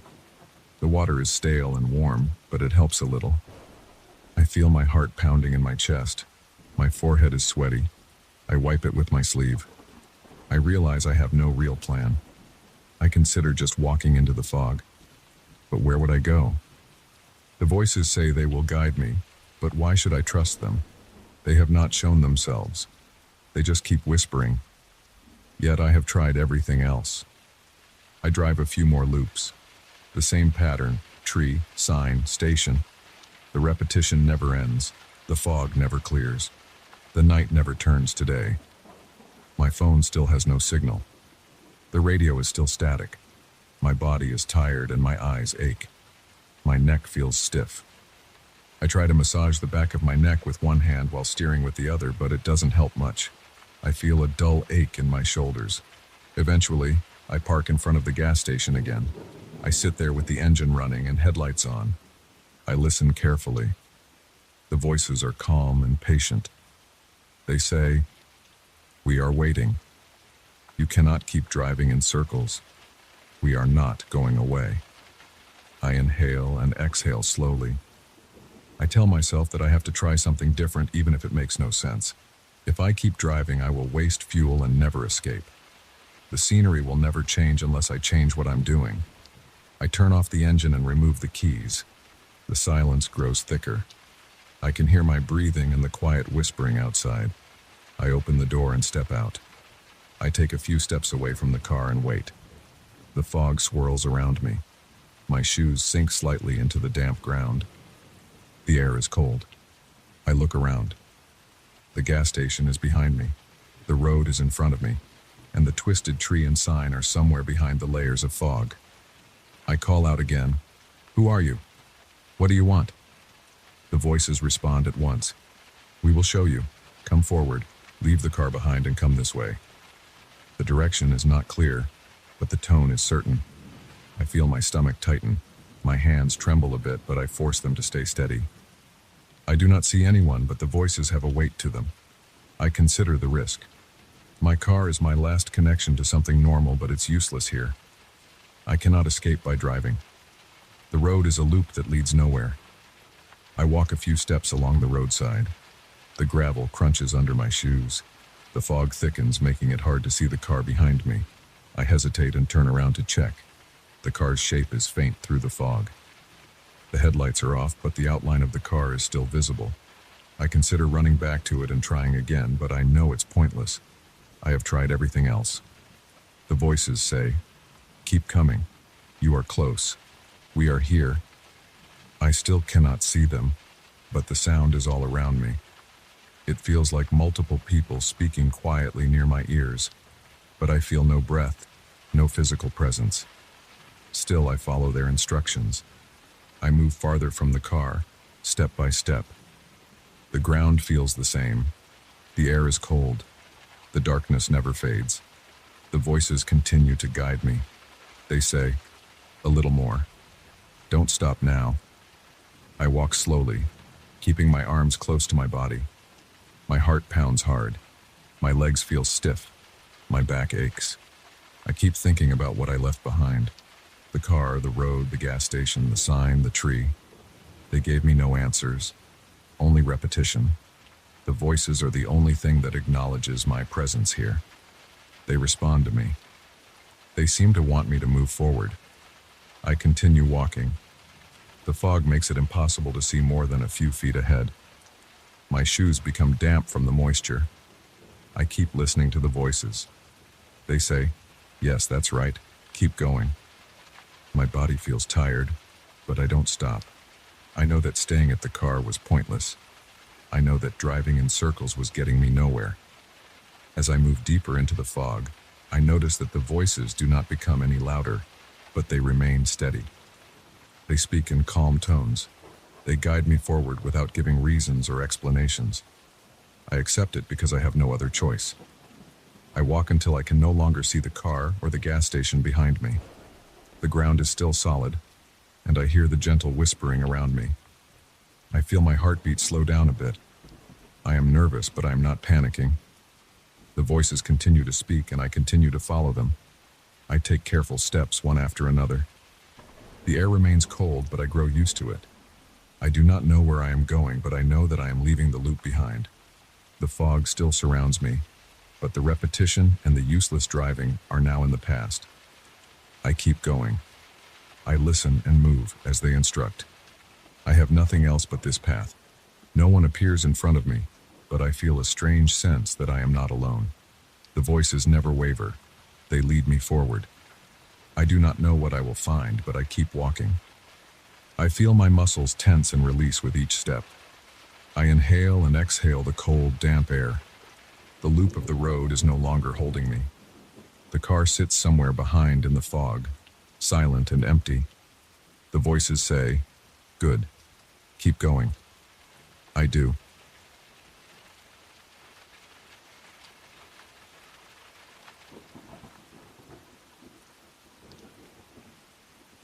I moved into that old apartment building last week. It's in the middle of the city, close to my new job. I wanted convenience. I wanted a simple place to rest after work. I got something else. Every night since I settled in, I've heard heavy steps right above me. They scrape along the floor. I hear chains dragging. I hear someone muttering. I can't understand the voice, but it's there. I know what footsteps sound like, and these are footsteps. But the apartment above mine is supposed to be empty. The landlord said nobody has lived there for decades. Still, every night it starts again. I can't ignore it.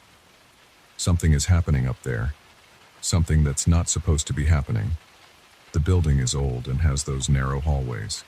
The walls have flaking paint and the wooden banisters feel rough under my hand. My unit is on the 3rd floor. The place above mine is on the 4th. I've tried going upstairs. I went up there on my 3rd night here right after the noises started. I climbed the stairs and stood at the apartment door.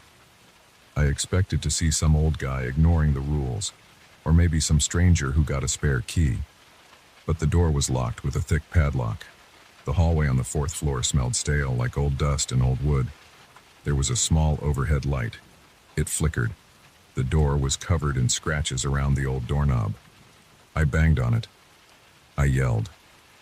I heard no voice inside. The noise stopped for a minute or two, but then it started again right behind that door. I listened. Heavy steps, a chain rattling on the floor, the same low murmuring. I went back downstairs. I tried to sleep, but the sound kept going until near dawn.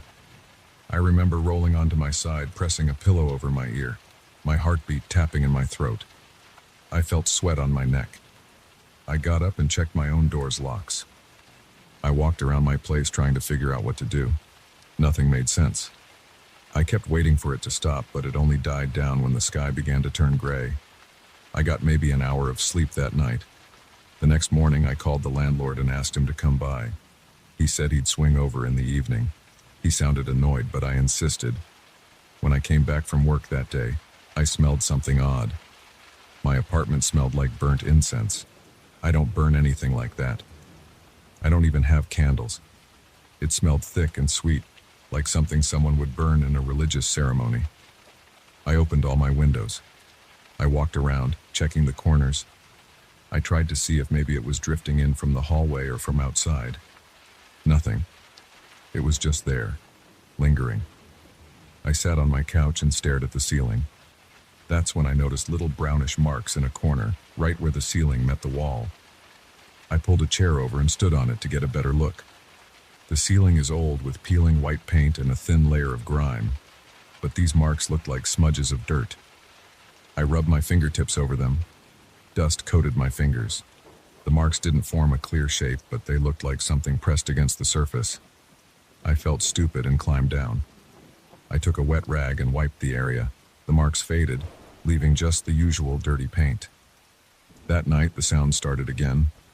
I was sitting at my small kitchen table eating a sandwich. It began with a soft thump above my head, then a dragging sound, then footsteps. They were slow but heavy. They seemed to pace back and forth. I got up and stood under the spot where I heard them. The footsteps kept going. Then I heard the chain. It sounded like a metal chain sliding along a wooden floor. The murmuring started soon after. It was a low voice. It sounded like a man talking to himself, muttering words that I couldn't make out. I felt my stomach tighten. I turned off all my lights and tried to listen more carefully. I wanted to know if maybe I could catch a word or two, but it was just a low, continuous murmur, like a prayer or a chant. I grabbed a flashlight and went upstairs again. The hallway was quiet. I tried the door. Locked. I pressed my ear against the wood. I heard the footsteps clearly, right behind that door. I slammed my fist against it. "Hey!" I shouted. "Who's in there?" No answer. Just the steps and the chain dragging. I felt goosebumps on my arms. The landlord was supposed to come by soon, but he hadn't shown up yet. I hurried back to my apartment and tried to call him. No answer. I paced around. The smell of incense got stronger. I tried to locate its source. I followed my nose to my bedroom. The smell was heavier there. I turned on the light, looked around. My bed, my dresser, my boxes still unpacked. On the floor near my bed, I saw something new. Dusty handprints. They were not clear, like a perfect imprint, but they looked like dirty smudges shaped roughly like hands. They led from the ceiling corner to the floor as if something had crawled down the wall and touched the ground. I felt my stomach flip. I backed away, breathing fast. I turned on every light. I checked my windows. They were locked. I checked my front door. Locked. I checked every inch of the place. No sign of anyone. I tried to clean the floor, but the dust marks just smeared. I got a damp cloth and scrubbed until the floor looked normal again. But I couldn't ignore what I saw. I stayed up that night, sitting in my living room with the TV on low volume. I heard the noises all night. The landlord never came. The next morning, I went downstairs and pounded on the landlord's door. He lives on the first floor. He answered, looking annoyed. I told him everything.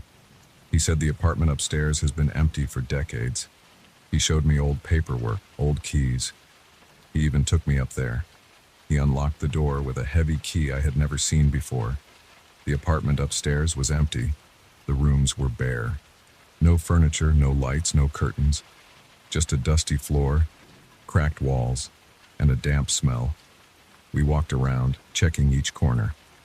I saw footprints in the dust, but they were ours. There were no chains, no signs of anyone. We stood there for several minutes in silence. The landlord looked at me like I was imagining things. I insisted I heard noises. He shrugged and said, "Maybe it's the old pipes or the wind." He locked the place up again and told me to get some rest. I went back to my apartment. It was daytime. The place felt normal enough. I showered, had some coffee, and went to work. When I returned that evening, I found new smudges on my bedroom floor. This time they were near the center of the room. 2 hand-shaped marks and a faint outline of something that could be a knee or a foot. I looked at the ceiling. The paint looked disturbed, as if something had brushed against it. I felt my pulse quicken. My mouth went dry. I closed my bedroom door and stood in the living room, not sure what to do. I decided to stay out of the bedroom for now. I tried to read a magazine, but I kept hearing soft creaks in the ceiling. Not full footsteps, just light creaks. I turned up the TV volume. Night fell. The heavy footsteps started again. The chain dragged again. The murmuring returned. I tried to record the sound with my phone. I stood on a chair and held it up to the ceiling. The footsteps sounded even heavier from that close. I felt the vibration under my hand. The chain sound made me grit my teeth. The murmuring was so low that I could barely pick it up, but I hoped the phone would catch something. After a few minutes, I got down and played back the recording. I could hear the footsteps and the chain rattling, but the murmuring was just a faint hum. I forwarded the recording to the landlord.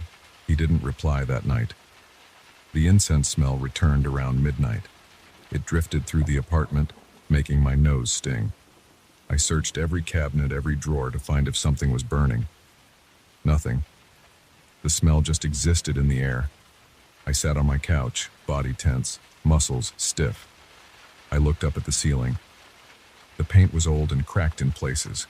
The noises seemed to move around above me. I focused on my breathing to stay calm. My chest felt tight.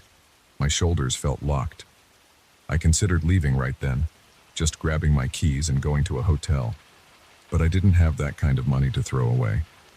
I just moved here. I had paid the deposit and the first month's rent. I needed to deal with this. I decided to wait it out a bit longer. Maybe it was some kind of pipe issue, or maybe someone had a spare key to the upstairs place. Maybe they were messing with me. I waited until the noises died down in the early morning. I barely slept. When I woke up, I felt exhausted, my eyes sore and dry. That day after work, I spoke to a neighbor on my floor. She was an older woman who had lived there for a long time. She told me that years ago someone lived upstairs, but that person left decades ago. She said nobody had set foot in there since. She knew of no one with a key besides the landlord. I asked if she ever heard anything at night. She shrugged and said she sometimes heard strange noises, but she always thought it was the old pipes or the wind outside. I noticed she avoided looking me in the eye. I thanked her and left. I didn't learn much. I went back to my apartment and kept all the lights on. I searched every inch of my rooms, checking for hidden openings in the ceiling or walls. I climbed on chairs, tapping the ceiling with a broom handle. At one spot near where I found the first dusty marks, the ceiling sounded hollow. I studied that area carefully. There was a slight gap in the corner molding, as if someone had removed a piece of wood and put it back loosely. I tried to pry it open with a screwdriver. The wood shifted a bit. Dust fell into my eyes. I stepped down and wiped my face. My heart beat faster. The smell of incense got stronger again, as if opening that gap let more of it seep in. I decided to try again. I pushed the screwdriver harder. The piece of molding came loose, revealing a small gap between the ceiling and the attic or some upper crawl space. I shined a flashlight inside. I saw dust floating. I saw old wooden beams. Nothing else. I couldn't fit my head in. I tried anyway, tilting my head sideways and shining the light. I caught a glimpse of something that looked like a metal chain looped around a beam, hanging there. I froze. My hand shook. I tried to get a better angle, but a puff of dust made me cough. I pulled back, eyes watering. I paced around thinking about what I just saw. A chain in the ceiling space. Someone had to have put it there. Maybe that's what I was hearing. But why did it sound like footsteps? And what about the handprints? I sat in the living room and waited for nightfall, keeping my flashlight and phone ready. When the noises started, I rushed into the bedroom and pressed my ear to the gap. The footsteps were clear, louder now. They seemed to circle above me.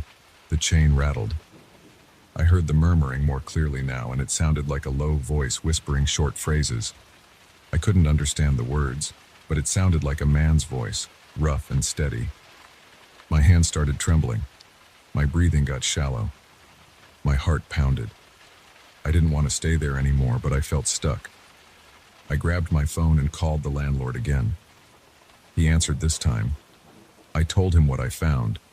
He said that there's no attic space, that the fourth floor apartment is the top floor. He said there's only a roof above it. I told him I saw a chain. He sounded frustrated. He said he'd come tomorrow morning with a ladder and tools to check it out. I told him to come now, but he refused, said it was too late. I tried to sleep on the couch, but every time I closed my eyes, I heard the steps. I got up and looked at the floor in my bedroom. More dusty handprints had appeared, this time right under the gap in the ceiling. They looked smeared, but clearly shaped like hands and fingers. The incense smell was so strong that my throat felt irritated. I held the flashlight up at the gap. The dust danced in the beam. I spoke out loud, asking who was there. The noises didn't stop. I asked again, louder.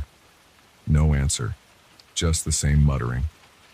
I stomped on the floor, screamed that I was going to call the police. Nothing changed. Eventually, the noises faded near sunrise. I dozed off for a couple of hours. When I woke, I had a headache and felt nauseous. The landlord came by mid-morning with a stepladder and a crowbar.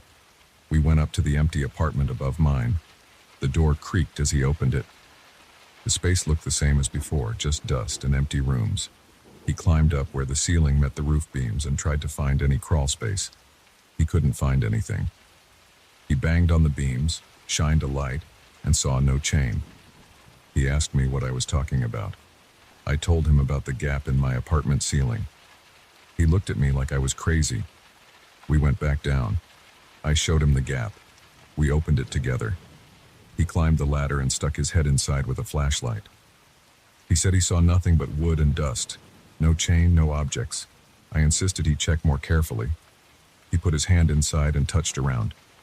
He pulled out a handful of dust and some small splinters of wood. Nothing else. I said there was a chain. He said I must have imagined it. I felt my face grow hot. I knew what I saw. But he just shrugged. He told me that the building is old, that it makes weird noises. He didn't know what to say about the incense smell or the handprints. He told me to clean my place and maybe hire someone to repaint and fix the ceiling. He left, shaking his head. I stood alone in my apartment, feeling shaky. I felt the tension in my neck and shoulders. I felt a dull ache in my stomach. I still smelled incense. I checked the floor again. The handprints were faint, but I could still see traces. I wiped them away. Then I went to the hardware store and bought a bunch of wood and nails. I decided to seal that gap myself. I spent the afternoon hammering a thick piece of wood over the opening. I sealed every crack. I put duct tape around the edges. I made sure nothing could come through. That night, I waited. The building creaked. The wind blew outside. The city traffic hummed. I listened carefully. I waited for the footsteps, the chain, the murmuring. Hours passed. Nothing. The incense smell was gone. I touched my ceiling. It felt solid. I finally fell asleep on my couch, exhausted. In the morning, I checked my floor. No new marks. I sniffed the air, no incense. It was just my apartment, old and a bit dusty but quiet. I got ready for work. As I stepped out, I glanced up the stairs toward the 4th floor. Everything was still. I locked my door and left.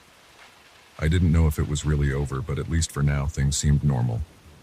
I knew I'd be on edge at night, waiting to hear those sounds again, but I was ready. I had sealed that gap. If something wanted in, it would have to break through real wood and nails. I hoped that would be enough.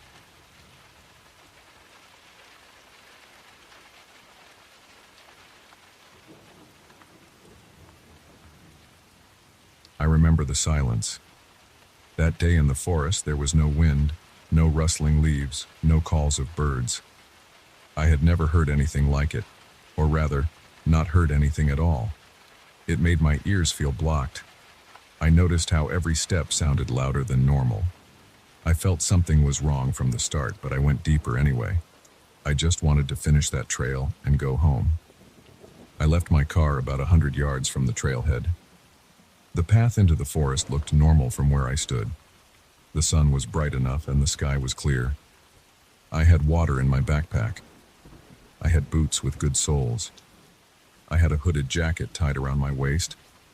I had no reason to worry, but my stomach felt tight. The silence made it feel like my ears were underwater.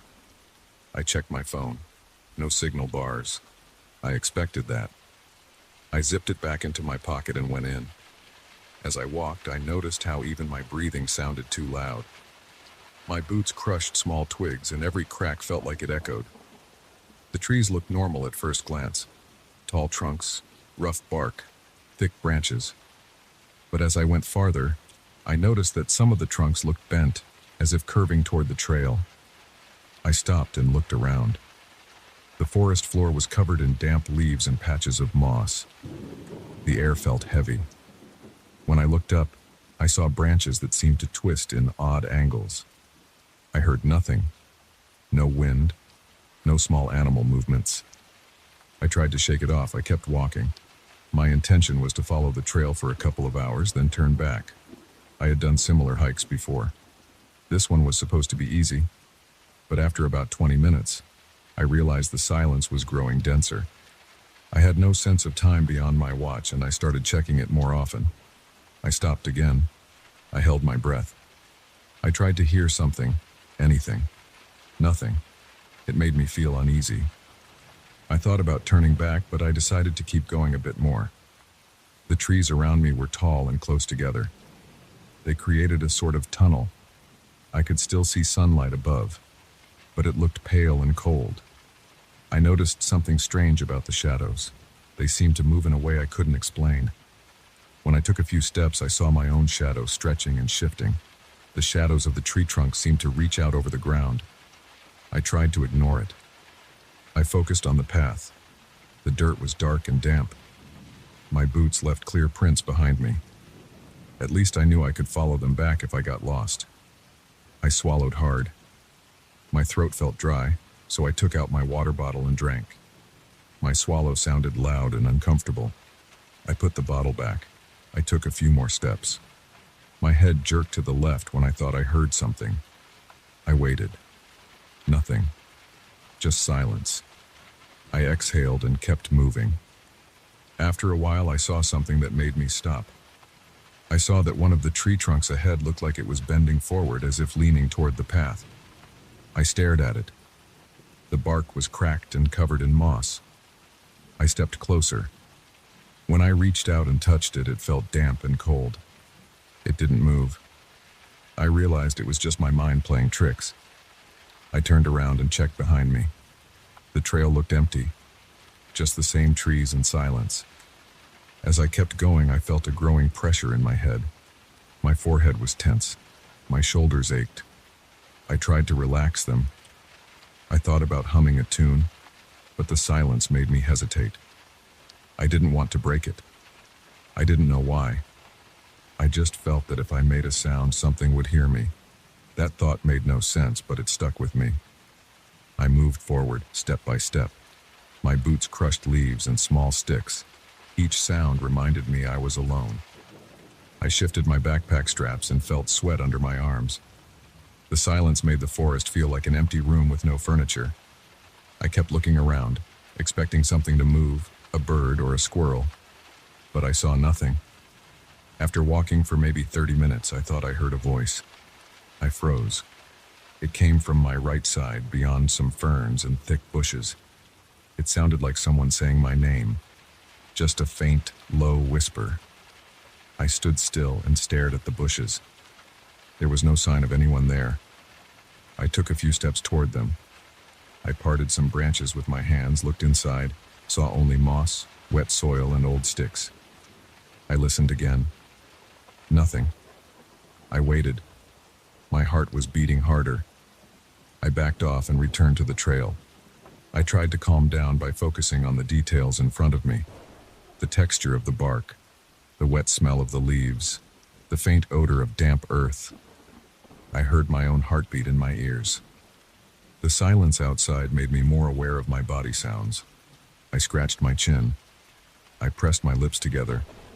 I walked on and decided I would turn back after I reached a small creek that was supposed to be about an hour into the trail. I kept my eyes on the ground, just following the path, trying not to look around too much. But my eyes drifted up again and again. I saw shapes in the corners of my vision. When I turned to look directly, I only saw trees. There was a growing feeling that I was being watched. I tried to ignore it, but it got stronger. I felt it on my neck, like the warmth of a stare. My scalp felt tight. I wiped sweat from my forehead. I kept walking, faster now. My breathing grew uneven.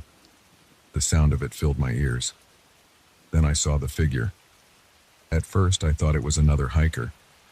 It stood far away, to the left, behind some thick branches. It looked tall and wore something dark, maybe a hooded jacket or a long coat. It did not move. I stopped and stared. I waited for it to call out or wave. It did nothing. I raised my hand as if to greet it, but it remained still. I could not see its face. There was no detail, just darkness under the hood. I shouted, "Hey!" My voice sounded strange. My throat felt dry, and the sound seemed to vanish into the silence. The figure did not react. I shouted again, louder, asking if they needed help. No movement. Nothing. I took a few steps forward, off the trail, pushing aside some smaller branches. When I reached the spot where I thought the figure stood, I saw no one. There was only a patch of moss and some thick roots protruding from the ground. I turned back to the trail. My legs felt shaky. I did not like this at all. I decided to speed up and reach that creek. I wanted to hear something normal, like the sound of running water. The silence was driving me crazy. As I continued, I started to feel lightheaded. I think I was breathing too fast. I forced myself to slow down and breathe through my nose. The silence remained total. My footsteps sounded louder. I checked my watch. I had been walking for about 45 minutes. I expected to hear the creek soon. Still nothing. I kept going until I noticed something else. Some of the trees had odd marks on them. I saw faint scratches and stripped bark. I ran my fingers over them. They felt rough and uneven. I didn't know what caused them. No smell of sap or resin, just cold, damp bark. I looked around. The marks were on several trees on both sides of the trail. They formed no pattern I could understand. I thought about the figure I saw earlier. Maybe it was just my imagination, but it felt too real. I looked around more carefully as I walked. I stopped every few steps and scanned the forest. Eventually, I saw it again. This time, it stood behind a tree far ahead. I could only see part of it, the hood and maybe a shoulder. I could not see arms or legs. I moved closer, slowly. As I approached, I kept my eyes on it. I wanted to see if it moved away. It did not. It just stood there. When I got close enough to see the details, it was gone again. Nothing was there. Just a trunk and some branches.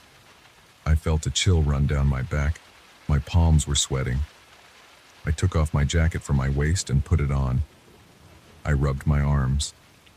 The silence pressed on me. I shouted again, just noise, hoping for an echo. Nothing came back. I kicked a stick out of frustration. I just wanted to find the creek and then turn back. I began to jog. The trail was not steep, but the ground was uneven. I had to watch my step. I tripped on a root and fell on my knee. I groaned and stood up. My pants got dirty with damp soil. I brushed them off. My knee hurt, but it was not serious. I took a sip of water. The bottle felt cold in my hand. I kept moving. After some minutes, I noticed something up ahead, a slight movement of branches. I held my breath and watched. There was no sound. The branches swayed, but there was no breeze. It stopped after a few seconds. I approached the spot and saw nothing unusual, just leaves and bark. I started feeling desperate for some normal noise. I thought about tapping the trunks. I picked up a small stone and hit a trunk with it. It made a dull sound. It felt pointless. I kept going. After another 10 minutes, I saw the figure again. This time, it was to my left, about 20 yards away, standing between two thick trunks. The hood was pulled low. I saw no face. I shouted for it to come out. I yelled that I was just passing through. The figure did not respond. I stepped closer, pushing through low branches that scratched my jacket and arms. I felt leaves brushing my face. When I reached the spot, it was gone again. No footprints, no broken twigs, nothing. My heart pounded harder. I decided I would not go any farther. I turned around and started back. I wanted out. I wanted my car. I wanted to hear the engine and the tires on gravel. As I retraced my steps, I tried to follow my footprints. They were there, but fainter than before. The silence continued. I looked back several times, expecting to see the figure following me. I saw no one, but I felt that stare. It made my shoulders tense. I rolled them to release the tension, but it did nothing. I walked fast. My legs ached. My lower back hurt from the tension. I checked my watch again. I had been out for maybe an hour and a half total. I should have been back at the car in less than that. I pushed on, watching for the curved trunks that I saw earlier. They looked familiar. I recognized some mossy stones. I recognized a broken branch on the ground. Good. I was on the right path. As I moved closer to the trailhead, I noticed that the silence did not break. Not a single bird, not a single gust of wind. My ears felt odd, as if they were ringing. I tried to pop them by swallowing. It helped a little. At some point, I saw the figure one last time. It stood straight ahead, right in the middle of the trail. This time, it was not hiding behind branches. I stopped about 30 yards away. The figure did not move. I could see that it was tall and wore a hooded garment that reached down below the waist. I shouted again, but it stayed silent. I felt my knees tremble. I raised my arms and said I was leaving. I said I didn't want any trouble. My voice sounded shaky. I took a step forward. The figure remained still. I took another step. Still no movement. I considered rushing it, but the silence made me hesitate. I moved slowly, one step at a time. When I got close enough to make out more details, I saw that the inside of the hood was completely dark. I held my breath and reached out with my hand, shaking, to touch the figure. The moment my fingertips should have made contact, I felt nothing. My hand passed through empty air. The figure vanished as if it had never been there. I stumbled forward and almost fell on my face. I looked around. Nothing, just the trail and trees. I stood there, breathing hard, sweating, my heart pounding. I wiped my face with my sleeve. My entire body felt tense and sore. I turned and hurried toward the exit. I knew I didn't have much farther to go. I forced my legs to move faster, ignoring the pain in my knee and the ache in my shoulders. I just wanted to be out of there. When I finally reached the trailhead, I saw my car waiting exactly where I left it. I pressed the unlock button on the key fob and heard the chirp of the locks. That sound felt too loud after all that silence. I jumped in, slammed the door, started the engine, and pulled away. As I drove away, the forest grew smaller in my rearview mirror. I still heard no birds, no wind, no nothing. The silence remained behind me, locked in that place. My heart was still beating fast. My muscles still felt tight. I gripped the steering wheel and kept driving, not looking back again.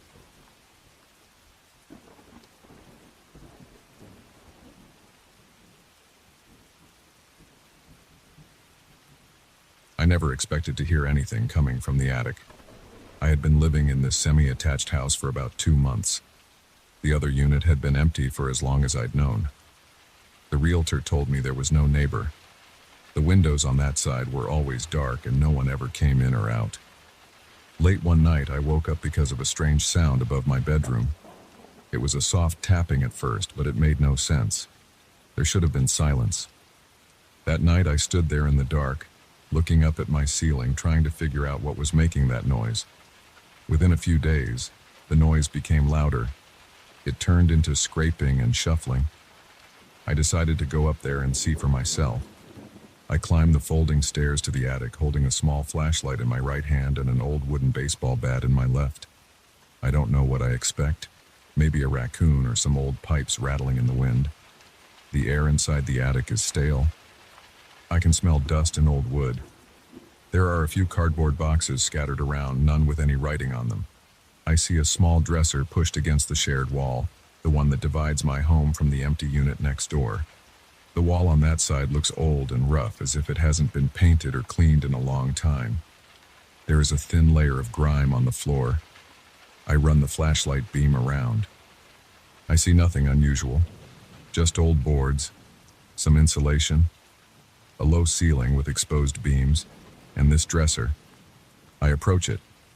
The dresser is short and has 3 drawers. I try the first drawer. It slides open with a dry scratch. It's empty. The second drawer is the same, the third drawer as well, no clues, nothing inside.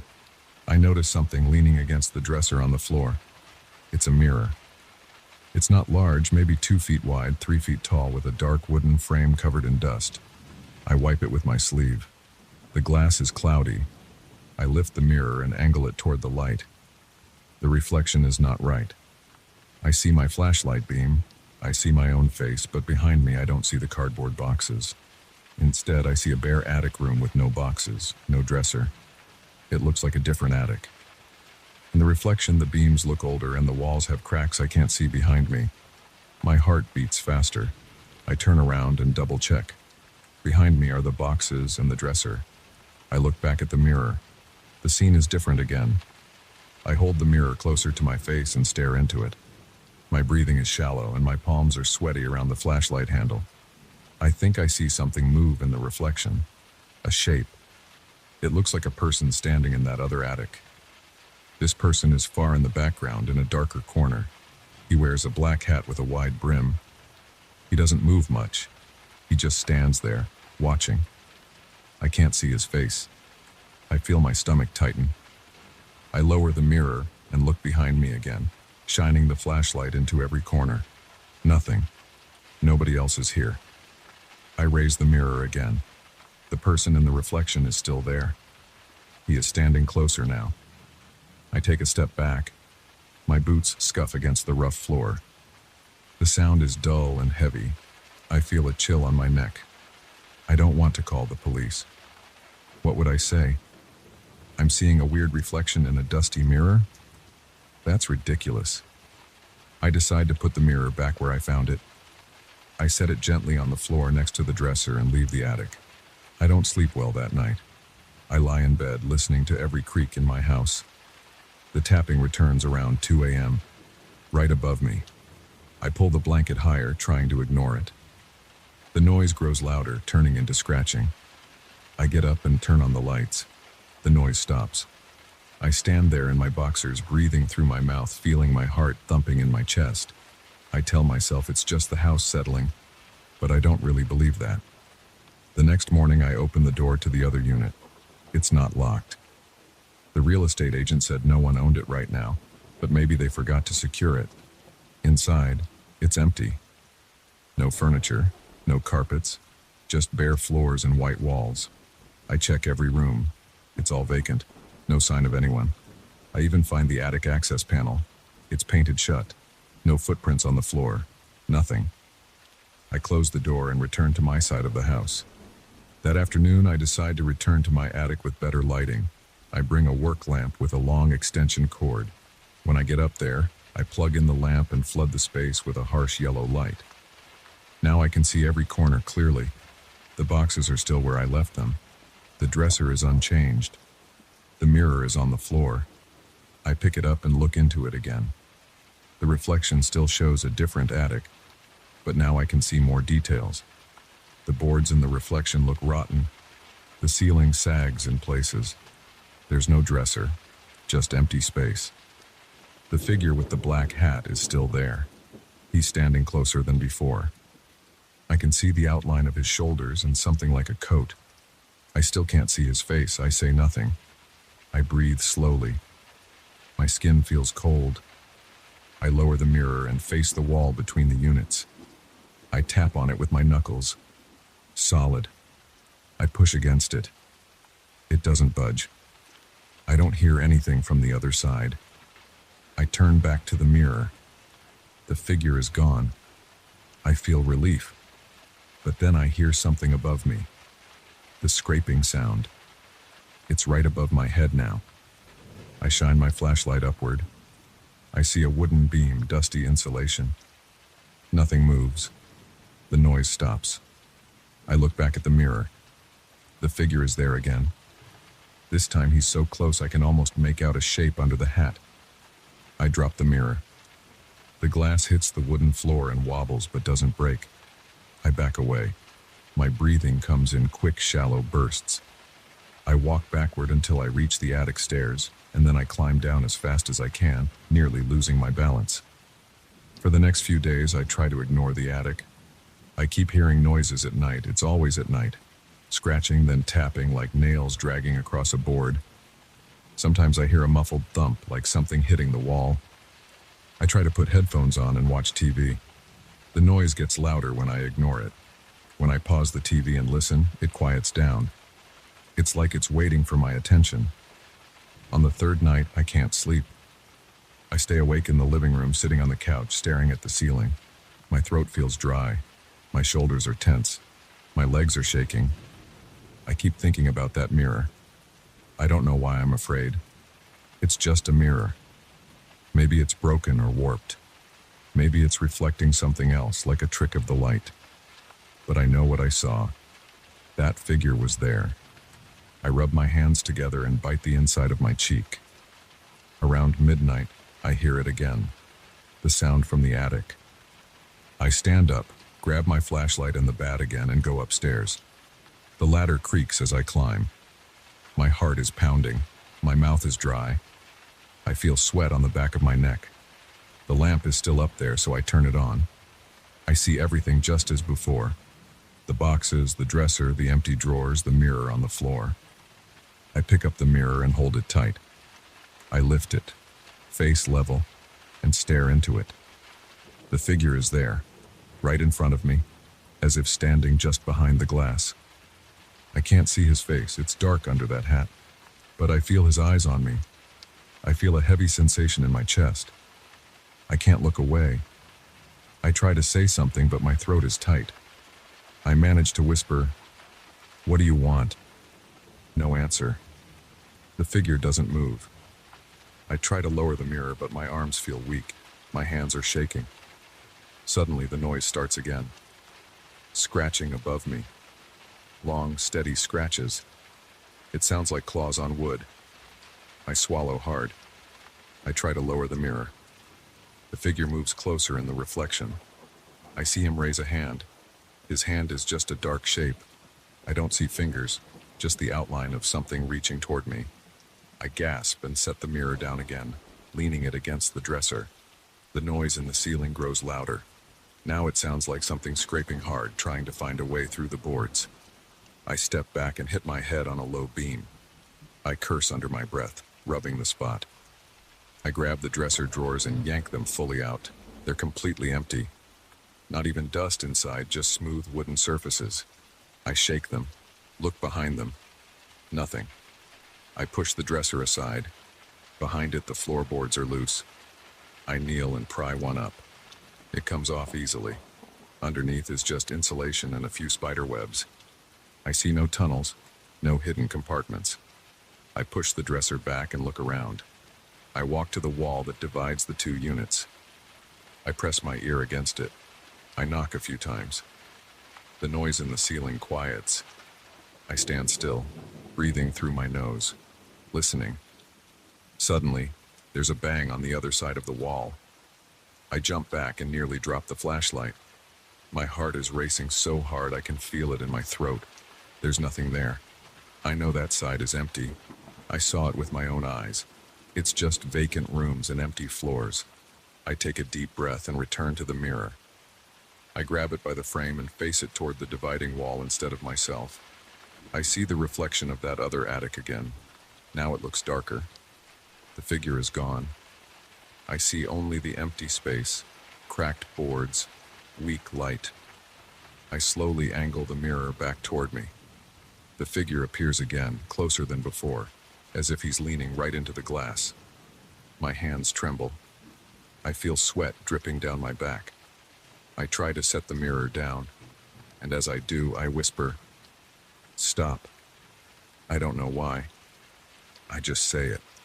The noise above returns, sharper this time. It sounds like something dragging a hard metal edge across the wood.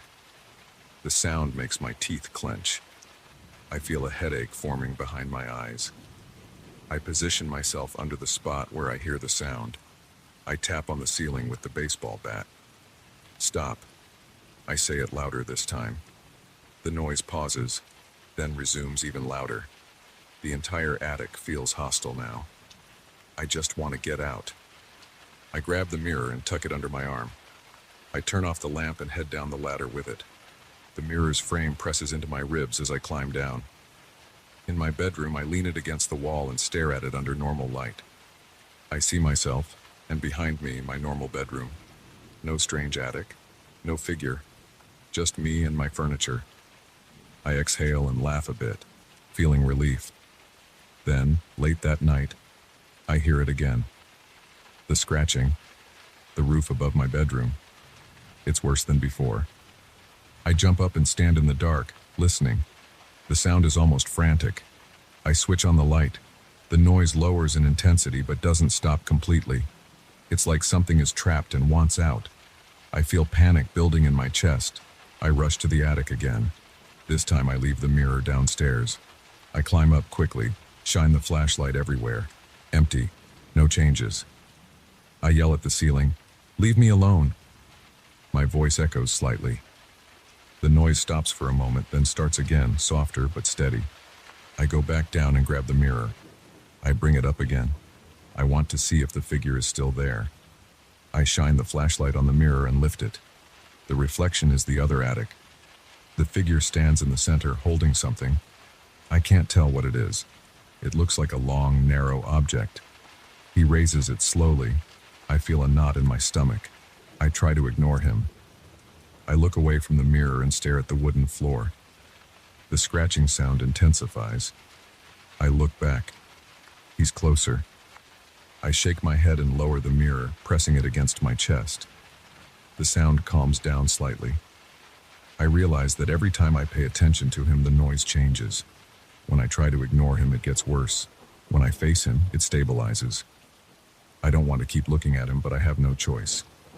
I lift the mirror again. He stands there, motionless, black hat tilted forward. I speak quietly, my voice shaking. "I see you." The noise slows down. I say it again. "I see you." The scratching becomes a faint tap. My legs feel weak, but I keep standing. I hold the mirror and breathe slowly. My hands hurt from gripping the frame. I feel a draft from somewhere. The attic door behind me is open. I can smell the dust and wood. The figure in the reflection doesn't move. I stand there for a long time, just looking at him, waiting for something to happen. Finally, I lower the mirror and place it face down on the attic floor. I hear a muffled scrape above. I pick the mirror up and hold it toward the attic's far corner. The reflection still shows that other place. The figure is gone. I listen. Silence. I stand there for at least 5 minutes, my heart pounding, my face hot. I put the mirror into a large cardboard box. I close the box and push it to the corner of the attic. I go downstairs. That night I sleep with the television on. I don't hear any scratching. I don't hear tapping. Just the muffled noise of some late-night talk show. In the morning, I open the attic and peek inside. It's quiet. The boxes are there, the dresser is there, and the sealed box with the mirror inside is there. The ceiling looks normal. I close the attic and lock it with a small latch I installed on the inside frame. That night, no sounds come from above. I stay in that house for a few more weeks. Sometimes I hear a faint tapping, but when I go to check, nothing is there. I never open the mirror's box again. I leave it there, buried under old junk, hoping that I never see that figure again. I keep my house lit at night. I keep the TV on, some music playing. The silence makes my ears ring. Whenever I think I hear something, I stop and listen carefully. Usually it's nothing. Sometimes it's a soft scrape, but it fades if I turn on the attic light and say, "I see you." After that, nothing happens. I guess he stays on his side. I don't know who he is. I don't know why that mirror shows that place. I don't know what would happen if I smashed it, and I don't want to find out. I'm not looking for explanations. I just want to live here without that noise, without that feeling that someone is watching. For now, it's quiet enough. I can handle that.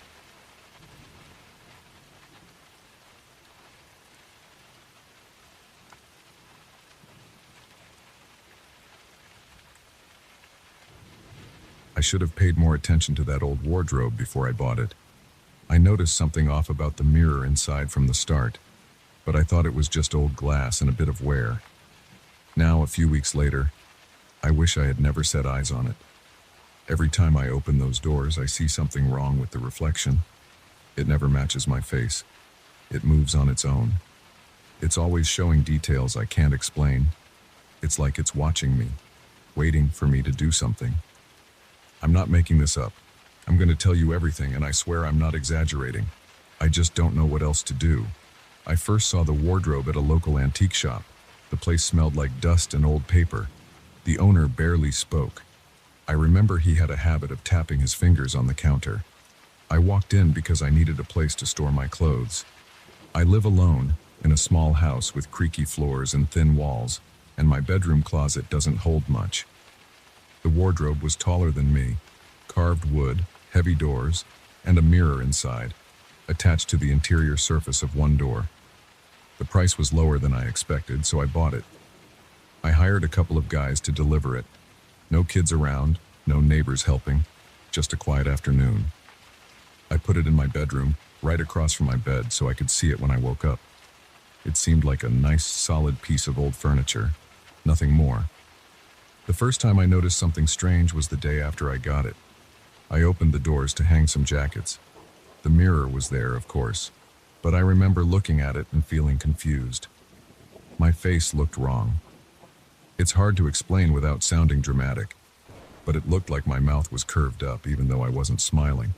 My actual face was neutral. I touched my lips, and they were in a straight line, but in the mirror, I saw a slight grin.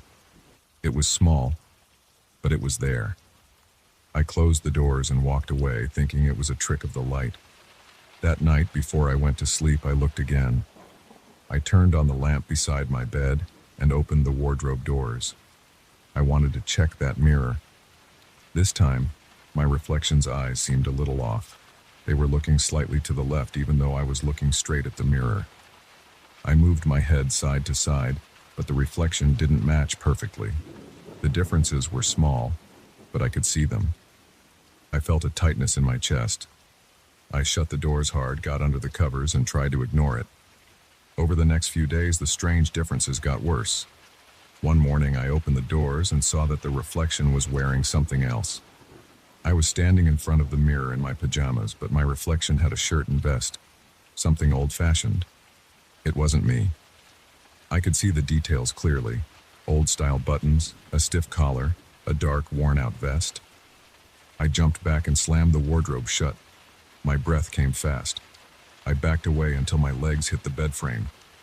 I waited a minute, then opened the doors again. This time, I just saw my normal clothes, but the reflection still had that odd timing. My eyes or mouth would be off by a fraction of a second.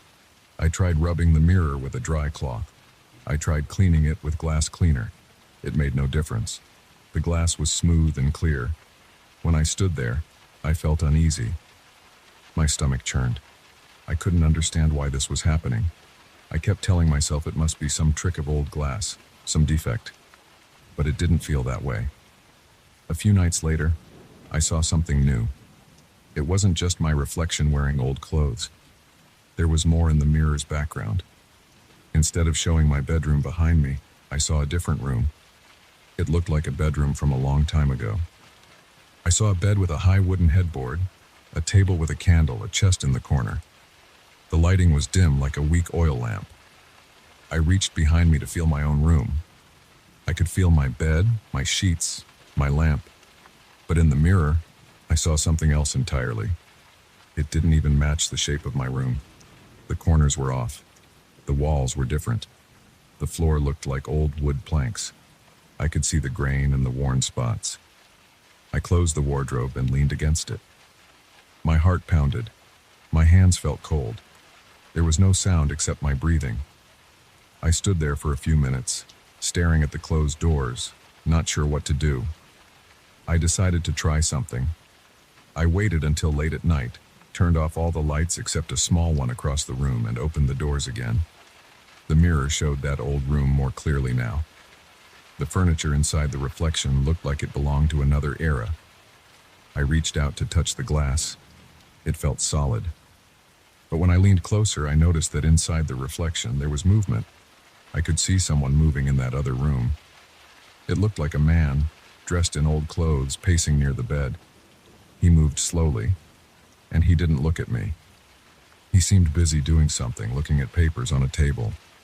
I wanted to call out, but I felt stupid. Instead, I just stood there watching him. After a minute or so, the man in the reflection turned toward me. He didn't match my movements.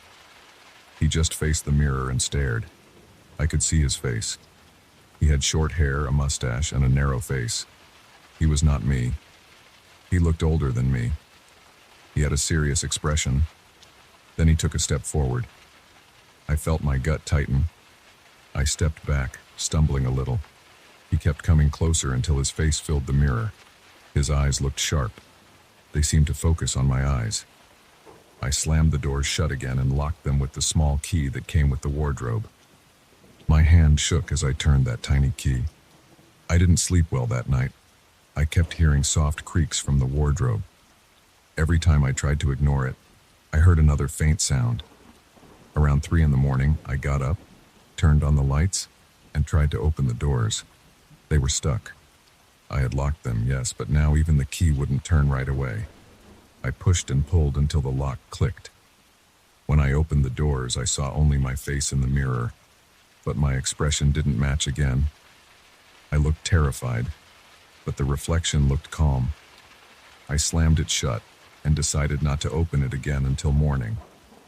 The next day, I tried to move the wardrobe out of my bedroom. I wanted it gone. I tried sliding it, but it was too heavy. The floor creaked, and I almost lost my grip. I decided to empty it first.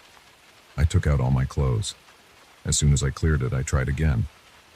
Still too heavy. I considered calling someone to help, but I didn't want to explain why I needed it gone right now. I felt stupid, scared of a piece of furniture, but I couldn't help it. That evening, I heard tapping sounds coming from inside the wardrobe. Soft taps like fingers on wood. I stood there a few feet away listening. My throat felt dry. I called out, "Who's there?" Like an idiot. No answer. Just more tapping. I grabbed a flashlight and opened the doors wide. The mirror showed the old room again. The man was back, closer this time.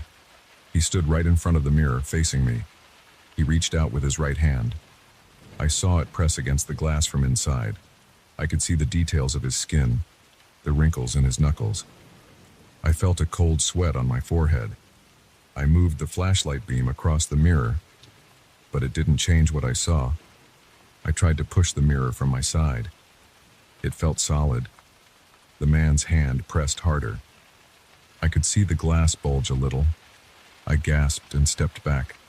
I wanted to run, but my legs felt weak. Instead, I closed the doors again and locked them.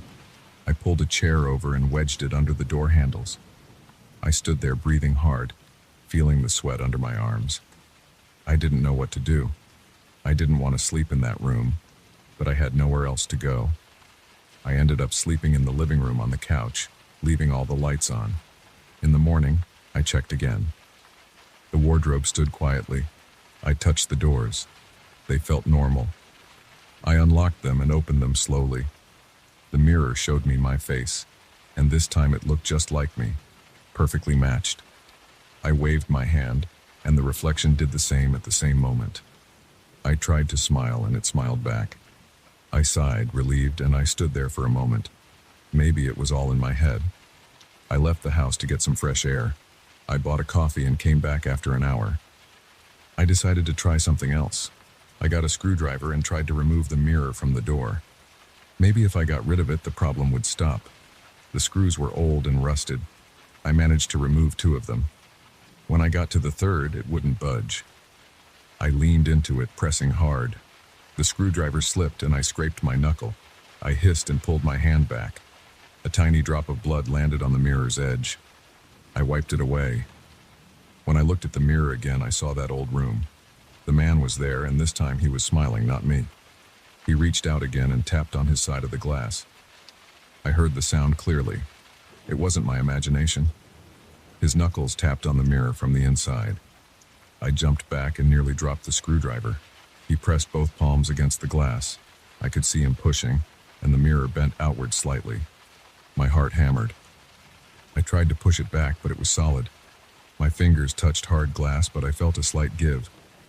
I felt like something in the mirror was softer, like a thin layer of ice about to crack. I panicked. I grabbed the wardrobe doors and slammed them shut. I shoved the chair back under the handles and stepped away. I decided to call someone. I tried looking up the antique shop's number, but it was disconnected. I tried searching online for information about antique Victorian wardrobes with strange mirrors. I found nothing helpful. I considered calling a friend, but what would I say? I ended up pacing my living room, looking at my phone, feeling trapped. I couldn't leave that thing in my bedroom. I needed to do something. I thought about breaking the mirror. I didn't want to smash glass in my house, but I didn't see another way. That night, I couldn't sleep. I heard scraping sounds coming from the bedroom. I heard soft groans like wood under pressure. I grabbed a hammer from my toolbox and walked to the bedroom door. I stood outside listening.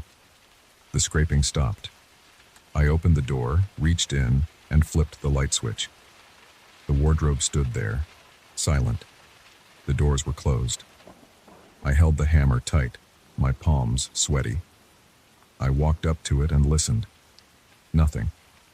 Slowly, I took the chair away and unlocked the doors. Inside, the mirror showed that other room again. The man was very close. I could see his breath on the glass. I could see a thin layer of fog where he was breathing. He leaned in and tilted his head, looking directly at me. I felt my stomach turn. I raised the hammer. I said, "Stop," even though I knew he couldn't hear me. He grinned. Then he lifted his hand and placed it flat on the glass. I leaned forward, holding the hammer, and tapped the glass with it. The sound was dull. I pulled back and swung the hammer, not too hard, just enough to test. The glass shook but didn't crack. He seemed amused. He pulled back from the glass and I saw his arms move as if he were adjusting his sleeves. Then he leaned forward again, pushing on the mirror. I saw the mirror bulge out. I swung the hammer harder. The glass vibrated under the hit, and for a moment, I saw a thin crack appear. He frowned. I hit it again, harder this time. The crack spread. I heard him tap from the inside, harder and faster, like he was panicking. I didn't care. I wanted him gone. I slammed the hammer into the mirror over and over until it shattered. Pieces of old glass fell into the wardrobe. Some shards hit the floor, and I jumped back to avoid cutting my feet. I could see through the empty frame now. Behind where the mirror had been, I found nothing but wood backing. No strange room, no old man, just splintered wood. Dust from behind the old mirror floated in the air. My hands shook from the effort. My breathing was loud in my ears. I stepped forward and looked closely. There was no hidden compartment, no trick door, nothing. I pulled away and dropped the hammer. Then I closed the wardrobe doors and leaned on them. My head felt light. My chest hurt from breathing so fast. I spent the rest of the night cleaning up the broken glass. I wrapped the shards in thick paper, then in a plastic bag. I checked the inside of the wardrobe again to make sure I hadn't missed anything. It was just wood. Old wood with a few holes where the screws had been. I ran my hand along it. It felt solid and ordinary. I took a deep breath and stepped back. I moved the wardrobe out of my bedroom the next morning, piece by piece, removing the doors first, then the shelves, making it lighter. Without the mirror, it felt like any other old piece of furniture. I pushed it into my spare room and left it there. I didn't want it near my bed anymore. I have no explanation for what I saw. I know what I remember. The mirror didn't reflect me correctly. It showed that old room and that strange man. It showed him moving closer, pushing against the glass. Now, with the mirror gone, I don't see anything strange in that wardrobe. It's quiet. It's just an antique cabinet for clothes. But I'm still uneasy. Sometimes I feel a draft in the house at night. Sometimes I hear a soft tap, tap, tap. But when I check, there's nothing there. I guess I'll keep the wardrobe for now. I'm not sure what else to do with it. I don't see anything unusual anymore, and I'd rather not explain it to anyone who might want to buy it. If I ever decide to sell it, I'll do it without the mirror. I don't want anyone else to go through what I did. For now, I'll try to forget it and move on. I don't know what happened. All I know is that I'm done looking into strange mirrors. I'm done trying to understand old furniture. I just want peace.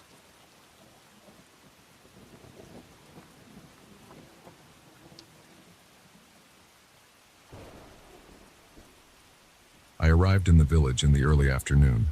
I was on foot and my shoes were dusty. The place was quiet. I saw old stone walls, small houses with wooden doors and narrow windows. There were no cars parked anywhere. I did not see modern signs, no streetlights, no electric lines overhead. I remember feeling uncertain about why I had even come this way. I had left the main road about an hour before, thinking this could be a shortcut. Now I stood in front of a worn-out archway leading into the village center. The silence and stillness bothered me. I tried to ignore it and kept walking. I noticed something strange almost immediately. The afternoon sun fell at a low angle, and I saw my shadow on the ground. But my shadow looked slightly off. My head and shoulders were correct, but my legs were too long. I adjusted my stance and looked again. The shape on the ground twitched as if it was alive. I stepped back. I felt a tense knot in my stomach. I looked at a stone bench nearby.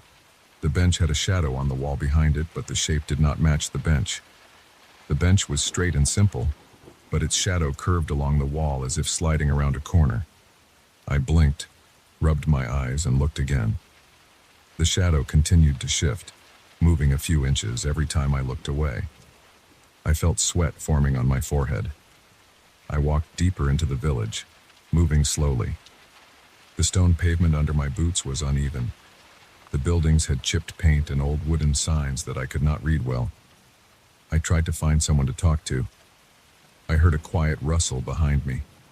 I turned around and saw nothing, but I noticed the shadows on the wall again. Two tall shadows against a whitewashed wall did not match any visible objects.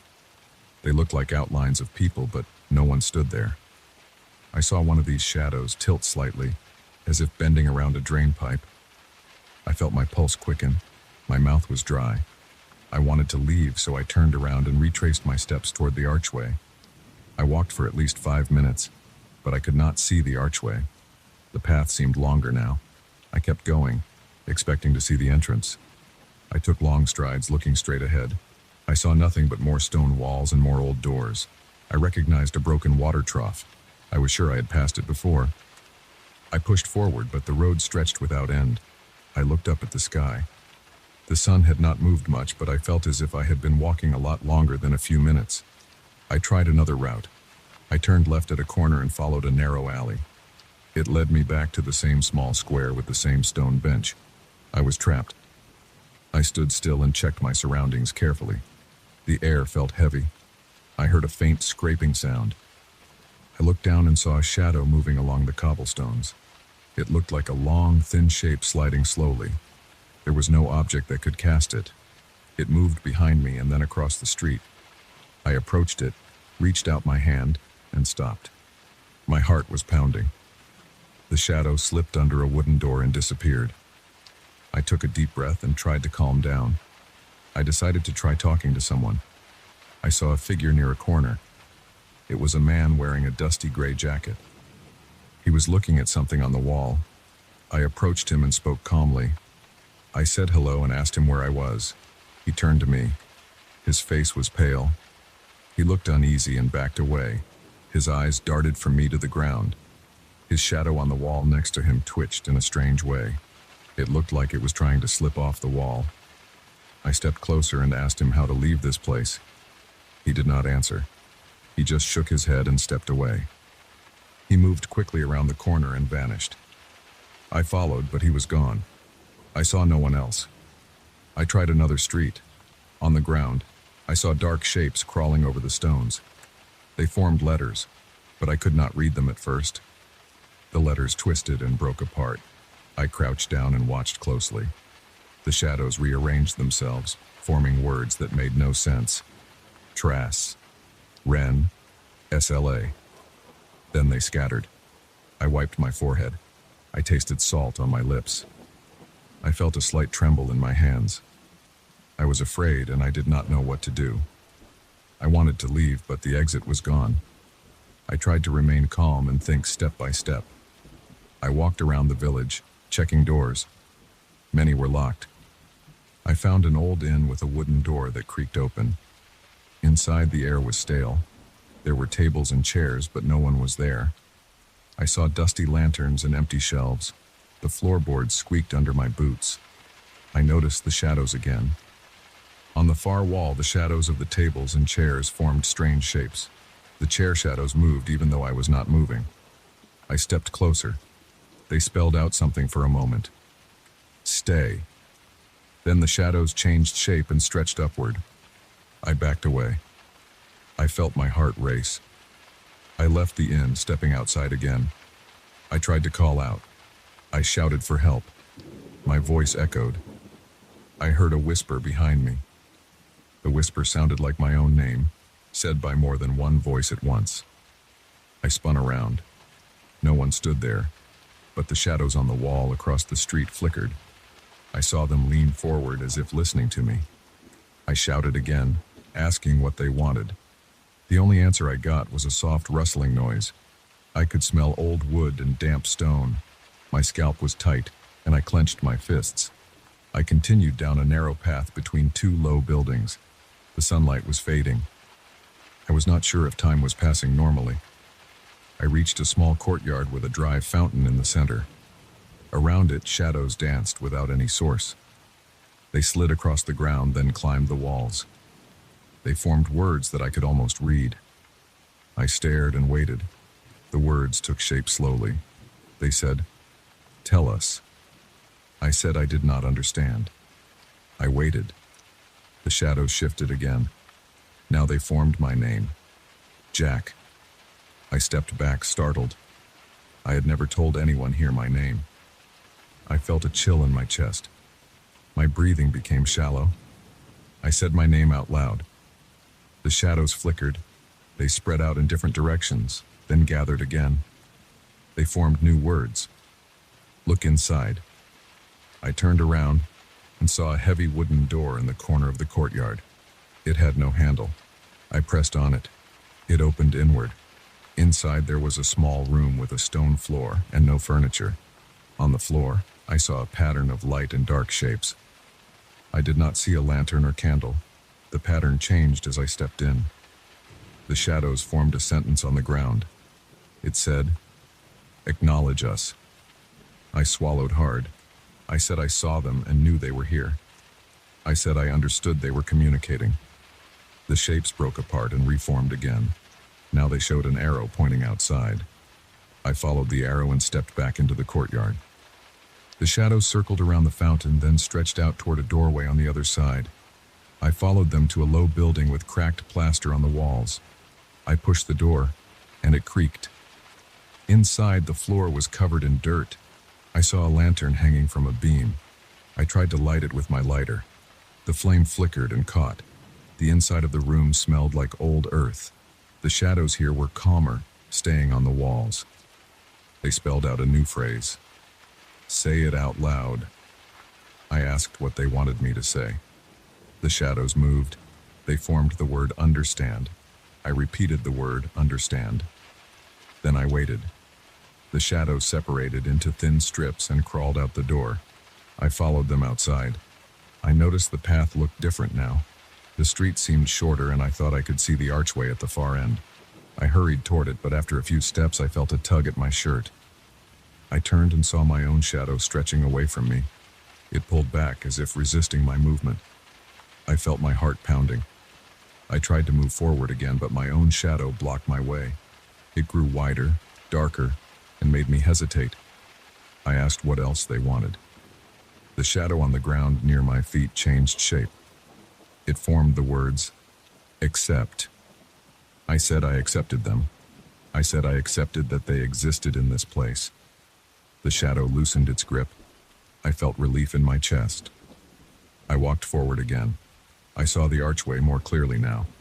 The stones were the same as before, but I could tell the path was no longer stretching. I hurried toward it. My boots scraped the ground. The air felt lighter, but I was not free yet. At the edge of the archway, I saw a cluster of shadows stacked on top of each other. They formed a sentence across the ground. "Say what you know." I spoke out loud. I said I knew they were here. I said I knew they could move and form words. I said I knew they had kept me from leaving because they wanted me to acknowledge them and understand them. I said I understood that they had been trying to show me something. I said I understood their message. The shadows thinned out. They spread over the walls and street, no longer forming letters. I stepped through the archway. At first, I was not sure if I would be allowed to leave. I walked a few steps away from the village. I looked back. The buildings were still there, quiet and old. The sunlight fell at a different angle now. I checked my shadow on the ground. It matched my body perfectly. My legs were the right length, my shoulders aligned correctly, and it stayed in place. I breathed out slowly. My muscles felt tense but calmer now. I took a few more steps down the road. This time the path did not extend. I reached the spot where I had first turned off.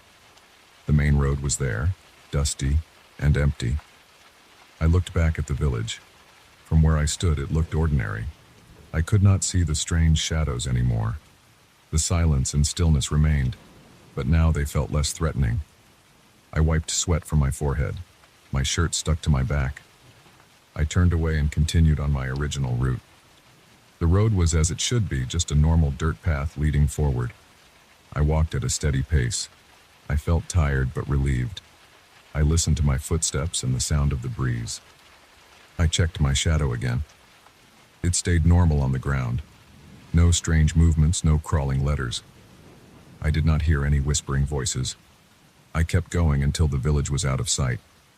As I moved farther away, I did not encounter any other strange sights. The late afternoon sun lowered in the sky like any normal day. I felt hungry and thirsty, but that seemed normal. I touched my face and felt the sweat drying. My throat was scratchy, and I swallowed. I looked around for a place to rest. I found a flat rock and sat down. I took a few breaths. Everything felt solid and clear. I thought about what happened back there. The shadows had asked me to acknowledge them and understand them. I had done that. After that, they let me go. I felt the tension leaving my shoulders. My back relaxed. I stood up and continued walking. The road led onward. I had no trouble recognizing landmarks. I saw a small grove of trees ahead and a normal wooden sign showing a route number. It felt reassuring. I reached into my pocket and realized my lighter was still there. I felt its shape against my fingers. I remembered using it inside that building to light the lantern. I remembered the strange words spelled by shadows. I remembered saying, understand and accept. The memory still made me feel uneasy, but it no longer filled me with panic. I was free now. I headed forward, focusing on the present step after step, leaving that odd place behind. I never saw anyone else on that road. I never heard any more whispers. My shadow remained ordinary. After a while, the sun began to set, and I considered where to camp.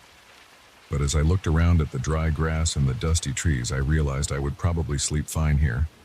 Nothing seemed threatening anymore.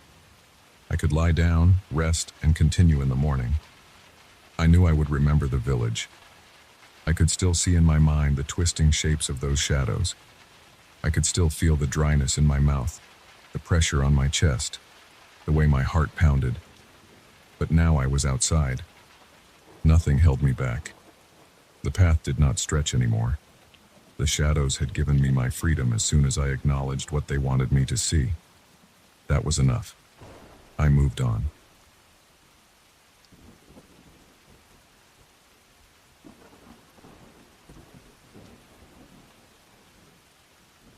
I was just trying to get home. It was late, past midnight, and the street in front of me had no lights at all. The air smelled like dirt and old leaves, and I could barely see my own shoes. I felt tired, sore in my shoulders and knees, and I only wanted to reach my apartment and drop into bed. But right then I noticed something off. The road led me forward into complete darkness, and when I reached the end, heavy rain began, sudden and pounding. I saw a house on my left, unlit, windows hidden behind thick curtains and the front door half open. I stood there staring at the dark shape of this place, and something about it did not feel right. But the rain was cold, and I had no umbrella or coat. I told myself I would only wait inside for a few minutes until the rain slowed down. I took out my phone and turned on its flashlight. The battery was low, but I thought it would last long enough for me to stand inside and get a sense of the place. That was my first mistake. I step inside, holding my phone up so I can see the floor in front of me. The interior is so dark that my small light barely helps. My shoes scrape against something like dry dirt or old splinters. The smell inside is strange. I smell candle wax, like a melted candle might still be around. and something else that reminds me of sweat. Not fresh sweat, but the kind that clings to old clothes that haven't been washed in weeks. The air is stale, heavy, makes me breathe shallow and slow. I close the door behind me, but it does not shut all the way. The rain outside is so loud I can hear it hitting the ground, and there's a slight draft that slips through the doorway. The place is silent except for the rain. I stand still for a few seconds. My heart beats a bit faster because I am somewhere I should not be. I know it. I feel my pulse in my neck. But I tell myself it's just a house. Maybe abandoned. Maybe someone left it open. Maybe a homeless guy is squatting inside. I try to relax. I look around. My phone light flickers over the walls. The wallpaper looks old, maybe peeling in places. I see a corridor leading deeper into the house, and to my right there's a space that might be a living room. Everything is dark and silent inside. I do not see furniture, at least not big chairs or tables. I step forward and my foot bumps into something hard and wooden. I angle the phone down. It's a small stool, turned upside down. The legs stick up at odd angles, and there's a melted candle on the floor beside it. The wax formed a puddle, hardened into a thick lump. I feel uneasy. I do not want to spend more time here than I have to, but I do not want to go back outside. The rain is relentless, and I'm already getting damp from the moisture in the air. I move forward slowly, careful not to trip. As I pass along the hallway, I notice something on the wall. My phone's light shows me a mural painted on what seems like old wallpaper. There are human figures, but their faces are missing any features. Where eyes should be, there are just empty holes. Where mouths should be, there's nothing. Just blank ovals. They stand in groups, their arms at their sides, their bodies tall and thin. I feel my stomach tighten. Who would paint something like that? The silence breaks when I hear a slow sound above me. It's like someone is dragging their feet across a wooden floor. The noise is faint but steady. Along with it, I pick up something else. A muffled voice, humming or singing a tune I cannot understand. The sound is low and quiet, like someone with their mouth pressed against cloth.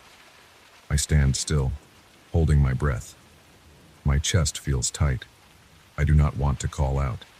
I do not know who is up there. I'm in a strange house at night, and I do not like this situation at all. I decide to check if I can leave. I turn around and walk back to the door. I push it, but it feels stuck. I had closed it without pulling it tight, but now it won't open. The handle turns, but the door will not budge. I press my shoulder against it, but it's like something is holding it closed from the outside. I consider throwing my weight into it, but I worry it will make a lot of noise. I do not want to draw attention. I feel sweat forming on my forehead and under my arms. I grip my phone tighter and turn back to look into the dark house. The sound upstairs continues, the slow dragging, the muffled humming. I feel my heart beating faster now. The corridor leads me to a small staircase that goes up. Before I head that way, I try to find another exit. I open a door to my left. It's a small room, maybe a storage room. It smells musty, and I see shelves with empty jars, old cloth, and some boxes. The walls in here are closer, like the space is tighter than it should be. I try the window. There's a window behind a heavy curtain. I try to move the curtain, but it's stiff and heavy. The window behind it is blocked by something that feels like boards nailed across. I hear a slight creak as I press. I step back, breathing a bit harder. No way out here. I return to the corridor. The walls feel strange now. When I first came in, I felt like I had enough space. Now it feels like the walls have shifted closer, like I have to turn sideways to move forward. The wallpaper scrapes against the fabric of my jacket. I can't explain it, but the space feels tighter. I think about trying another room, so I check a door on the right. It's also stuck. I put my shoulder into it, and it doesn't move. I run my hand along the wall, feeling small bumps and uneven surfaces. The house seems to change as I move through it. The air is cooler and the smell of wax is stronger. My nose wrinkles at the odor. I step back into the main corridor and look up at the staircase. I point my phone up. The beam of light is weak. My battery is running low. I see the wooden steps. They look old, chipped. They creak softly when I press my foot on the first step. As I climb, I feel the tension in my legs. I hold the railing, which feels a bit wet or oily. I don't know what it is, maybe moisture from the damp air, maybe something else. I reach the top and there's a small landing area. I see 3 doors here. They are all closed. The humming and dragging sound is louder. It comes from behind the door at the end of the landing. The door on my left is locked. I try it quietly, just a gentle push, but it does not move. The door on my right opens into a narrow room. Inside, it's almost empty. The floorboards creak as I step inside. I sweep my phone light around. The walls here have more of those human figures without faces. This time, some of them have their arms raised. The paint is rough, like someone used their fingers instead of a brush. I feel a twisting in my stomach. I just want to leave. I see a small closet in the room. I approach it, thinking maybe there's something I can use, maybe something to break a window. I open it. Inside, there's a candle on a small plate and a box of matches. The candle is half burned. The smell of wax is stronger here. I pick up the candle and matches. I want some light that's not dependent on my phone's battery. My hands shake as I strike a match and light the candle. The flame is weak, flickering against the darkness. I can see better now, at least a little. The candlelight shows me that the room is empty except for the closet and the walls with those painted figures. I return to the landing. The candlelight throws long shadows over the wooden boards. I hear the voices now, not just humming, but whispers. High-pitched and delicate voices saying my name. They say it quietly, like they are right behind me. But when I turn, there's no one. I feel a chill on my arms and neck. My scalp tightens. I hold the candle in one hand, my phone in the other. I try to think clearly. If I break something, maybe I can get out. But what to break? And how? Every window I've seen is blocked. I approach the door at the end of the landing. The humming and dragging come from inside. My heart pounds. I tell myself I'll just look. Maybe it's an old person who needs help. Maybe it's someone hurt. I put my ear against the door. The humming stops. The dragging stops. I hold my breath. I slowly push the door. It opens a crack. The room beyond is larger. I see a table in the center. The curtains here are closed as well. The smell of sweat is very strong.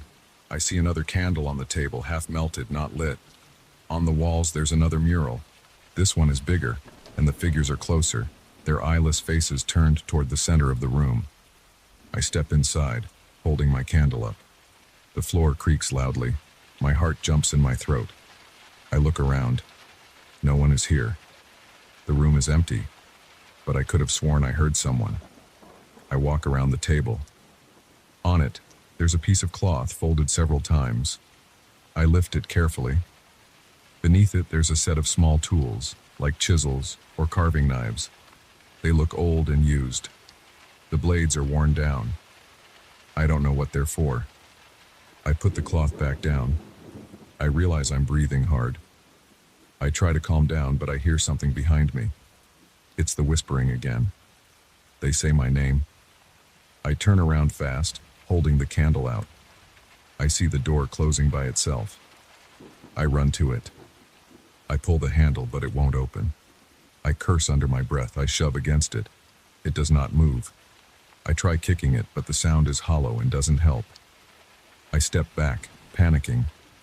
I shine my phone around, looking for another way out. I see a second door on the far side of the room, hidden behind a drape. I push the drape aside and see the door. I test it. It opens. A narrow staircase goes up again. Another floor. I don't want to go up again. I'm already trapped. But I can't stay here. I head up. The candle flickers and wax drips onto my fingers. It burns a little, making me wince. The stairs are even tighter. I have to hunch my shoulders. My knees knock against the steps. I feel the wood pressing in on me. The whispering follows me, soft and careful, repeating my name, elongating the vowels. I swallow hard, my throat dry. At the top of these stairs, there's a small hallway with a single door. No decorations, no murals here. The walls are plain but dirty. I smell something sour. I step forward. The candlelight shows scratches on the door's surface like someone scraped it with their nails. I try the handle. It turns. I open it slowly. Inside, I find what looks like an attic room. The ceiling is angled and the space is cramped. The only light is from my candle. My phone is almost dead. The battery icon is flashing. I turn off the phone's flashlight to save what's left and rely on the candle. I see shadows along the floor. There's a mattress in one corner, old and stained. A small wooden box sits beside it. I walk to the box, each step making my legs shake. I open the box. Inside, I find a key and a folded piece of paper. I hold the candle over it and read what's written. It's just a list of names. I see my name on it. I step back, breathing hard. My name is right there with others I do not recognize. I drop the paper and pick up the key. I hold it tight in my hand. Maybe this key opens one of the blocked doors downstairs. I turn around to leave. The door is closed again. I did not hear it shut. I approach it, the candle flickering, making my vision jump. I try the handle. It opens this time. I step out into the narrow staircase, and as I do, I hear the dragging sound again behind me inside the attic. I do not look back. I hurry down the steps, my hand sliding along the wood for support. Back in the larger room with the table, I see that the door I came through originally is now open. I point my candle toward it. The corridor beyond looks different. The walls are even closer, and the floorboards bulge upward, making the path uneven. I step carefully. The whispering continues, calling my name, but I pretend not to hear it. I move slowly, head down, focusing on the ground so I don't trip. The smell of sweat and wax follows me. I reach the top of the first staircase I climbed. I try to go down, back to the first floor. The steps are no longer there. I hold the candle out. I see no stairs. Instead, I see a wall. I touch it. It's solid. The house has changed. I feel my heart pounding in my chest. I try the other doors on this level again. One of them is unlocked now. I use the key I found. It fits. The lock clicks. I open the door. Inside is a cramped room with a single window. The window has boards, but they look loose. I set the candle down on the floor and press on the boards. They move a bit. I kick one hard.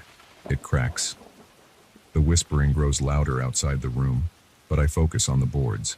I push again, harder, using my shoulder. The board snaps, letting in a rush of cold, wet air. Rain splashes my face.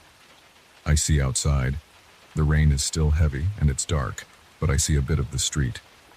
I lean into the gap, breaking more boards with my elbows. My ribs hurt. I pull pieces of wood away until I can squeeze through.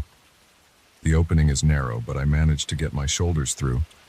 I feel splinters scratching my arms. I pull my torso out, then my legs. I land hard on my side, outside in the mud.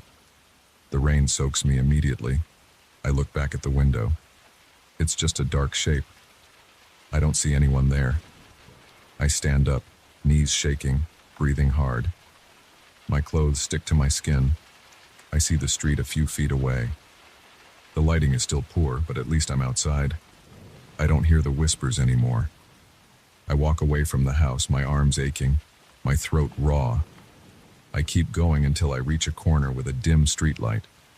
I stop there, catching my breath, looking back once. The house is barely visible in the darkness and rain. I don't try to explain it. I don't go back. I just keep walking until I find a main road. I don't call the police or anyone else. I just want to get home, lock my door, and never think about that place again. I don't know what I saw in there or why my name was on that paper. I feel weak, cold, and sick, but I'm out.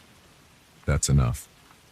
I walk the rest of the way home, checking over my shoulder every few steps, listening to the rain, making sure I don't hear anyone whispering my name anymore.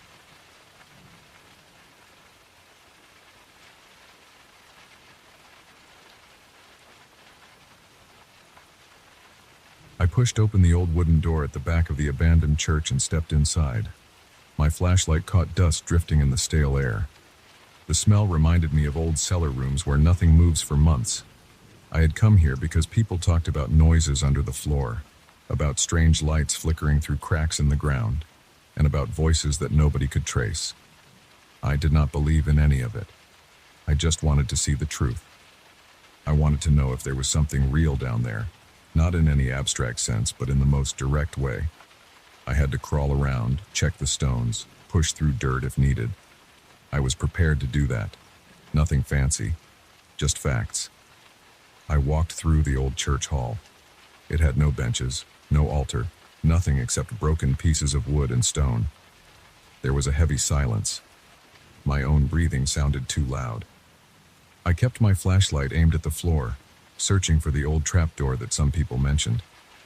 I saw cracks and dents in the wooden boards. After a few minutes of searching, I found a square outline near the corner. I pressed on it. It creaked and lifted a bit. I put the flashlight handle between my teeth, used both hands, and pulled it up. Underneath, there was a rough set of stone steps going down into darkness. I tested the first step and found it solid. The smell down there was different. It was damp and thick. The air felt heavier. I climbed down, one hand on the stone wall for balance.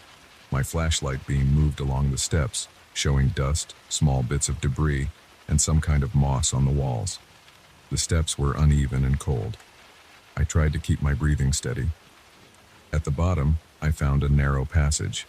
It looked like a stone tunnel, about as wide as my shoulders. The ceiling was low. I had to bow my head to avoid hitting it. My flashlight only reached about 10 feet ahead. Beyond that was darkness. I moved forward. The sound of my boots scuffing on the stone floor seemed to bounce back to me. After a short distance, I found a larger area. It looked like a corridor branching off into two directions. The walls were covered in patches of moisture. There were scraps of what looked like old cloth on the ground, torn pieces covered in black stains. I knelt and touched one piece. It felt stiff and rough. I tossed it aside and moved on.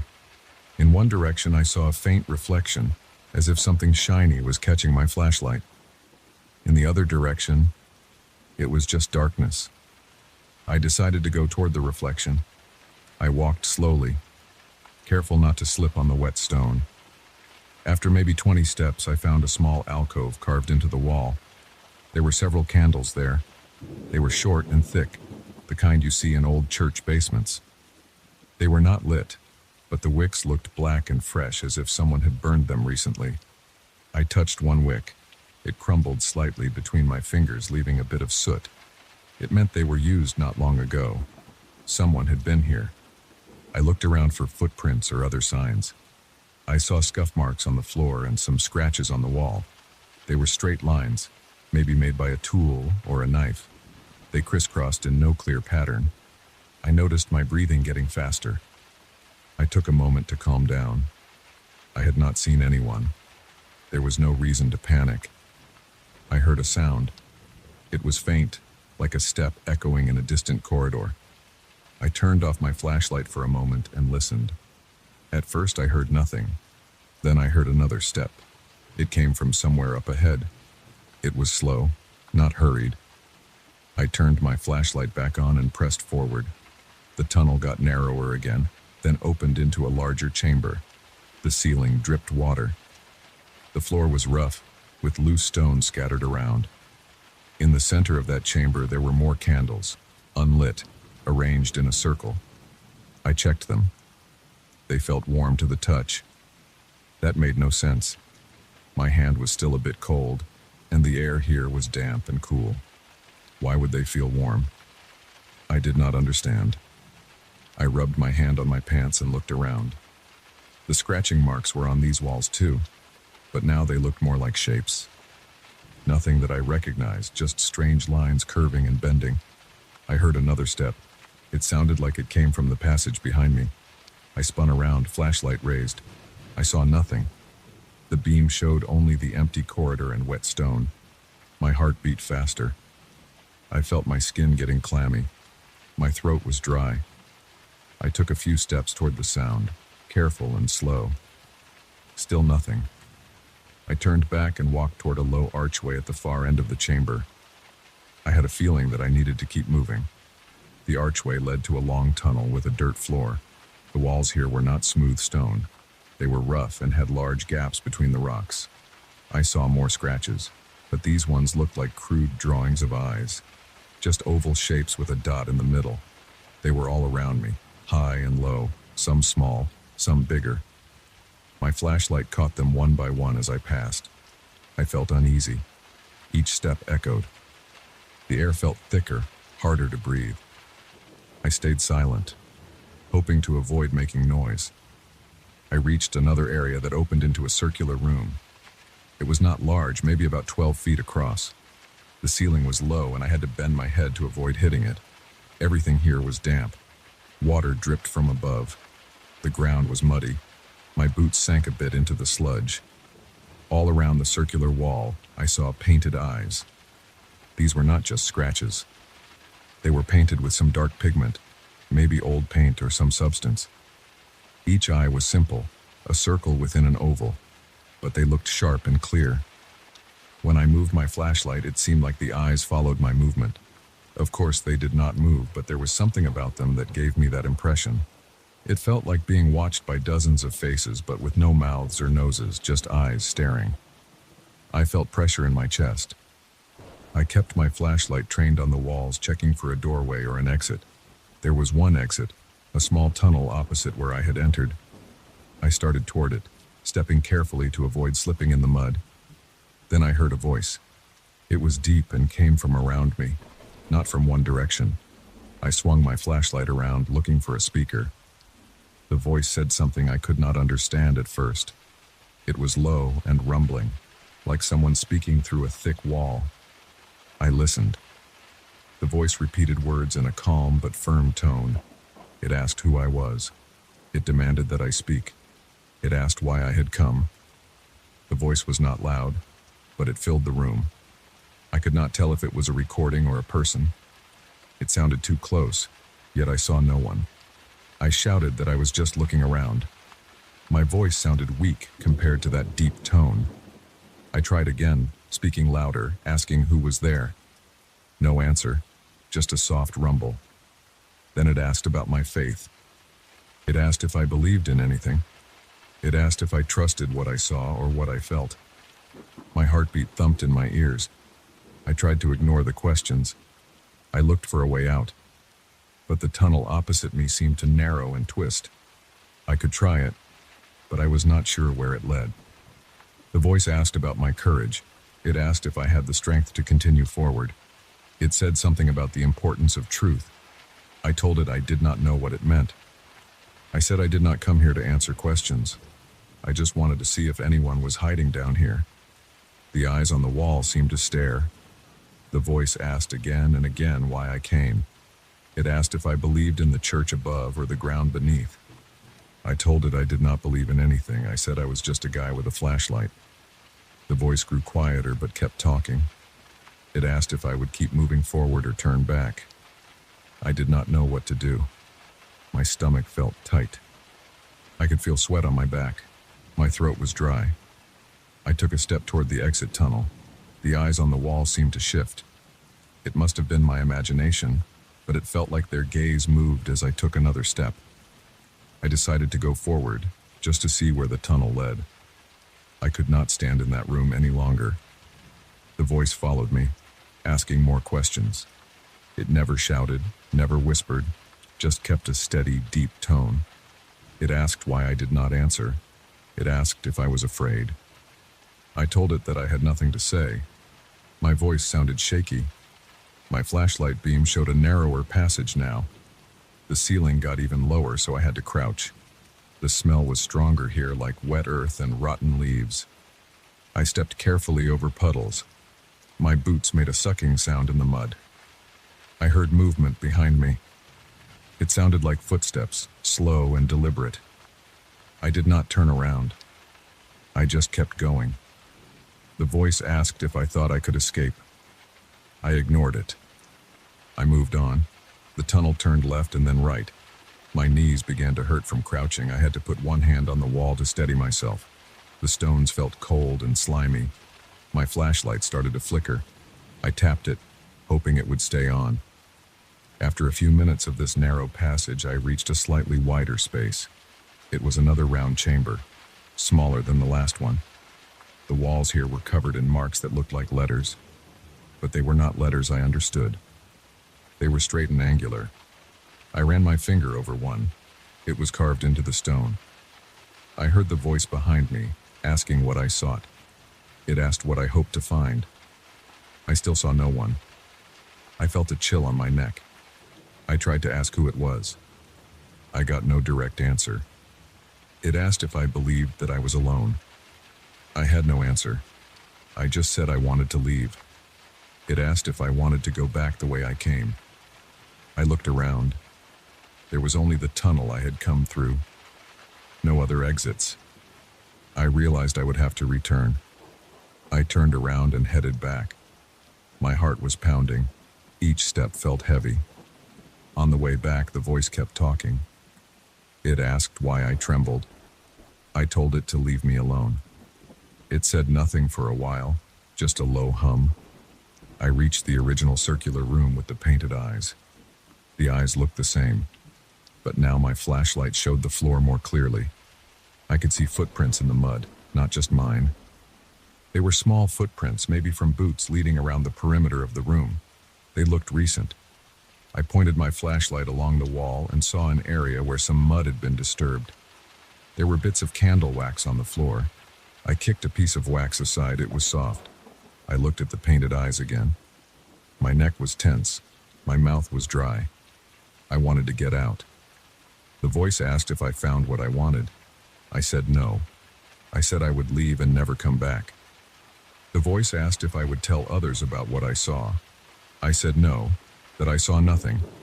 I just wanted to go. The voice asked if I believed that I could forget this place. I said yes. I said I did not care about it. The voice made a sound like a low chuckle, but it was short and ended abruptly. I walked toward the corridor that led me here. My flashlight flickered again. I hit it with my palm. The beam steadied. I followed my footprints back through the winding tunnels. I kept hearing soft steps behind me, but every time I turned, I saw nothing. The voice spoke less now, but once in a while it asked simple questions like, "Where are you going?" Or, "What do you fear?"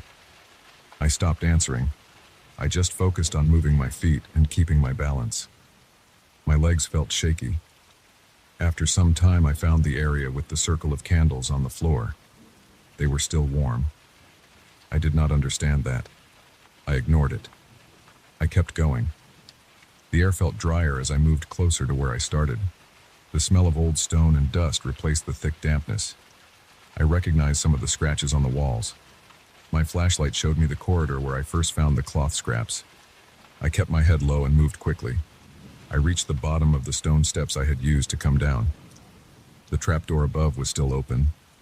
I climbed the steps, one at a time, listening carefully. No voices spoke now. No steps followed. When I reached the top, I shone my light around. The old church hall looked empty. The dust still hung in the air. I stepped out and closed the trapdoor behind me. It made a heavy thud. I stood there for a moment, breathing hard. My hands felt sweaty. I wiped them on my pants. I looked around the empty church. It looked exactly as before. Dirty floors, broken wood, no furniture.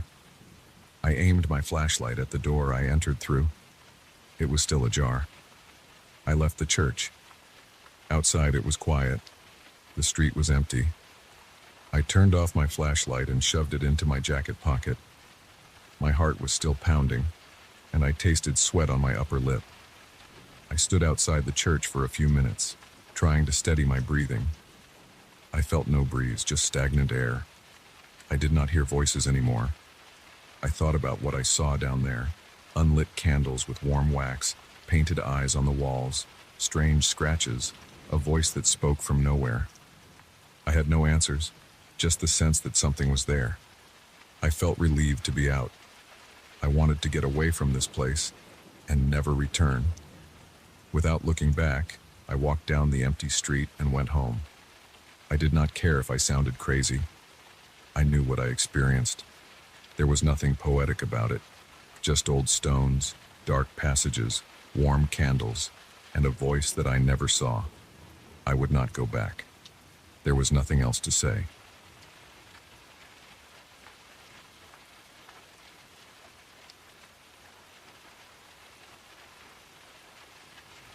I remember standing on the edge of that bridge looking down at the river trying to see my face in the water.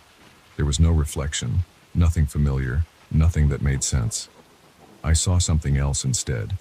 It was a set of crooked trees and pale shapes moving in slow, strange patterns. I didn't understand it. I tried to lean in closer, but whenever I looked down, the water never showed me my own features. It showed me something that did not belong here. And I heard something too. A noise, a whisper. I stood there, uneasy, feeling like I had been singled out by something I couldn't explain. I gripped the wooden railing on the side of the bridge and leaned forward. I see dark water flowing beneath me. The surface isn't calm, it's slightly uneven and the light is low. The sky above me is overcast.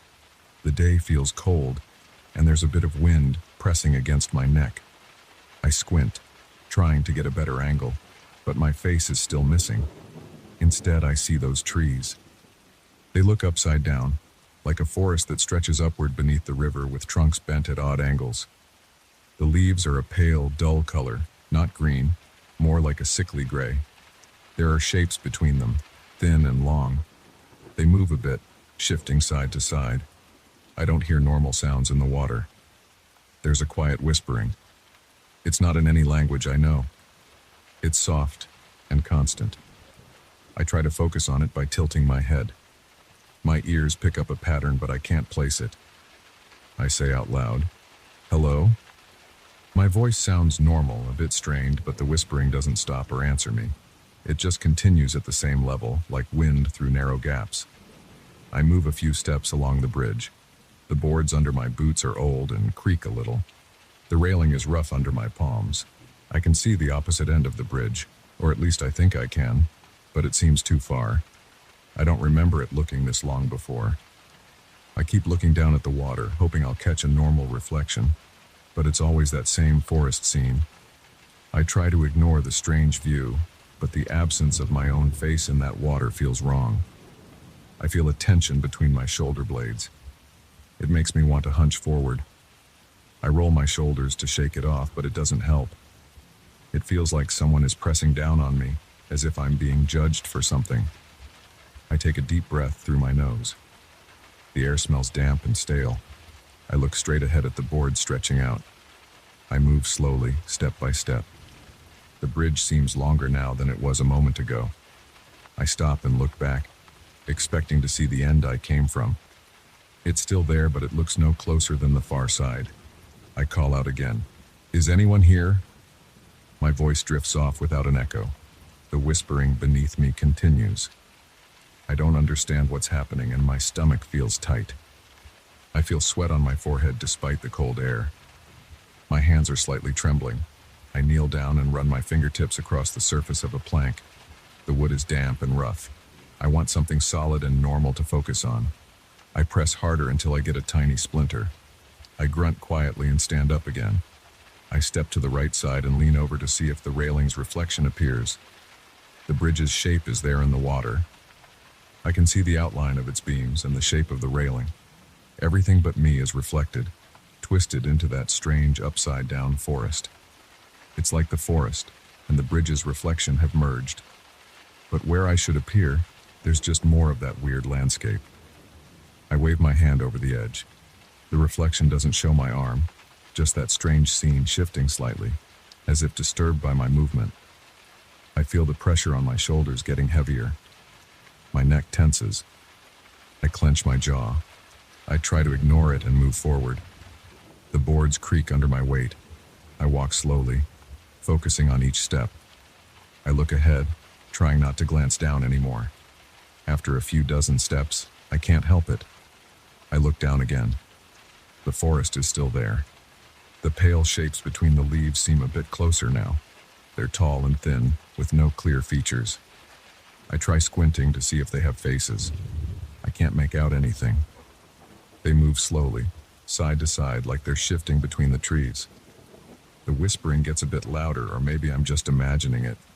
I lean in and say, "I can't understand you." The whispering continues at the same pace, the same volume. I rub my face with one hand, feeling my stubble, my nose, my forehead. I'm still here, still the same person I've always been. But the water refuses to show me. It's as if I'm not part of this place. My chest feels tight. My legs feel heavier. I wonder if I should turn around and go back. I turn and walk in that direction for a while. The boards keep going. I don't reach the end. I stop and turn forward again. I feel my pulse in my neck, a steady, nervous rhythm. I try something else.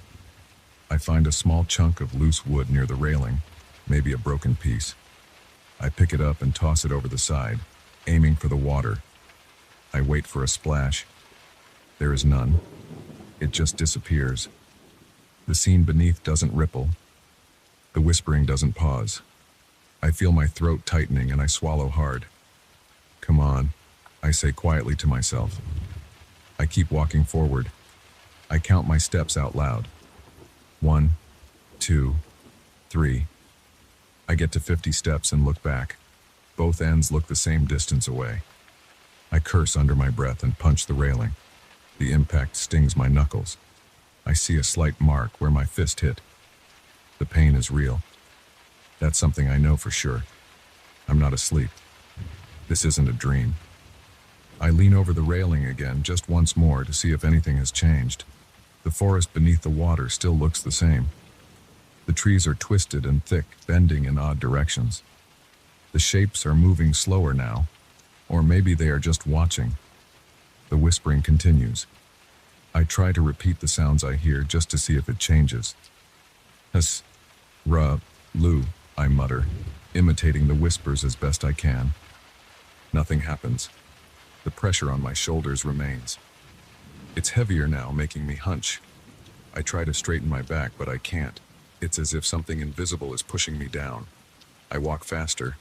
My boots slam on the boards. My breathing is heavier. I can feel sweat running down my back. I don't know what else to do but keep moving. The whispering rises and falls in waves, never stopping. My legs feel tired, but I don't stop. I want to see if the end ever appears. I stare straight ahead. The sky above me is still gray. The wind is still there, but it never gusts hard, just a steady light pressure. I try not to think. I focus on the boards. They are uneven, worn, some darker than others. I focus on the smell of damp wood. I focus on the weight on my shoulders. It feels like hands pressing down, but I can't see anyone. I swing my arm behind me, feeling the air. Nothing's there. After what feels like a long time, I notice something different ahead. The far end of the bridge looks slightly clearer, as if the fog in the distance lifted. I see a shape that might be solid ground. I pick up my pace. Each step echoes, dull and hollow. My breathing is fast. My mouth is dry. I just want to reach that end. I don't understand this place. I don't know why I'm stuck here. I just know I need to keep going. As I get closer to what seems like the far side, the whispering gets louder. I cover my ears. It doesn't help. The sound seems to come from all directions, or maybe from inside my head. I grit my teeth and move faster. The weight on my shoulders increases. It's hard to stand straight.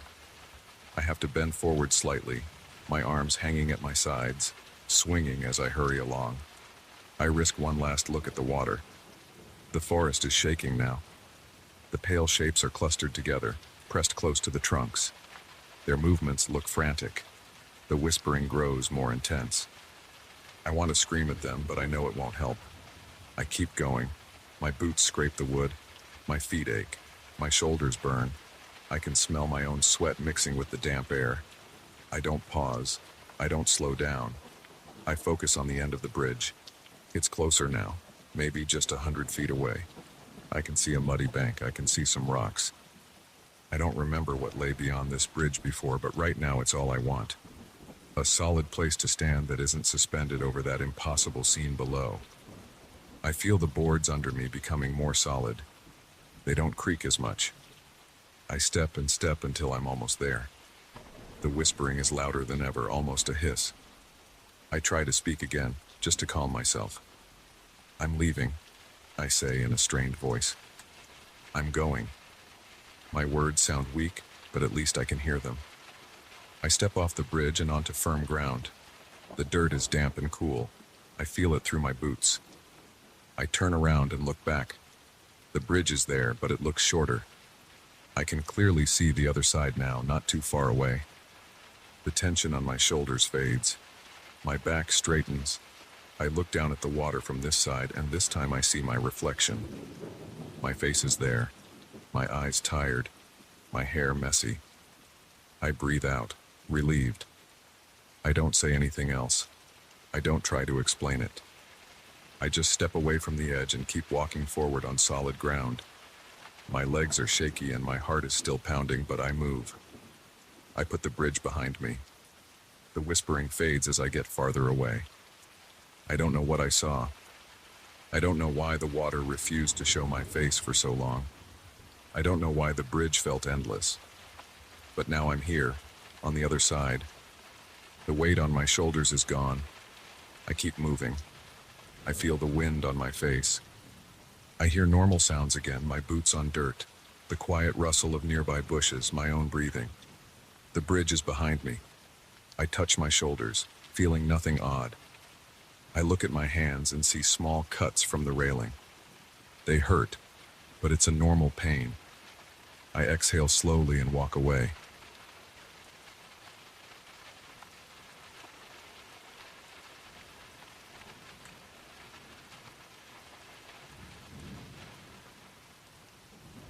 I remember stepping into that cave with a steady grip on my lantern and a clear idea of what I wanted. I was searching for some sign of what was rumored to lie inside. People around town had mentioned voices that came back from the darkness with a strange sound, as if the rock walls were bending the words. I wanted to hear it for myself. That was all. But as soon as I passed the entrance, I felt something different in the air. There was a smell like wet stone. There was a dull silence, and then that silence shifted when I spoke my first words. My voice returned, not only deeper but mixed with other words, words I never spoke. After that, I couldn't just turn back and pretend I hadn't heard it. I had to keep going, even when the light from my lantern started to fade and my breath got harder to push out of my lungs. I hold the lantern in my right hand, keeping it raised a bit, trying to let its weak light stretch as far as it can. The walls look slick. There are small droplets of water sliding down the rough surface. The ground under my boots feels uneven and covered with a thin layer of muddy grit. Each step makes a soft scraping sound. I move slowly, leaning forward, trying to see ahead. I know I shouldn't call out, but I do. "Hello?" I say, quiet and cautious. My voice leaves my mouth in a normal tone. I wait. After a second or two, I hear it coming back. It's my voice, but the tone is deeper and there's something else. It sounds like it's repeating something else under it. Words I don't recall saying. It's hard to make them out, like a whisper beneath the echo. I stand still and listen. There's a steady drip somewhere deep inside. It echoes too, but the drip's echo sounds normal. My voice doesn't. I move on. The lantern flickers once and I give it a small shake. The flame inside dances. The metal handle feels cold. The air is heavy and it feels like I'm drawing each breath through a damp cloth. I try to breathe through my mouth, but it tastes stale, like old moss. I adjust my jacket collar and wipe my forehead with my free hand. There's a thin film of sweat there, even though it's not hot. It's the tension. I don't want to think about that. I just keep moving, slowly, foot by foot. As I walk deeper, the corridor seems to narrow. The ceiling looks a bit lower. I can see small, sharp edges of stone above, and I try not to imagine them scraping against my head if I stand up too straight. I stay hunched. I hold the lantern out in front of me. I look carefully at the wet walls. That's when I notice a shape that shouldn't be there. It's not on the ground, it's on the wall like a reflection of a figure. It looks tall, with a shape like a person, but I'm alone here. I turn around quickly, shining the lantern back the way I came. Nothing. Just more rock. I turn forward again. The shape is still there on the wet rock surface, as if the reflection of a man is standing right behind me. But there is no one behind me. I try moving a bit to the side, to see if it's a trick of my lantern's light. The shape shifts slightly, but it doesn't vanish. I don't talk this time. I don't want to hear that voice again right now. I just keep walking. My boots sound heavier on the ground than before. The damp grit sticks to the soles, and each step makes a slight squishing sound. My breathing is getting harder. I feel like I'm not getting enough air. I pause and focus on breathing. In and out. It's stale. It's thick. I can feel it burning a little in the back of my throat. I try to calm down, thinking maybe I can turn around now and leave. I point the lantern behind me, but I don't see anything like a clear exit. It's too dark, and the lantern's light isn't strong enough to show me far behind. I keep moving forward. My footsteps echo, and each time they come back different. I hear small phrases mixed with them. I can't make out each word, but I think I recognize some. It's like the echo is talking about me, using my name, describing things I remember from a long time ago. I try to ignore it, but it's hard. It's my own voice, and yet it's not. It's deeper, rougher, and it places words I never said right back into my ears. I grip the lantern tighter. My knuckles feel stiff. I swallow hard, but my mouth is dry. I lift my free hand to my chest and press lightly, as if I can push more air into my lungs by force. It doesn't help. The air doesn't get any fresher. I see a turn up ahead. The cave corridor bends to the left. The ground slopes downward. I notice thin, shiny streaks of mineral deposits on the wall, reflecting the lantern's weak glow. The shape on the wall is still there, always staying at the edge of my vision. Never clear. I try walking closer to the left side of the cave, to see if I can force it to move. It moves too, staying just out of direct sight. I point the lantern in that direction, but the light only shows dark rock and wet surfaces. Still, the shape never fully goes away. I start whispering quietly, trying to test the echo again. I'm just trying to find a way out, I say. It's a stupid thing to say. I came in. I should know the way out is behind me, but I say it anyway. The echo returns. Trying. Out. You. It inserts extra words, or maybe it's breaking my sentence into pieces. I listen carefully. Maybe I can learn something from it. But it's not clear. I feel a tremor in my legs, a tension in my stomach. I don't want to panic. I keep moving. The corridor widens into a small chamber. The ceiling is low and I have to duck. There are puddles on the ground, shallow pools of dark water.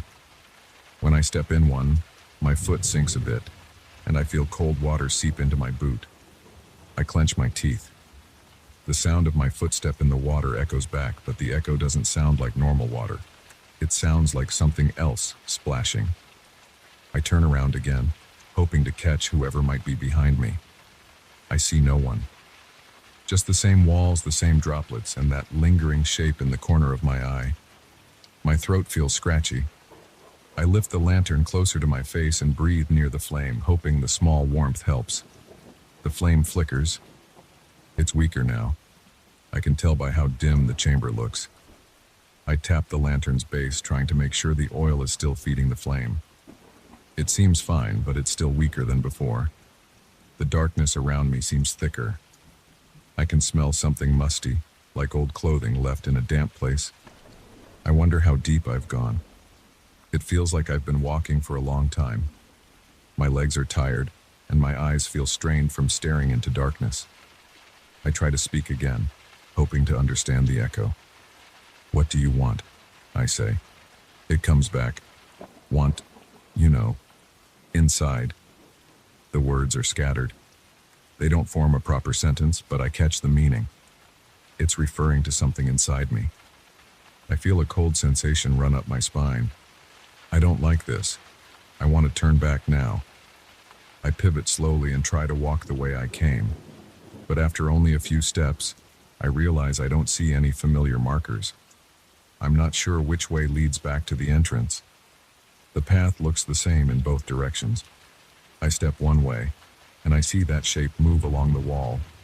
I step the other way, and I see the shape again on the opposite wall. It's always there, never approaching, never backing off completely. My breathing gets louder. I can hear it echo. It comes back at me deeper, harsher.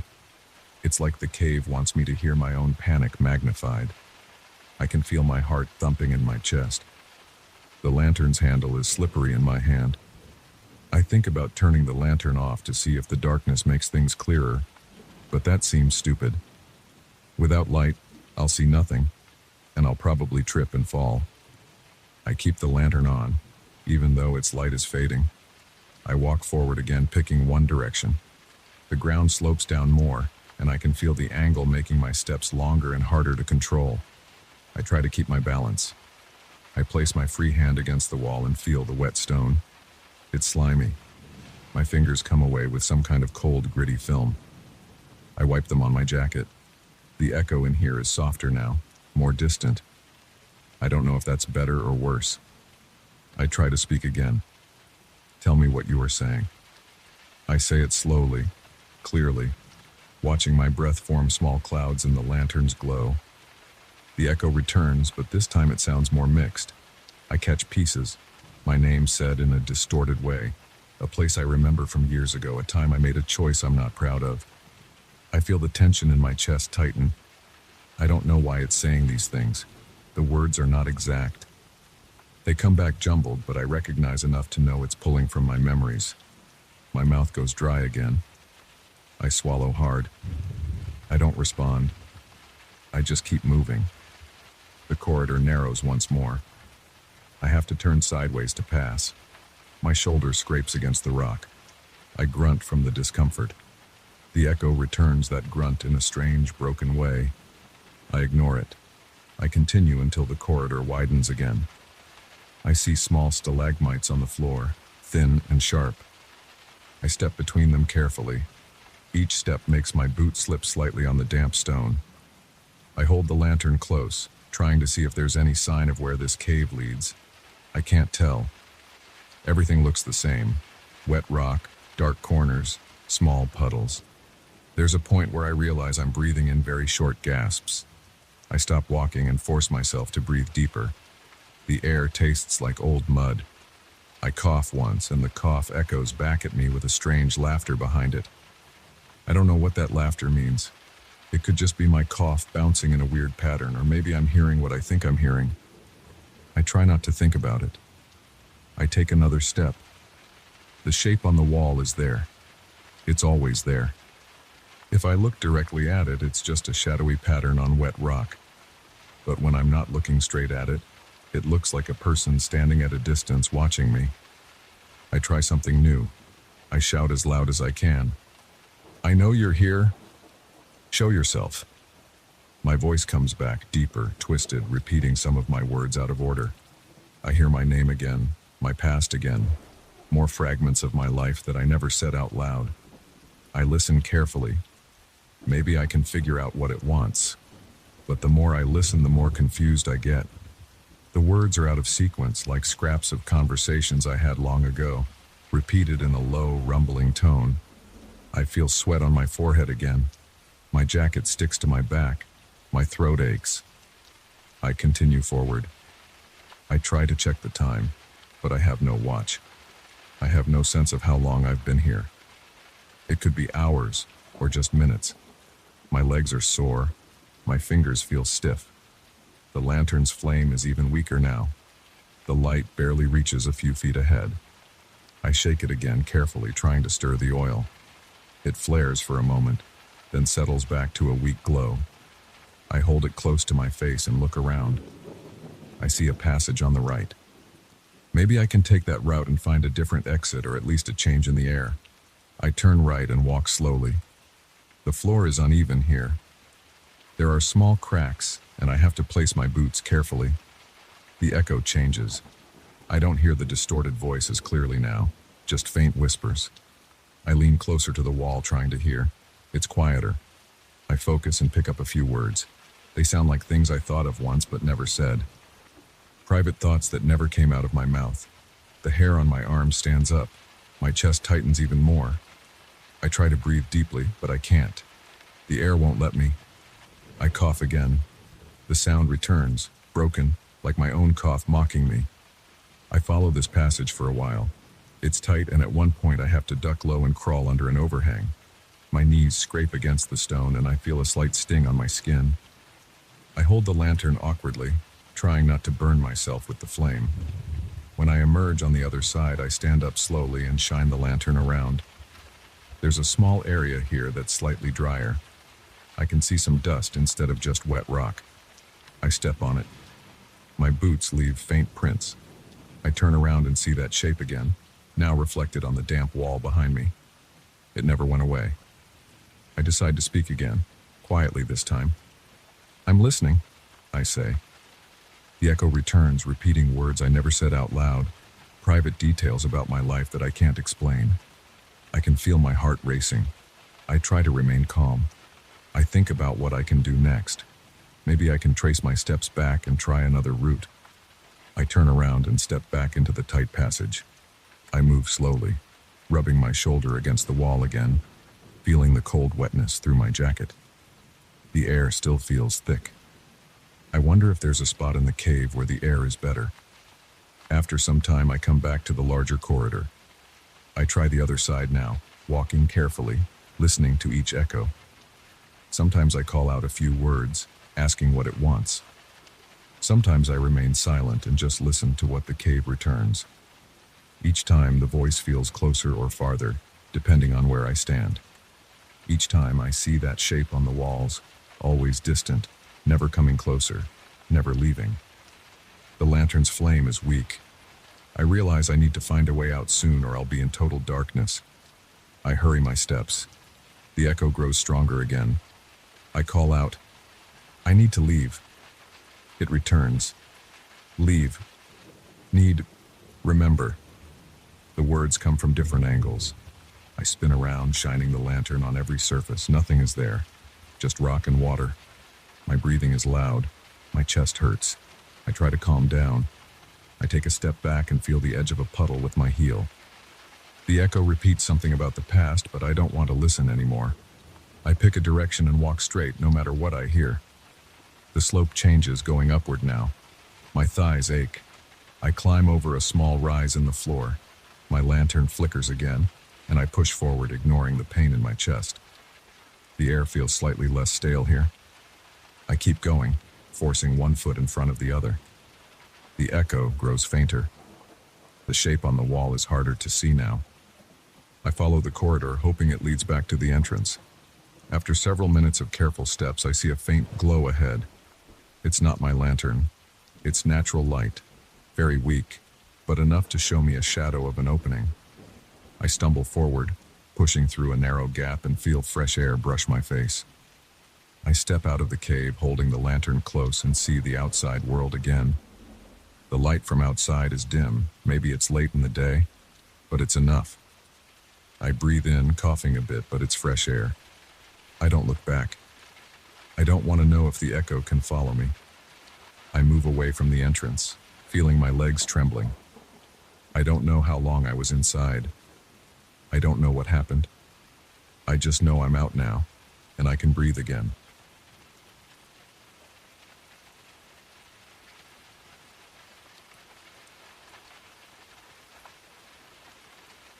I stepped into that old theater with my ticket in hand. It was late, almost midnight. The lobby smelled like dust and old fabric. The walls looked stained. I handed the torn stub to a bored attendant who barely glanced at me. He pointed silently down a narrow corridor. I walked inside. The place looked neglected. The floors creaked, the seats were red but worn out, and some of the armrests felt loose. I had never been there before, but I wanted something different that night. Something simple and quiet. I found my seat in the middle row. The audience was small, maybe 20 people, all seated and facing forward. No one spoke. They just sat still, hands on their laps, eyes on the stage. I sat down. The seat made a slight snapping sound as I adjusted myself. I waited. The lights were dim, and there was a single spotlight on the old velvet curtain. After a few minutes, the curtain rose slowly. I leaned forward, expecting actors or at least a prop. The stage was completely empty. There were no chairs, no tables, no scenery, nothing at all. Just a wooden floor and a dark backdrop. I thought maybe it was some experimental piece. I tried to remain patient. Then I heard voices. They echoed across the room. They seemed to come from the stage, yet no one was there. They spoke lines, but I couldn't see anyone. It sounded like a conversation between at least two people. One voice sounded low and firm, the other more tense and quick. I tried to see if there were speakers hidden somewhere, maybe behind the curtains or high above. I didn't see any wires or sound equipment. As the voices continued, I could hear footsteps crossing the stage. The floorboards creaked. I saw no one, but I heard them pacing back and forth. The voices grew louder, as if arguing. Then I heard another pair of footsteps running behind them. It sounded like a small group of invisible actors. I looked around to see how the others were reacting. Everyone sat perfectly still. No one moved, no one laughed, no one whispered. I noticed a man 2 seats to my left. His eyes were open, staring straight ahead, unblinking. I saw a woman in front of me. Her head was tilted at a slight angle, as if listening, but she didn't nod, didn't shift, didn't do anything. I tried to clear my throat quietly. No one turned. I felt uncomfortable. I tried to whisper to the person next to me. "Do you see anything?" I asked quietly. He did not react. He didn't flinch or show any sign he heard me. It was like sitting next to a statue. I reached out and touched his arm gently. His coat felt rough and old-fashioned, but he didn't respond. I pulled my hand back. On stage, the invisible scene continued. Now I heard what sounded like chairs scraping across the floorboards and glasses clinking. I couldn't see a single object on the stage, but the sounds were clear. The voices rose and fell. They sounded angry at times, then calm, then hurried. I couldn't pick out actual words. It was like a language I didn't fully understand. They spoke quickly, and the echo in the theater made it harder to separate phrases. I decided to stand up. My legs felt tense, and my breathing got faster. I stood and turned to walk back up the aisle. As I rose, I expected at least a few people to react, to look at me, to do something. They didn't. I stepped into the aisle. The floorboards behind the rows creaked under my weight. When I reached the exit, I found a thick black curtain hanging across the doorway. I hadn't noticed it when I entered. I thought I came in through a door, not through a curtain. Now it was just this black curtain blocking my way. I reached out and touched it. It felt heavy and rough like old burlap. I tried to push it aside, but it wouldn't move. It felt stuck. I gripped it hard and pulled. It didn't budge. As I stood there, I heard a low whisper coming from the curtain. It was a strange sound, soft and steady. It repeated short bursts of sound that I couldn't identify as a real language I knew. It sounded old, with harsh consonants and quiet vowels. I tried to ignore it, but it kept going, like someone whispering nonsense right next to my ear. I stepped back and looked for another exit. I saw a side door near the stage, to the left of the rows. I walked down the aisle toward it. The theater felt colder now. My arms got goosebumps and my neck felt tight. I reached the side door and tried the handle. It rattled softly but didn't open. I looked closely at the frame. It had no visible lock, but it wouldn't budge. I leaned my shoulder against it, pressed hard, and felt nothing. It was like a sealed wall.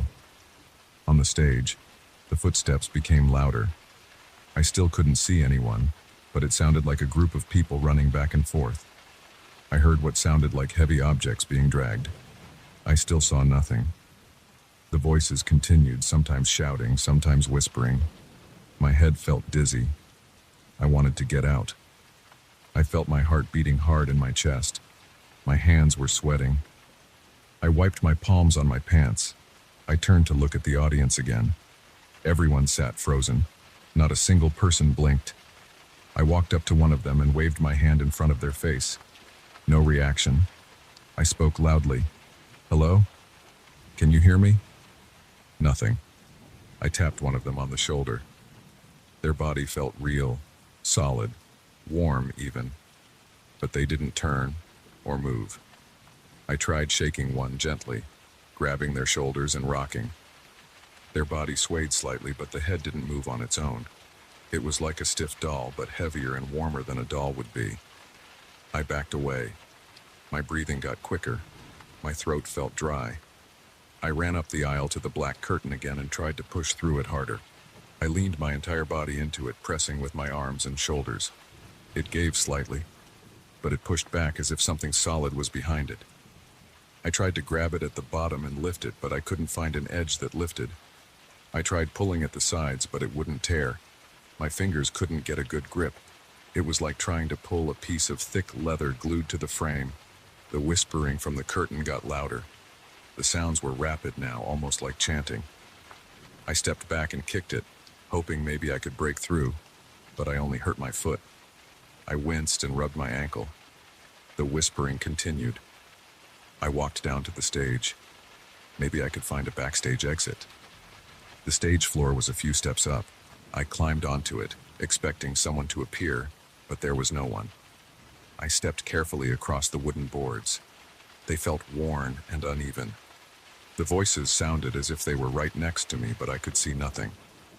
I reached out, trying to feel if someone was standing there, but I touched only empty air. I kept moving, looking for a door behind the backdrop. As I reached the back of the stage, I saw a tall, dark backdrop curtain. It looked dusty and had small tiers. I tried to push it aside, hoping there was a door behind it. Instead, I found only a solid wall. I tapped the wall with my knuckles. It sounded hollow. I tried pushing it, but it wouldn't move. There was no handle, no latch, nothing. Just a flat surface.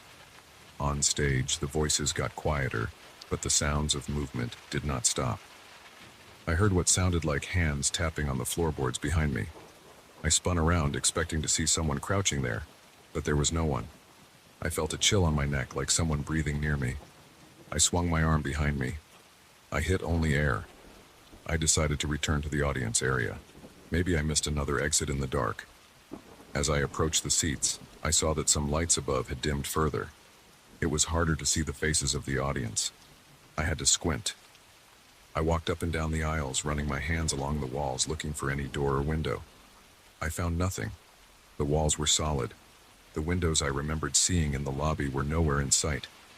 The entire place felt smaller now. I listened closely to the voices on stage, trying to catch a familiar word. I couldn't. The language sounded harsh and uneven. Sometimes they paused as if waiting for a response. Other times they interrupted each other. The footsteps never ceased. I tried ignoring them. I tried focusing on my breathing, slowing it down. My heart was still pounding. My shirt felt damp under my arms. I approached one of the audience members and grabbed their face gently, trying to see if they would blink. I pulled their eyelids down lightly. They were warm and moist like normal eyes, but the person didn't react. I stepped back again. I considered trying to break a seat or tear some fabric, maybe find something to break down the door. I grabbed one of the loose armrests and pulled. It wobbled but didn't come off. I pulled harder, twisting it. After a minute of struggle, it snapped free. I had a wooden armrest in my hand, about a foot long. It looked solid enough. I carried the armrest to the black curtain at the entrance. I started hitting the curtain with it, trying to pierce it or rip it. The blows made a dull thump, as if hitting thick padding. The curtain didn't tear. The whispering got louder. I swung harder, gritting my teeth, feeling sweat drip down my forehead. My arms got tired. I tried again and again, but nothing happened. I stopped and stepped away. My arms shook. I was breathing fast. I wanted to scream at it. I shouted, "Let me out!" My voice echoed in the empty space. The whispering continued, unaffected. I tried lighting from my phone, but there was no signal, and my phone's flashlight showed nothing special. The walls looked the same. The curtain looked the same. The audience remained still. The invisible voices kept going. I tried calling someone on my phone, but there was no service. I tried sending a text. Nothing went through. The screen showed no bars of signal. The time on my phone didn't change. I checked it 3 times and it stayed on the same minute. I couldn't figure out why. I slipped it back into my pocket. I knelt on the floor near the entrance and tried to slip under the curtain. I got down on my stomach and felt along the bottom edge. The bottom edge seemed fused to the floor. There was no gap. I stood up and tried pushing the curtain with my shoulder again, but it was useless. I walked back to the stage, thinking maybe I could find some kind of tool or rope. I searched the corners, felt the walls. I found nothing loose. I banged on the side walls, hoping for a hollow spot. Nothing. I stomped my feet, kicked a few boards, tried to pry them up with the armrest. The boards were nailed tight. My heart kept racing. My mouth felt dry. I wanted water. I looked around for a glass or bottle, but there was nothing. I listened again to the invisible scene. Now it sounded calmer. I heard quiet voices speaking in low tones, as if planning something. I heard soft footsteps circling the stage. They seemed to circle me. I stood in the center of the stage, turning my head in every direction. I couldn't see anyone, but I felt watched. My scalp tingled. The hair on my arm stood up. I swung the armrest in a circle, hoping to hit something invisible. I hit only air. I shouted at the stage, "Stop this! Show yourselves!" The voices did not stop. They went on in that unknown language. I heard laughter, but it was quiet laughter, like someone chuckling softly behind a hand. I rushed off the stage back into the seating area. I thought maybe I could break a seat apart and use bigger pieces to force the door. I grabbed another seat, one in the back row, and started kicking it. The noise echoed loudly. I kicked it again, trying to break the wooden frame. After several kicks, the seat loosened. I pulled at it until it snapped. Now I had a bigger piece of wood. It looked sturdy, maybe 2 feet long and thicker than the armrest. I marched back to the black curtain at the entrance. I held the wooden piece with both hands and tried to ram it forward like a battering ram. I hit the curtain hard. My wrists hurt from the impact, but the curtain didn't move. I tried again, putting all my weight into it. Nothing changed. I grunted, tried again. Still nothing. The whispering got louder. The words sounded angry now. I pressed my ear against the curtain, trying to make sense of it. It was no use. I felt frustrated and scared. My stomach hurt. My legs were shaking. I considered yelling at the audience members for help, but they were useless. They sat there like statues. I left the entrance and tried searching behind the rows of seats. Maybe there was a hidden door. I touched the walls, pushed against them. No result. I climbed over the last row of seats to reach the back wall. I slapped the wall with my open palm, felt for any loose boards. Nothing. The sounds on stage changed again. Now it sounded like objects being placed down, maybe boxes or crates. I heard scraping noises, tapping on wood. I turned to look at the stage. Still empty. The lights had dimmed even more. It was getting harder to see. I walked carefully to the side aisle, feeling along the walls, looking for a light switch or any kind of control panel. I found none. I returned to the center aisle. I stood there, breathing heavily, feeling sweat trickle down my back. I tried to focus on one thing at a time. I had a piece of wood in my hand. I had my phone in my pocket. I had my clothes on. Nothing else. I considered if I could climb onto the balcony. I looked up. There was a balcony section above. Maybe I could find a door up there. I climbed the small stairs leading to the balcony area. The stairs were steep and my legs felt weak, but I pushed on. The balcony seats were the same. The people sitting there were also frozen. I tried the door at the back of the balcony. Another black curtain hung there. I touched it. It whispered too, the same strange sounds. I tried pushing it. Same result as before. I kicked it. Nothing happened. I sat down in a balcony seat just to rest for a moment. My arms and legs ached. My heart pounded. My throat was sore from shouting. I listened to the show. The voices kept going, never pausing, never stopping. The footsteps came and went. I waited, hoping something would change. Nothing did. I looked down at the stage from the balcony. The spotlight was still shining on the empty floor. I wondered if it would ever end. I stood up again, walked down the stairs, and returned to the main floor. The whispering curtains, the frozen audience, the invisible voices, they all stayed the same. I tried circling the entire theater once more, feeling every surface. Everything was solid and unyielding. Time passed, though I had no idea how long. My phone's clock didn't move. I felt hungry and thirsty. I was tired. My head hurt. I knew I had to keep trying. I grabbed another seat, broke another piece of wood, kept hitting the curtain. It never tore. I tried yelling again. No one answered. The invisible voices never acknowledged me. They just continued their strange performance. I sat down, feeling my muscles ache, my hands trembling. The stage remained empty. The audience remained still. The black curtains remained sealed. The whispers continued.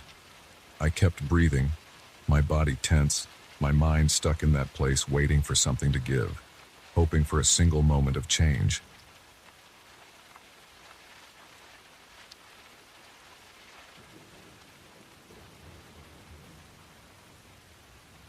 I remember the moment I stepped through the heavy wooden door. My shoes made a dull sound on the polished floor. The air inside that gallery felt thick, as if something clung to my clothes and skin. The collector who invited me was not in sight. The room was quiet. There were no windows, just pale overhead lights that formed hard shadows on the walls. Every painting looked like a headshot, each one showing a human face in detail. But I recognized none of them. The eyes in each painting seemed to follow me. I tried to ignore that, but it was hard. I felt my heart beating in my ears. I walked deeper into the room and past a few rows of these paintings. There were dozens, each frame large and well-crafted, each face painted with smooth brush strokes and realistic colors. I could see pores on their skin and the fine texture of their hair. Their eyes seemed wet. I stopped in front of one. The face looked like a middle-aged man with a thin mustache. He had dark circles under his eyes. I moved from side to side. His pupils followed me. It was not just the illusion of normal paintings. It felt like the man in the painting was watching me. I lifted a hand in front of that painting. I wanted to see if the eyes would track my hand. They did not move in a normal way. The gaze seemed fixed, but still it felt like it followed me. I felt my stomach tighten. I backed away. I called out for the collector. No answer. The silence felt heavy. My voice bounced off the walls. I rubbed my arms. The air was not cold, but I felt small bumps on my skin. I decided to find the collector in the other rooms. I walked along the main hall, looking for a door. I turned a corner and found a larger chamber also filled with similar paintings. They were arranged in neat rows, no names, no plaques, just painted faces, all different. Men, women, older, younger, all staring straight ahead. None of them showed any emotion. They looked blank, just staring forward, and yet I could not shake the feeling that they watched my every move. I saw a door at the far end. I walked toward it. The floor creaked under my weight. I pushed the door. It opened with a slight squeak. Inside, I found a smaller room with a single painting on the far wall. A small lamp above it provided focused light. I approached it slowly, feeling a strange heaviness in my legs. My eyes locked onto that painting. It showed a face I knew well. My own. My own face, painted with extreme detail, as if the artist had studied my features for hours. I saw the shape of my nose, the lines at the corner of my eyes, the shade of my hair. Everything was correct except for the expression. The face in the painting looked terrified. The eyes were wide, the mouth slightly open, as if caught mid-shout. The skin looked tense, as if stretched too tight. I brought my face closer. I did not remember ever making that expression. It did not feel like something I would do. My breathing got faster. I felt sweat forming on my palms. I stood inches from the painting, trying to make sense of it. The paint looked fresh, as if it had not fully dried. I could see tiny ridges where the brush had pressed harder. I smelled something faint, like oil and varnish. As I stared, I saw a slight movement in the painted face. The eyebrows twitched. It was not a trick of the light. I pulled my head back. The painted eyes seemed to shift. The mouth changed shape. I took another step back and hit the opposite wall with my shoulders. My heart rate shot up. The painted version of me moved again. The jaw dropped lower, the lips parted more. I reached up and touched my own face. My jaw was clenched tight, not open. I looked around for anyone else. The room was empty. The door behind me was still open. I took a deep breath and forced myself to step forward again. I wanted to check if I was seeing things. I leaned in. The painted face now had tears in its eyes. Painted tears, but they looked wet and real. The lips quivered. I felt dizzy. I blinked hard to clear my head. When I opened my eyes, the painting's expression had grown more desperate. The eyes darted from left to right. I heard a faint sound. It was low and soft, like someone whispering behind a closed door. I turned around. There was no one there. I faced the painting again. The whispering grew louder. It seemed to come from the walls themselves. The other paintings, the ones outside in the hall, also made sounds now. I could hear muffled voices like a distant crowd speaking in hushed tones. They spoke words I could not understand. The language felt broken or scrambled. My name might have been mixed in, or maybe not. I could not be sure. I stepped out of the small room and looked at the other paintings. The eyes in those frames moved now, following me in a more obvious way. I watched one painting. The face's eyes slid to the side as I walked past. Another painting's lips trembled. I saw a man painted with a scar over his left cheek. His lips moved silently, forming words that never fully reached my ears. I backed away. I kept glancing behind me. I tried the door I had come through earlier. It was closed now. I turned the handle. It did not budge. I pressed my shoulder against it. It felt solid. I tried harder, putting all my weight into it. Nothing. I looked around for another exit. There had to be a way out. I did not want to call out again because I felt that if I made noise, I would encourage the voices. My mouth felt dry. I crept along the hallway, my footsteps slow, trying not to draw attention. But the paintings were everywhere. Each step brought me in front of new faces. They were not static. Some blinked. Some parted their lips as if to speak. I heard soft murmurs. I felt a prickling sensation on the back of my neck. My throat felt tight. I tried another door. Locked. I ran my fingertips along the edges of the frames. I touched one painting's surface lightly. The paint felt smooth but also warm, as if alive. I jerked my hand away. The murmurs got louder. I turned a corner. I saw a narrow corridor I had not noticed before. At the end of it, I saw another door. I approached it. As I got closer, the whispers rose. They formed a kind of soft chorus. I could make out a few words. Trade, replace, escape. They spoke these words in uneven rhythms as if struggling to form sentences. I tried the door at the end of the corridor. It was locked. I checked my pockets. I had my phone, my wallet, my keys, and a small flashlight I always carried. I took out the flashlight and shone it around. The walls were plain white. The frames were made of wood, dark and heavy-looking. The lights above were simple fixtures, no visible switches. I tried to find a switch or a breaker panel. Nothing. I moved slowly along the walls, looking for a hidden latch or something I could use to open a door. The whispering continued. I heard my name again. It sounded like my voice, but distorted. I spun around. I faced the painting of myself again. I did not remember walking back to that room, but there it was in front of me. The door behind me must have led me around in a circle. My painting now looked different. The figure inside it had changed position. He had one hand raised, as if pressing against the inside of the canvas.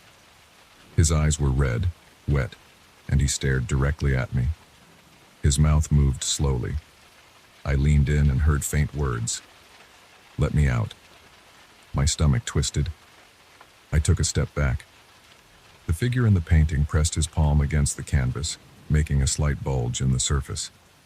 The paint seemed to stretch, like thin rubber, pushing outward. I reached out and touched it. It was solid, but I felt a slight vibration. The figure's eyes followed my hand. I felt nauseous. I had to get out. I turned and ran toward the main hall. As I passed the other paintings, they all seemed more alive now. Some twisted their heads slightly. Others moved their lips silently. Their eyes followed me. I tried not to look at them. I just kept moving, my shoes squeaking on the floor. I reached the main entrance where I had come in. The heavy wooden door was still there. I grabbed the handle and pulled. It did not move. I threw my weight against it. It felt like it was bolted shut. I pounded on it with my fists. My knuckles hurt. I shouted for help. My voice sounded small in that space. I listened. No response except the whispers. The whispering turned into a soft laughter, mixed with strange words I could not piece together. I tried another hallway. This one led me into a storage area or something similar. There were fewer paintings here, more gaps on the walls. I saw wooden crates stacked against a corner. I saw a cloth draped over something. I pulled the cloth away. It revealed a large framed painting, face down. I lifted it carefully and turned it around. It showed a man I did not recognize. He had bruises under his eyes. His lips were parted, as if gasping. I put the painting down. I did not want to look at it. I tried to check behind the crates for a window. Nothing. The walls were solid. The crates were nailed shut. The murmurs followed me here. They were quieter but still present. I noticed a small vent near the ceiling. It was too high to reach. I tried to pull a crate underneath it, but the crates were heavy and sealed. I strained and managed to move one a few inches. It was not enough. I returned to the main hall and began to circle the perimeter. I ran my fingertips along the walls, searching for any catch or hinge. Nothing stood out. The lights buzzed softly. I felt the sweat on my forehead. My shoulders were tense. My heart hammered in my chest. I stopped at one of the paintings to examine it closely. Maybe I could learn something from them. I picked a painting of a woman. She had short hair and a blank expression. As I leaned in, I saw her eyes shift toward me. Her lips parted slightly. I heard a soft whisper. It sounded like trade places. I stepped back. I tried another painting. A man with a beard. His eyes followed me. He whispered, "No exit." Then switch. Then become. I tried to piece together what they wanted. They repeated certain words. Replace. Become. Escape. It felt like they were suggesting that one of us had to take the other's place. That maybe I was expected to enter the painting and let the painted figure out. But I had no intention of doing that. My stomach tightened. My breathing got heavier. I looked back at the painting of myself. It was now at the end of the hall. I did not remember it being there. The figure inside it looked more alive. He pressed both hands against the inside of the canvas, stretching the painted surface outward. I saw small cracks forming in the paint. The figure's eyes were locked on mine. He mouthed something silently. His lips formed the word, "Help." I tried to ignore him and moved to another door. I pulled the handle. Locked. I kicked it. The sound echoed. I tried another door. Also locked. I circled around, returning again to the entrance. The paintings seemed to shuffle their positions. They were never where I remembered them. I felt dizzy. I wiped sweat from my forehead and kept searching. The whispers got louder. They sounded impatient. I could hear words more clearly now. "He must switch," they said. "He cannot leave as he is." I grabbed a painting off the wall and tried to pry it out of its frame. The wood did not give easily. I banged it against the floor. The whispers turned into a low hiss. The lights flickered. I paused and looked around. Every painting in the room stared directly at me now. Their eyes moved as one. Their mouths opened and closed, forming words I could not fully catch. I froze. I felt my muscles shaking. My head ached. I realized I needed another approach. There had to be a hidden lock, a key, something that could open the exit. I searched my pockets again. Just my keys, wallet, phone, flashlight. The phone had no signal. I turned on the flashlight and aimed it at the floorboards near the door. Maybe there was a loose plank. I tapped the floor with my heel. Nothing hollow. I tried the flashlight on the walls. I noticed a slight seam in one corner, near the floor. I knelt down and ran my fingernails along it. It was a small panel. I pried at it. My nails bent painfully, but I managed to get a grip. The panel popped open. Inside, I saw a thin strip of metal and a tiny lever. I flipped the lever. I heard a click. I ran back to the entrance door and tried the handle again. It was still stuck. I went back and pulled the piece of metal. It slid out of place. Another click. I tried the door again. This time it gave a little. The murmurs rose to a frantic pitch. I heard my own voice behind me. I turned around. The painting of myself was right there, a few feet away. He pressed against the canvas so hard that the surface bulged out, like a bubble about to burst. His eyes stared directly into mine. He looked desperate. His lips moved, saying something I could not hear. I felt guilt and fear at the same time, but I could not understand why. My gut told me not to let him out. I grabbed the handle and pulled the door with all my strength. The door opened a crack. Cold air rushed in. I pulled harder. The painting of myself began to tear from inside. I heard the stretching sound of paint and canvas. The figure's fingers poked through, covered in wet paint. He reached out toward me. I dropped the flashlight and grabbed the door with both hands. I pulled until the gap widened. The figure's hand stretched toward my back. I felt something moist brush my shirt. I lunged forward and forced my way through the gap. I found myself in a dark corridor. The door slammed shut behind me. I heard muffled murmurs on the other side. I saw a faint red exit sign ahead. I walked toward it, my shoes scraping on concrete now.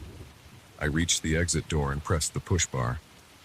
It gave way and I stumbled into a deserted alley. The air outside smelled like rain and garbage. I stood there catching my breath. I turned around. The alley door was unmarked. I tested it. It was locked from the outside.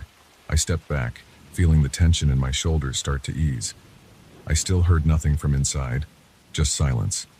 I looked up. No windows. The building looked plain and empty. I knew I did not want to go back in. My clothes were damp with sweat. My heart was still racing. I leaned against a brick wall and tried to steady my breathing. I wiped my face with my sleeve. I tried to forget what I had seen inside. My mind felt shaken, but I focused on the present. I was out. I had left the gallery behind. I moved away from that door, down the alley and toward the streetlights in the distance.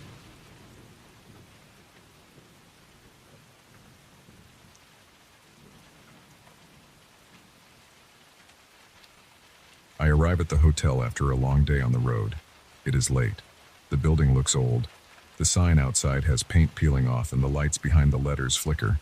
The lobby is empty. No sounds, no footsteps, no conversations. I check in at the front desk.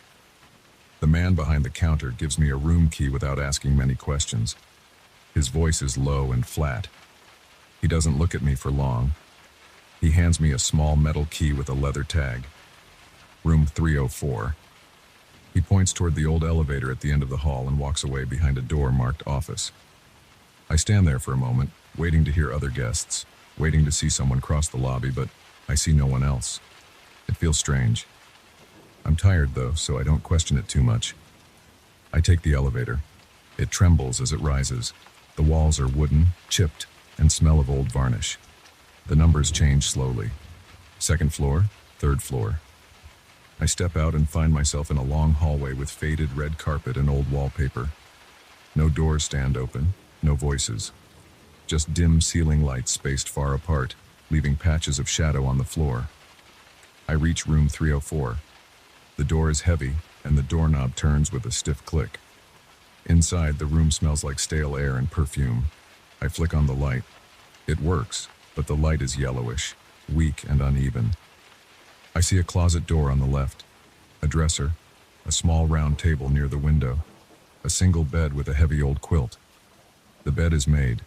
On the dresser, there are some personal items that don't belong to me. A silver brush with some strands of hair stuck in it, 2 old perfume bottles, one with the cap off and some brownish residue around the rim. There's a pair of leather gloves on the bed's footboard. On the nightstand, I see envelopes with letters sticking out. A pair of women's shoes rests by the bathroom door. The closet door is half open, and inside I can see hanging clothes that do not belong to me. Male and female clothes, all old-fashioned, mostly gray or black, and they look worn. It's like someone else's room. I set down my bag and stand there unsure. I consider going back to the front desk, but I'm tired and I assume maybe they messed up the housekeeping. Maybe this hotel reuses old props for decoration. I can't smell anything rotten or see anything dirty. Just old. I open a drawer in the dresser. Inside are folded handkerchiefs, a pair of suspenders, and some yellowed papers. I take one out. It's a letter. The handwriting is old-fashioned with strong, slanted letters. It's addressed to someone I don't know. The words talk about waiting, not leaving, staying inside. I put it back. I don't want to get involved. I just need a place to sleep. I use the bathroom, wash my face, brush my teeth. The water runs clean but smells metallic. The bathroom mirror is cloudy. I see my own face, tired, a bit pale. My hands feel cold. I look behind me, expecting to see something strange, but nothing moves. The silence is heavy. I return to the bedroom, close the closet door, put the shoes under the bed so I don't have to look at them, and try to relax on the bed. The mattress is firm and dusty. I cough a little. I check the time on my phone. There's no signal. The Wi-Fi bars appear weak. I try to connect. No success. I turn off the lamp and lie in the dark. The hotel must be old enough that the walls are thick. I can't hear any traffic. It's too quiet. I must have dozed off at some point. I wake up to a noise. The door hinge squeaks. I lift my head. The door that leads to the hallway stands closed. But I heard something. I sit up, heart pounding. I wait. Then I hear a whisper. It's faint, coming from outside somewhere in the corridor. I listen hard. Someone whispers something I can't understand, then I catch my name. It's there. They say my name in a low voice. More voices join in. They don't shout. They hiss. I get out of bed, legs shaky, and approach the door. I press my ear to it. The whispers continue, overlapping, too low to make out the words. But I hear my name again. A soft, drawn-out whisper. I hold my breath. Then I step back and look through the peephole. At first, I see nothing but a distorted view of the hallway. Then I notice movement. Shapes, blurry silhouettes, shifting back and forth between rooms. They move without sound. No footsteps, just these soft, sliding movements.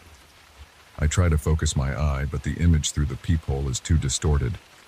I see at least 2 or 3 figures, but they seem to fade or blur at the edges. They move from door to door, sometimes pausing in front of one, then passing through as if the doors don't stop them. I pull away, heart pounding.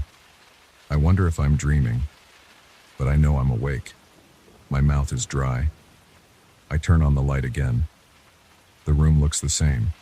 The letters, the brush, the gloves, the clothes. They don't feel like random objects. They feel like someone's possessions. I open the door a crack and peek into the hallway. It's empty now. Just the faint light from the ceiling fixtures. The carpet looks worn, no footprints. I don't see anyone. I close the door again, turn the lock, and slide the chain in place. I try to calm down, but I can't. I hear a faint rustling in the closet. I open it again, half expecting someone inside, but it's empty. The clothes sway slightly as if touched by a breeze, but there is no breeze. The window is closed. I open the window and look outside. The street below is dark, A few street lamps, a closed store, a parked car. No movement. The air is cold. I close the window again. I sit at the table and pick up one of the letters on the nightstand. The envelope is unsealed. Inside there's a note. It's short. It mentions that we cannot leave until he understands. There's no name signed. Another letter talks about the new guest, that he must see what we left behind. I feel my stomach clench. They're talking about me. I drop the letter on the table. I consider leaving right now, but I'm curious and I feel a strange sense that I can't just walk out. I don't know why. Maybe it's the tone of those voices. They said my name. They know I'm here. I need to understand what's happening. I open the dresser drawers again, searching for clues. I find more letters, all written by different hands, all talking about waiting, staying put, not being able to leave. They mention rooms, hallways, doors that won't open. They mention a need for someone from outside to acknowledge something. They never say what, just that they are stuck. They talk about items, clothes, perfumes, gloves, shoes, their personal possessions. They mention that these things are anchors, that they cannot move on without these objects being recognized. I'm confused, but I keep reading. I find a heavy ledger book behind the folded clothes. The pages are filled with names and room numbers, many names repeated. Some pages have deep scratches over them. Some names are crossed out. I see my name on one of the last pages, written in the same slanted handwriting, followed by a question mark. My heart pounds. I don't know what they want from me. They want me to understand, but understand what? The hallway whispers start again. I can hear them through the door. I decide to step outside. I need to see if anyone is at the front desk. I need to talk to that clerk. I open the door quietly. The hallway is dim. The ceiling lights flicker. I walk slowly, footsteps soft on the carpet. I pass other doors. They all have room numbers, but no sound inside. I reach the elevator. I press the button. Nothing happens. I try the staircase at the end of the hall. The door is locked. I jiggle the handle. It won't budge. I return to the elevator and press the button a few more times. Suddenly I hear a soft hum. The elevator arrives. The door opens. It's empty. I step in and press the lobby button. The elevator rattles down. When the doors open, the lobby is dimly lit. I see the desk. I see the office door behind it. I walk to it and knock. No answer. I try to open it. Locked. I call out. No response. The front door of the hotel, the entrance I came through, is closed. I try to open it. It won't move, as if stuck. I pull harder. Nothing. I feel panic rising. I call out again, louder. I shout. My voice echoes. No one answers. I look around the lobby. I see old chairs, a luggage rack, an umbrella stand. No sign of life. I step behind the front desk and look for a phone or a key box. I find a phone. It has a dial tone. I try to call the local operator. I get static, then nothing. I hang up. I find a drawer with old keys.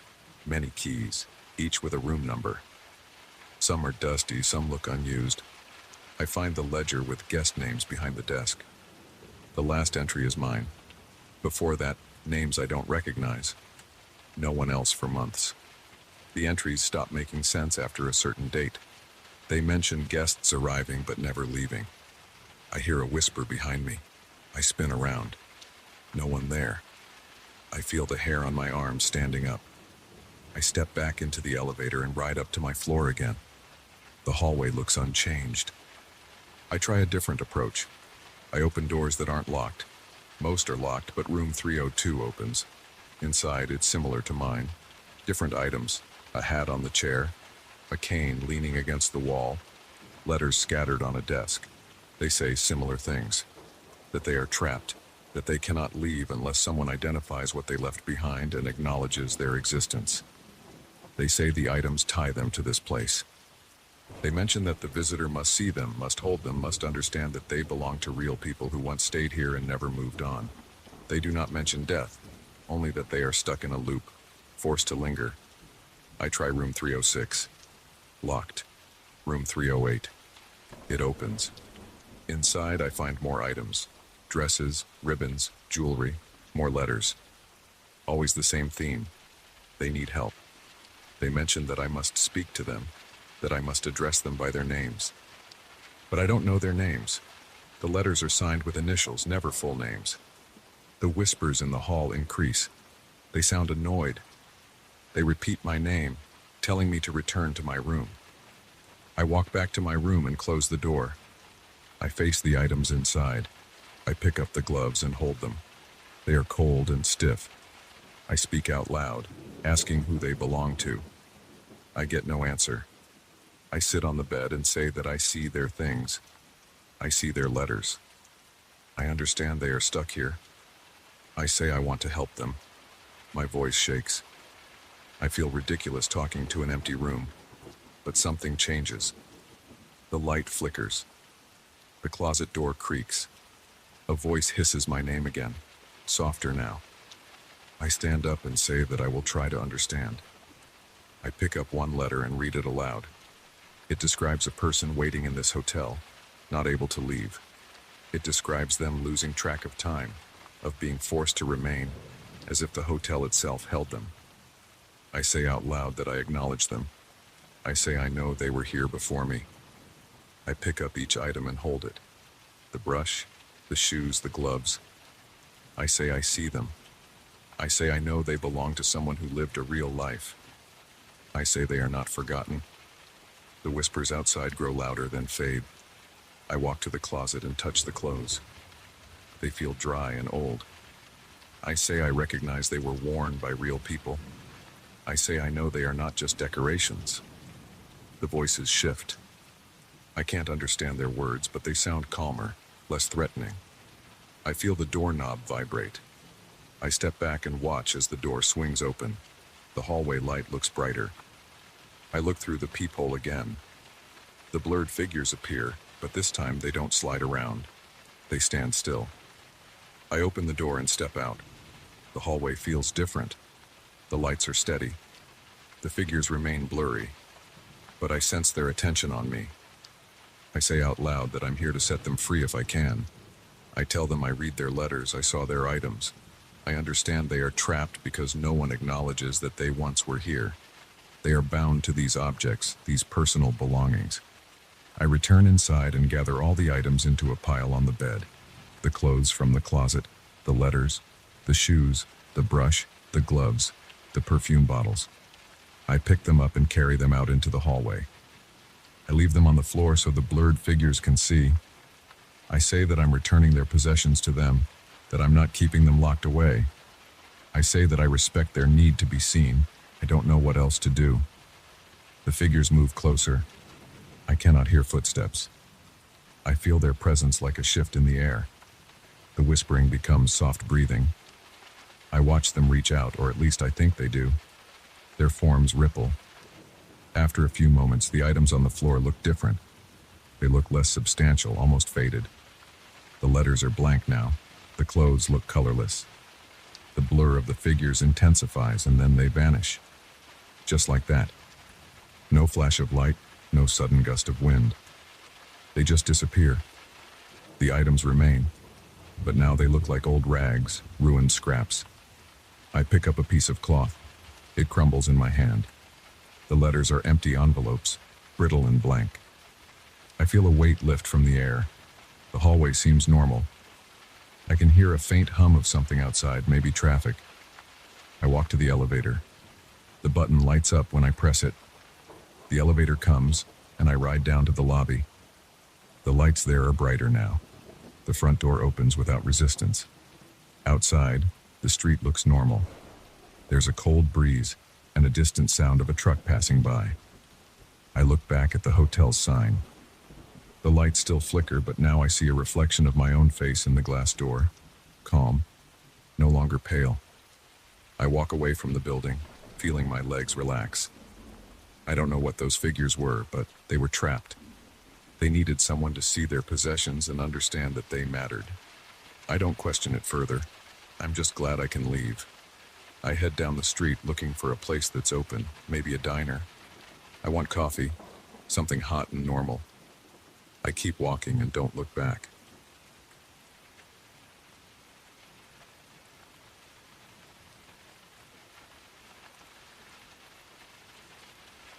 I pushed the door open and stepped inside with my shoulders tense. I had come to this place because someone told me it sold rare objects. I expected old furniture or maybe strange tools. Instead, I found rows of rooms with shelves behind glass doors and old cabinets. I walked along a narrow hallway lit by a few dim lights. The place smelled like dry wood and dust. It felt quiet. I heard no footsteps, no voices, nothing. I reached the end of a corridor and saw a door slightly open. I decided to look inside. I stepped into the room and saw 3 large musical instruments: a piano, a violin on a wooden stand, and a harp leaning against a low bench. They looked clean. There were no scratches on the piano surface, no worn strings on the violin, no chipped wood on the harp. They looked new, as if nobody had ever touched them. There were thick curtains near the windows, and the floor was dark and shiny. There were no chairs, no other furniture besides a small table against the wall. The table had a few old papers, maybe sheet music, but I did not recognize the notes. The handwriting was strange, uneven. I could not read it well. I closed the door behind me. The latch clicked softly. I stood still and listened.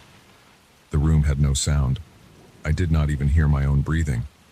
I tried to clear my throat, and I heard that faintly, so my hearing was fine. The instruments, though, were silent. I approached the piano.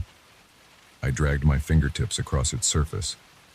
The wood felt smooth and cold. I pressed one of the keys. It went down without resistance. There was no sound. I pressed another key. Still nothing. I pressed several keys in a row, pressing hard, then pressing softly, but none produced any sound. It was like pressing a key on a piano that had no strings inside. But the lid was closed. I lifted it. The strings were there, perfectly aligned and shiny. I touched a string carefully. It felt tight. I tried plucking it with my fingernail. It vibrated under my touch, but I heard nothing. I stepped back and tried the violin next. I ran a fingertip over its strings. They were tense and felt right. I picked up the bow resting beside it. I drew the bow across a string, pressing down as I had seen violinists do. I had no real skill, but I expected at least a screech. There was no sound at all. It was completely silent. I tried the harp next. I pulled one of its strings. It vibrated, but it produced no sound. I let my hand go limp. I stared at these instruments, all perfect, all silent. While I stood there, I became aware of a quiet melody. It was very faint, but I could hear it. It came from somewhere inside the room or just beyond it. The melody sounded slow and steady. The notes rose and fell. It was pleasant at first, but something about it felt off. My neck hairs stood up. I looked around. The curtains were not still. They moved a bit, shifting as if caught by a light breeze, but I felt no air movement. I closed my eyes and listened. The melody was still there, but I could not find its source. I stepped toward the window and grabbed the curtain. It felt heavy. I held it still for a moment. When I let go, it shifted again, as if pulled by an invisible hand. I looked behind it. The window was closed. There were no cracks. I tried to open the window, but the latch was stuck. I pulled harder, but it would not budge. I tried to open the door I came through. The knob turned, but the door did not move. I pressed my shoulder against it. It felt solid. I said something out loud. I said, "Hello?" My voice sounded weak in my ears. I realized I was whispering. I tried to speak louder. My throat felt tight. I forced the words out. "Is anyone here?" My voice came out in a low tone. It sounded distant. I felt a small panic rising in my chest. The melody grew a bit louder, still soft but more noticeable. I turned around and saw the violin strings moving on their own. They vibrated very slightly but still made no sound. The piano keys began to lower and rise on their own, like someone was playing them. The harp's strings moved. The movements were small, careful, controlled. I saw them work together as if a silent orchestra was playing a piece I could only partially hear. The melody I heard did not match exactly what I saw, but it seemed related. My hands trembled. I backed away until I felt my spine against the wall. I tried to ignore the instruments and focus on something else. I pressed my palms against my face. My breathing was shallow. I could feel sweat forming on my forehead. I tried to speak again, but my voice was weak. It sounded like something pressing on my vocal cords from the inside, preventing me from using my normal volume. I tried yelling, but I only managed a strained whisper. The melody in the background became more unsettling. It was no longer pleasant. It sounded uneven, and the notes dragged on. I could feel something pressing against my mind, as if my own thoughts were getting thinner. I tried to think about why I came here.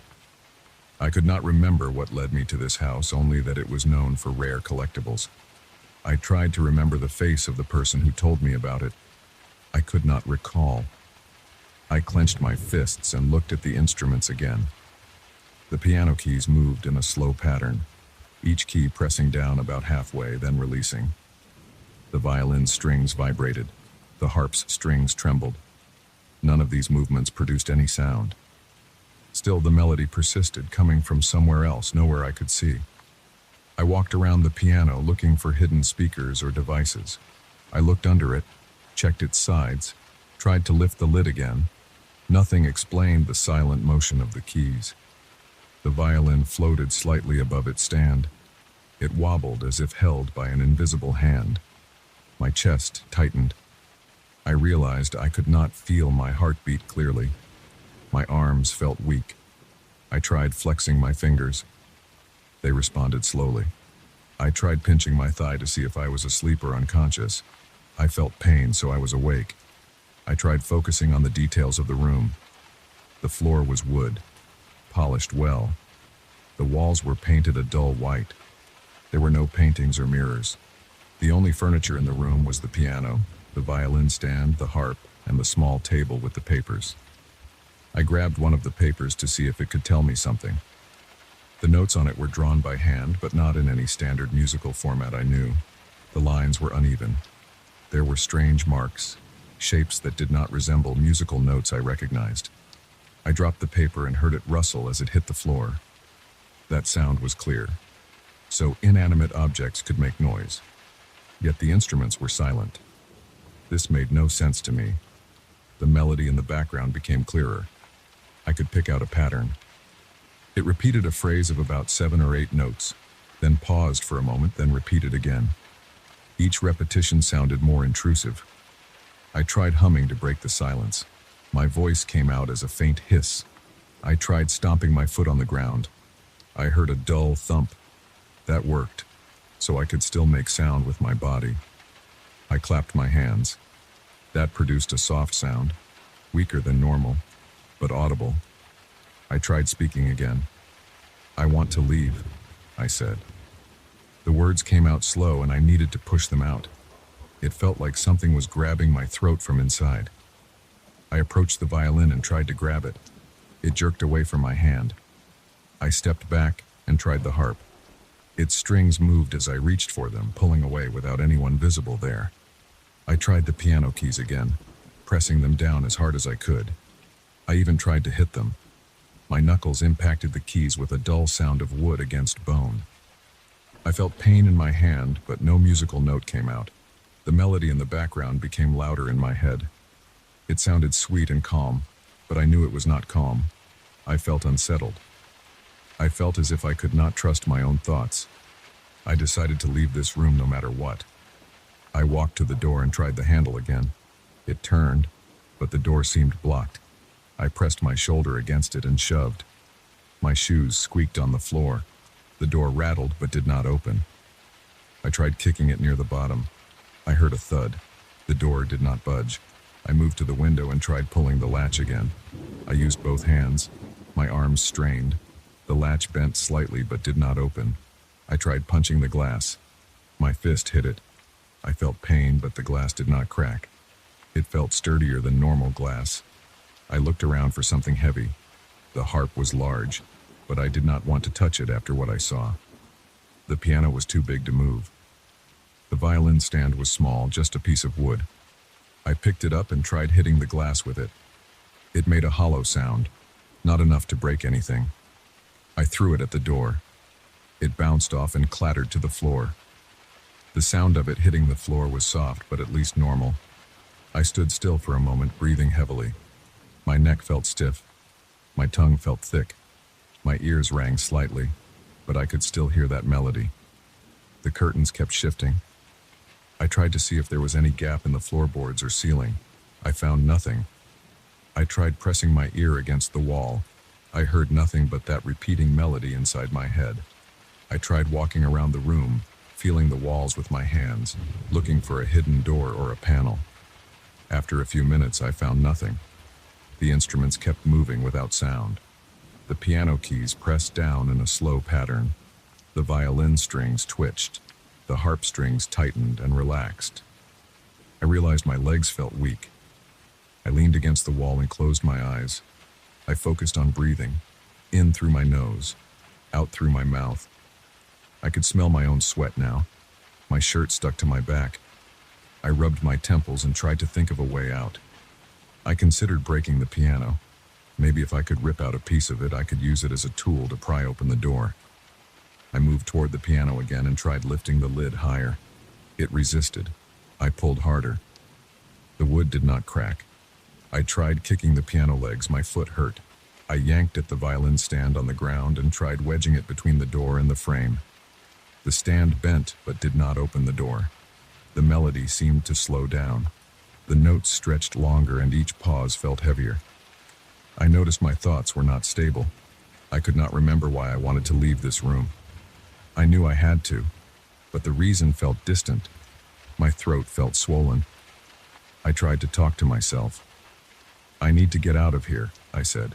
My voice came out muffled. I sounded like I was talking through a thick scarf. I slapped my own face, feeling the sting on my cheek. That was loud enough. The instruments never made a sound. They only moved. I decided to ignore the instruments. I focused on the door again. I crouched down and looked at the gap under the door. I saw dim light on the other side. I pressed my fingers into the gap and tried to pull. I could not get a grip. I stood up and backed away. I ran at the door and slammed my shoulder into it. Pain shot down my arm. I tried again. The door rattled. I tried a third time. Something cracked. I pushed again. The latch gave way a bit. I pressed harder, using my legs and body weight. The door creaked. I pushed again, harder this time. My muscles burned. The door opened slightly, enough for me to squeeze my arm through. I felt a smooth wall outside. I pulled my arm back and tried pushing the door inward. It gave another inch. I kept pushing until I could fit one shoulder through. I pressed my head through the gap, my neck scraping against the wood. I could see the hallway. There was no one there. I forced my whole body through the gap, bruising my chest and hips. I stumbled into the hallway and landed on my knees. I looked back at the door. It slammed shut behind me. I could still hear the melody faintly, but now it seemed quieter. I stood up and ran down the hallway. I did not look back. I tried a side door. It opened into a room with shelves of old clocks. I saw no one. The clocks were silent, and all their hands moved backward. I ignored them and tried another door. Finally, I reached the front of the house. The main door was unlocked. I stepped outside and closed it behind me. I stood on the sidewalk and looked around. The street was empty. I could see cars parked along the curb and a street lamp flickering. I took deep breaths. The melody was still in my head, but weaker now. I tried speaking. "Hello?" I said. My voice sounded normal again. My throat hurt, but I could speak at full volume. I turned around and looked at the house. The windows were dark. I could not see the instruments. I wiped sweat from my face and started walking. I did not feel safe until I reached the corner and turned onto another street. My legs were shaky and my hands trembled. I tried to think of what happened back there, but I could not form any explanation. I kept walking until I saw other people and heard the sound of cars passing by. My chest still felt tight, but I was no longer trapped. I tried not to think about that place again. I just wanted to go home.